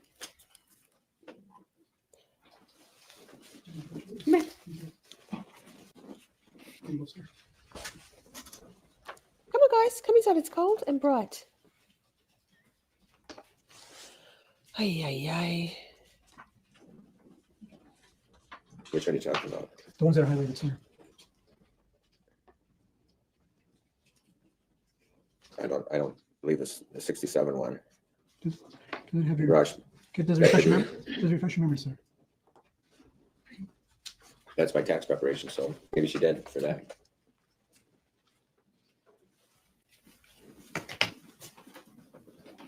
So again, in 2015, Lynn was paying for things for you, correct? Apparently, I didn't ask her to.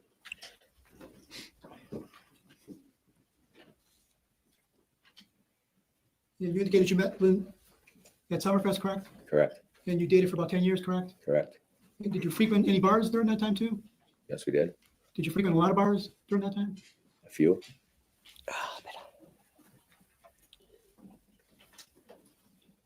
And eventually you guys broke up in 1993. He's a moocher and a liar, believe so. Holly. And you kept in contact, correct, with Lynn? Yes. Did you get together with Lynn at bars? Could have, yes. When did your get together with Lynn at bars, did it ever stop? I quit drinking in 2015, so I never went out to the bars after 2015. So around 2015, did your get together with Lynn at bars stop?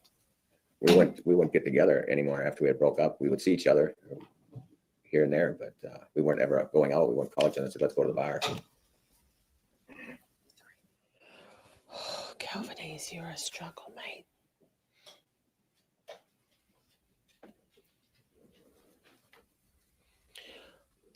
Did Lynn help you when you lost your grandma's house to foreclosure? Not that I know of. You don't remember her helping you when your grandma's house was foreclosed? This is Financial wise, or helping out. comfortable. Helping out? She might have been there to help move and stuff. There were a lot of people that were there moving. Did she help you pay some of your bills so you wouldn't lose your home? No, she did not. Isn't it true that she gave you a down payment for your home?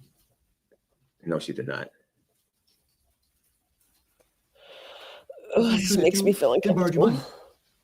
I'm sorry, I just didn't get the question. Isn't it true that Lynn borrowed you money? Not that I know of, no. You just told me. The 900 when she paid that ticket for me, but I told her not even to pay that because I got an extension on that. And then we went right to my house and I paid her back because I had the money at home. Well, didn't she borrow you money for your pool? Borrow No, she you did money? It's loan you money, dickhead. We had a home line of credit for it, and we had a payment book for that, sir.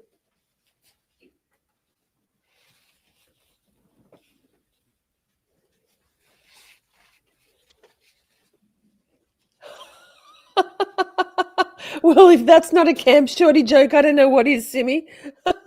Did you and Lynn ever got to Dream Elements knows what's what. How many kids with ADHD or adults ADD does it take to change a light bulb? Let's go ride bikes. dinner together with your new girlfriend? I love it. I would say for sure we may have. So you don't remember if you, Lynn, and your girlfriend went out to dinner, or she would pay for the dinner? No, sir. You don't remember that, or it did happen? You just can't remember it. I don't believe it happened. But you indicated that in 2016 to about 2018, Lynn became very sick. Correct. Became very, very sick, where she would not want you to come around her anymore. Is that true?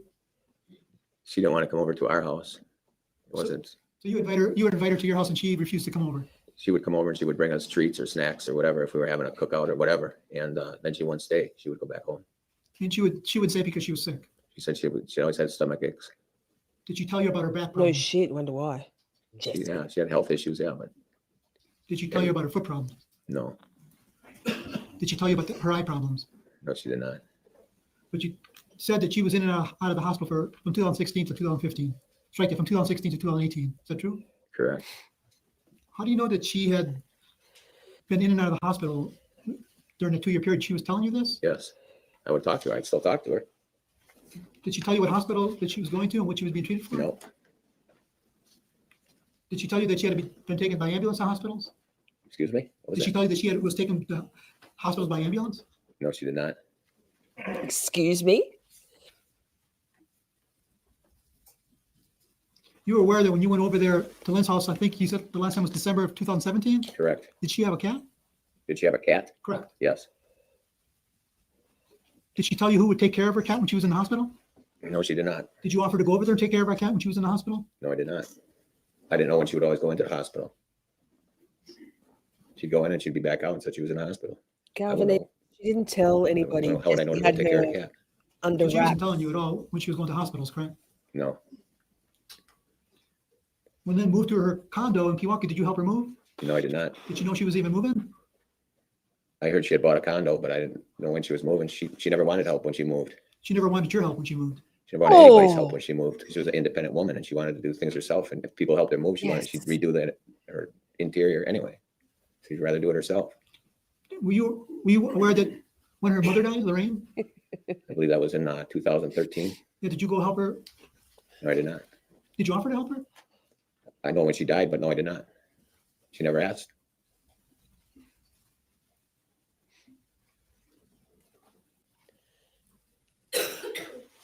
When you went to her house in 2017, December, did you see medication around? Not that I remember. You weren't looking for medication, I correct? wasn't looking for it. Yeah, correct. Busty, you don't need to go outside. Again. Again. You don't need to go outside. Yeah, I've been outside so many times. When she went to the hospital in September of 15th to 28th of 2018, did she tell you why she was in the hospital? No, she did not. Did you ask her why you're in the hospital? Nobody knew why. I might have. I don't know. I can't say for sure. Did you go visit her in the hospital? No, I did not. I wouldn't know when she was going to the hospital. The inference is so But you disgusting. knew she was in the Galvanese is a hospital, piece of shit. I would know she was in the Most hospital after the fact, and she'd come back home and tell me she was just in the hospital. But you said she called you while she was in the hospital, correct? Oh, in 2018, yes. But you didn't go visit her. No, I did not. She called to tell me that she was going to be getting out in a couple days. Did you ask, hey, I'll go She pick you up, probably Lynn, and take said- you home? No, I did not. I guarantee you, Lynn probably said, no, don't worry yourself. Don't worry yourself. I'm fine. I'm fine. I'm getting out. I'm fine. Lynn strikes me as the kind of person who would have, like he said, an independent woman. She would have wanted to keep her friends in the loop, but not be feeling like she was a burden on them in any way. Ugh, Galvanese. Ugh.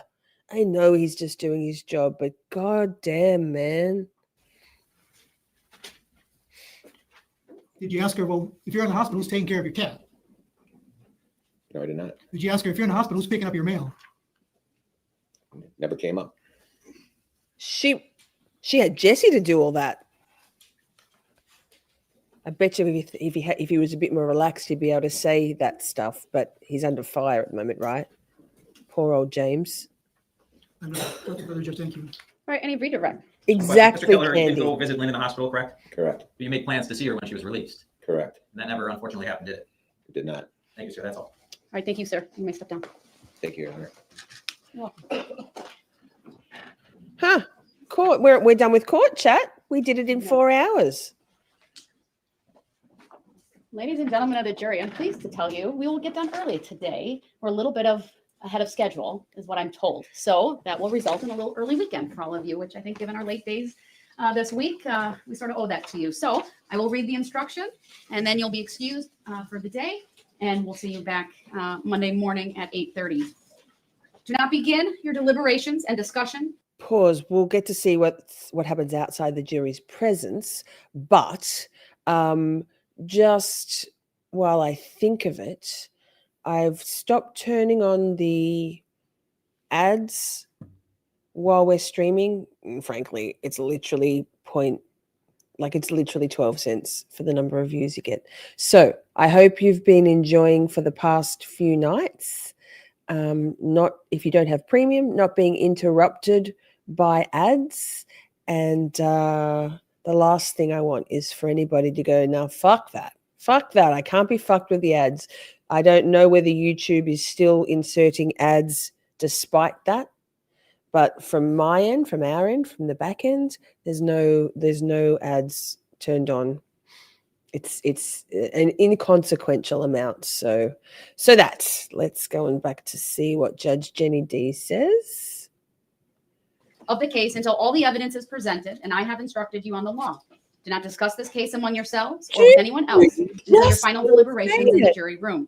This order is not limited to face-to-face conversations. It also extends to all forms of electronic communications. Do not use any electronic devices such as a mobile phone or computer, text or instant messaging, or social networking sites to send or receive any information. Pause. Juju, I can't even begin to imagine how fast the testimony must have been when we're on 1.9. In fact, we got to 2x speed. If you've been playing catch-ups on a slightly faster speed, that would have been a wild ride. Just saying. Anya, you're welcome. Because I have premium, it doesn't even occur to me that ads are offensive and in the way. And my Miss Shorty music channel isn't premium, and I always have that open because God knows we need the views. So I usually have that going. I actually don't see many ads, but Holly was saying that she was getting them every 2 minutes, which is not what I was asking for. I was asking for the balanced, the moderate one. And previously, when I used to put it in myself, I used to say every 30 minutes. But that's good to know, Holly. No ads since you joined tonight. Good. Well, at least YouTube is respecting my non-monetization on that. So all that to say, if you bring it to our attention, we'll absolutely work on it. So I don't know. We don't know what we don't know, right? The Rumsfeldian, we don't know what we don't know. Okay. About this case or your experience as a juror. As you know, we will stop or recess from time to time during the trial. You may be excused from the courtroom when it is necessary for me to hear legal arguments from the lawyers. If you come in contact with the parties, lawyers, or witnesses, do not speak with them. For their part, it will the be a parties, lawyers, and permanent witnesses thing now. will not No more contact or ads. speak with the jurors. Do not listen to any conversations about I don't even this need case. money. Do not research any information that you personally think might be helpful to It's you in literally understanding said. the issues presented. Do not investigate this case on your own or visit the scene, either in person or by any electronic means. Do not read any newspaper reports or listen to any news reports on radio, television, over the internet. What's she or any writing other down electronic now? Application or tool about this trial. Do How not to consult influence the dictionaries, jury. computers, electronic applications, social media, the internet, or other reference materials for additional information. Do not seek information regarding the public records of any party or witness in this case. Any information you obtain outside the courtroom could be misleading, inaccurate, or incomplete. Relying on this information is unfair because the parties would not have an opportunity to refute, explain, or correct it. Do not communicate with anyone about this trial or your experience as a juror while you are serving on this jury. Do not use a computer, cell phone, or other electronic device, including personal wearable electronics applications or tools with communication capabilities, to share any information about this case. For example, do not communicate by telephone, blog post, email, text message, instant message, social media post, or in any other way on or off the computer. Do not permit anyone to communicate with you about this matter, either in person, electronically, or by any other means. If anyone does so despite your telling them not to, you should report that to me. I appreciate that it's tempting when you go home in the evening to discuss this case with another member of your household, but you may not do so. This case must be decided by you, the jurors, based on the evidence presented in the courtroom. People not serving on this jury have not heard the evidence, and it is improper for them to influence your deliberations and decision in this case. After the trial is completed, you are free to communicate with anyone in any manner. These rules are intended to assure that jurors remain impartial throughout the trial. If any juror has reason to believe that another juror has violated these rules, you should report that to me. If jurors do not comply with these rules, it could result in a new trial involving additional time and significant expense to the parties and the taxpayers. You are to decide the case solely on the evidence offered and received at trial. With that, you are excused. Have a great rest of your day, and we'll see you Monday morning. Okay. 8:30. 8:30, bright and early.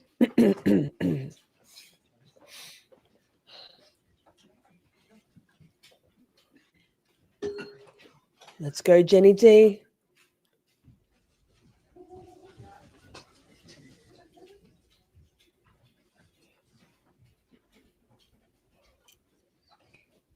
Buster, just wait. You don't need to go outside again. You've been out a million times. The doggos are getting All right, restless. thank you. Is there anything else from either of the parties today from the Just ask state? that Mr. Kelliher be released from all subpoenas at this point. Release him, Judge. Is he under your subpoena? Yes, Judge. All right, then he's not released. So, all right, anything from the defense? Maybe a little bit of some guidance for next week, who next witnesses. As has been the practice, you all can meet and confer off the record. Judge, I have one question. I have a minute. All right. Could we have 20 minutes in the courtroom with Ms. Kurczewski before she's taken out? No.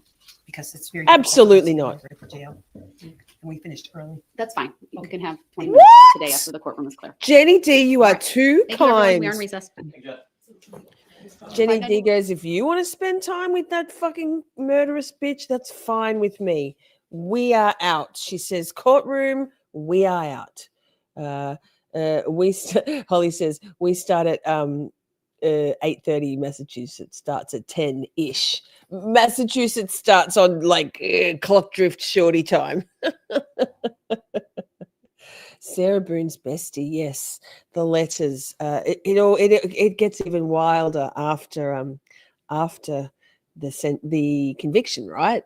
Jessy is a fucking Sarah Boone 2.0 for sure. Although this was before Sarah. They're like sisters from another mister, those two. Hey, so thank you everyone for being here. I don't have anything with Buster's going into the there he is, into the green screen.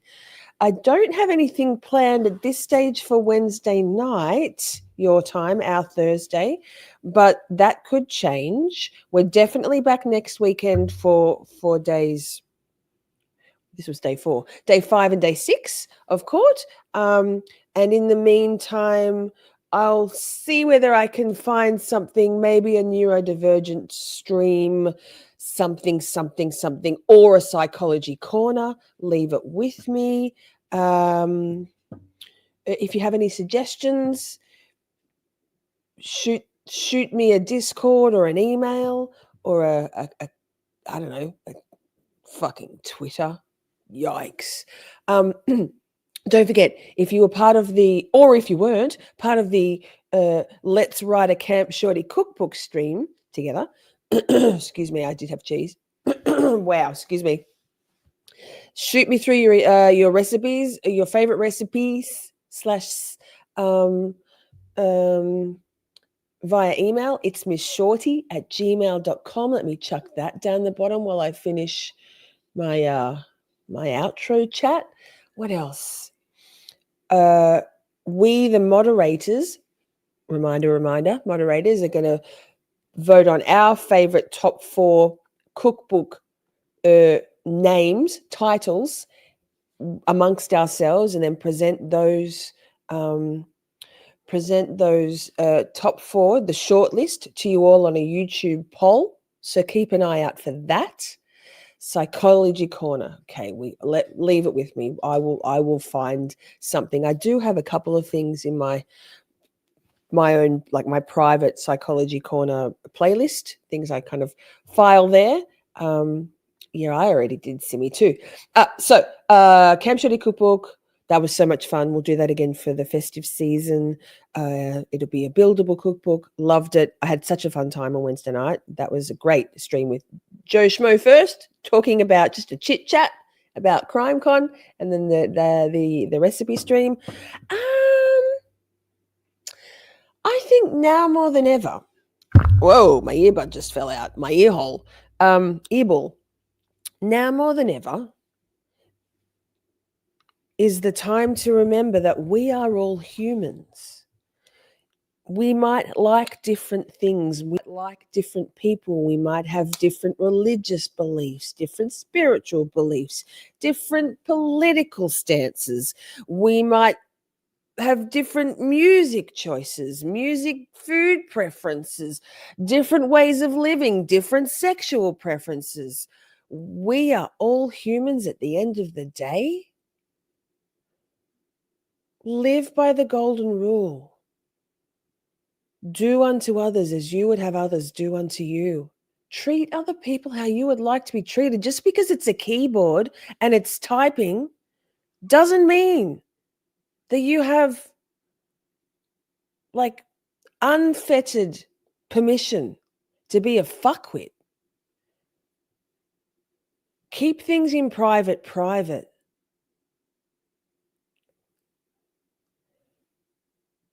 Be who you are in public and in private, consistent.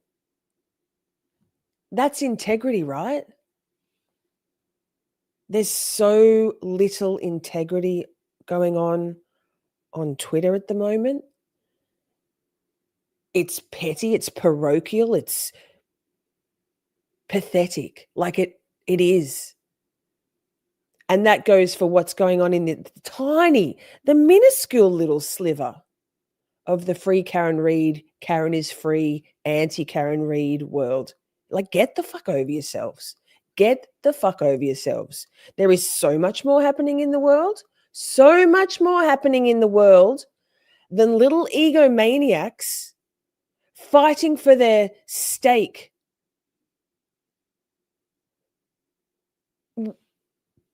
It's embarrassing. It's shameful. And when you look back on your life, whether it's yesterday or a year ago or your entire lifetime, like, what's your legacy, right? What is your legacy? Like,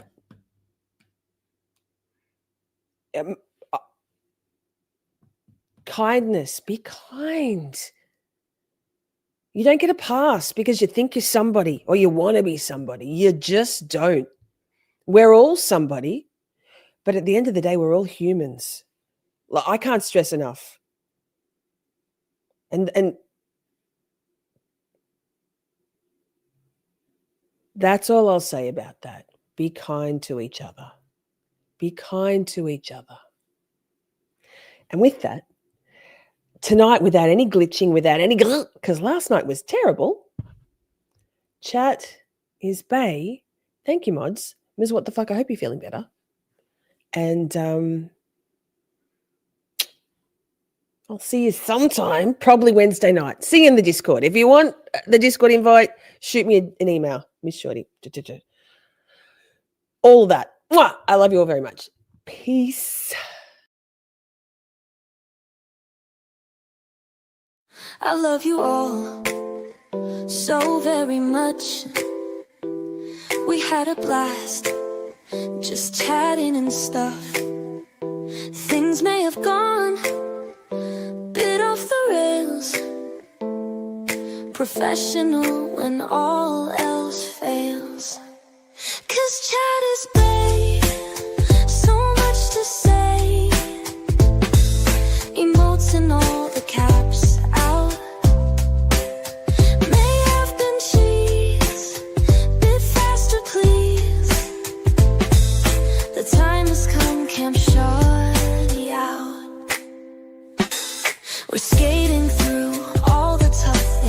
learning about this and that, defense motions, prosecution, and narcissistic twats. 'Cause chat is bae, so much to say. Emotes and all the all caps out. May have been cheese, bit faster please. The time has come, Camp Shorty out. Community, just you and me. Occasionally, Buster and Poppy. It's the whole thing, Miss Shorty swing. Together we make each other happy. 'Cause chat is bae.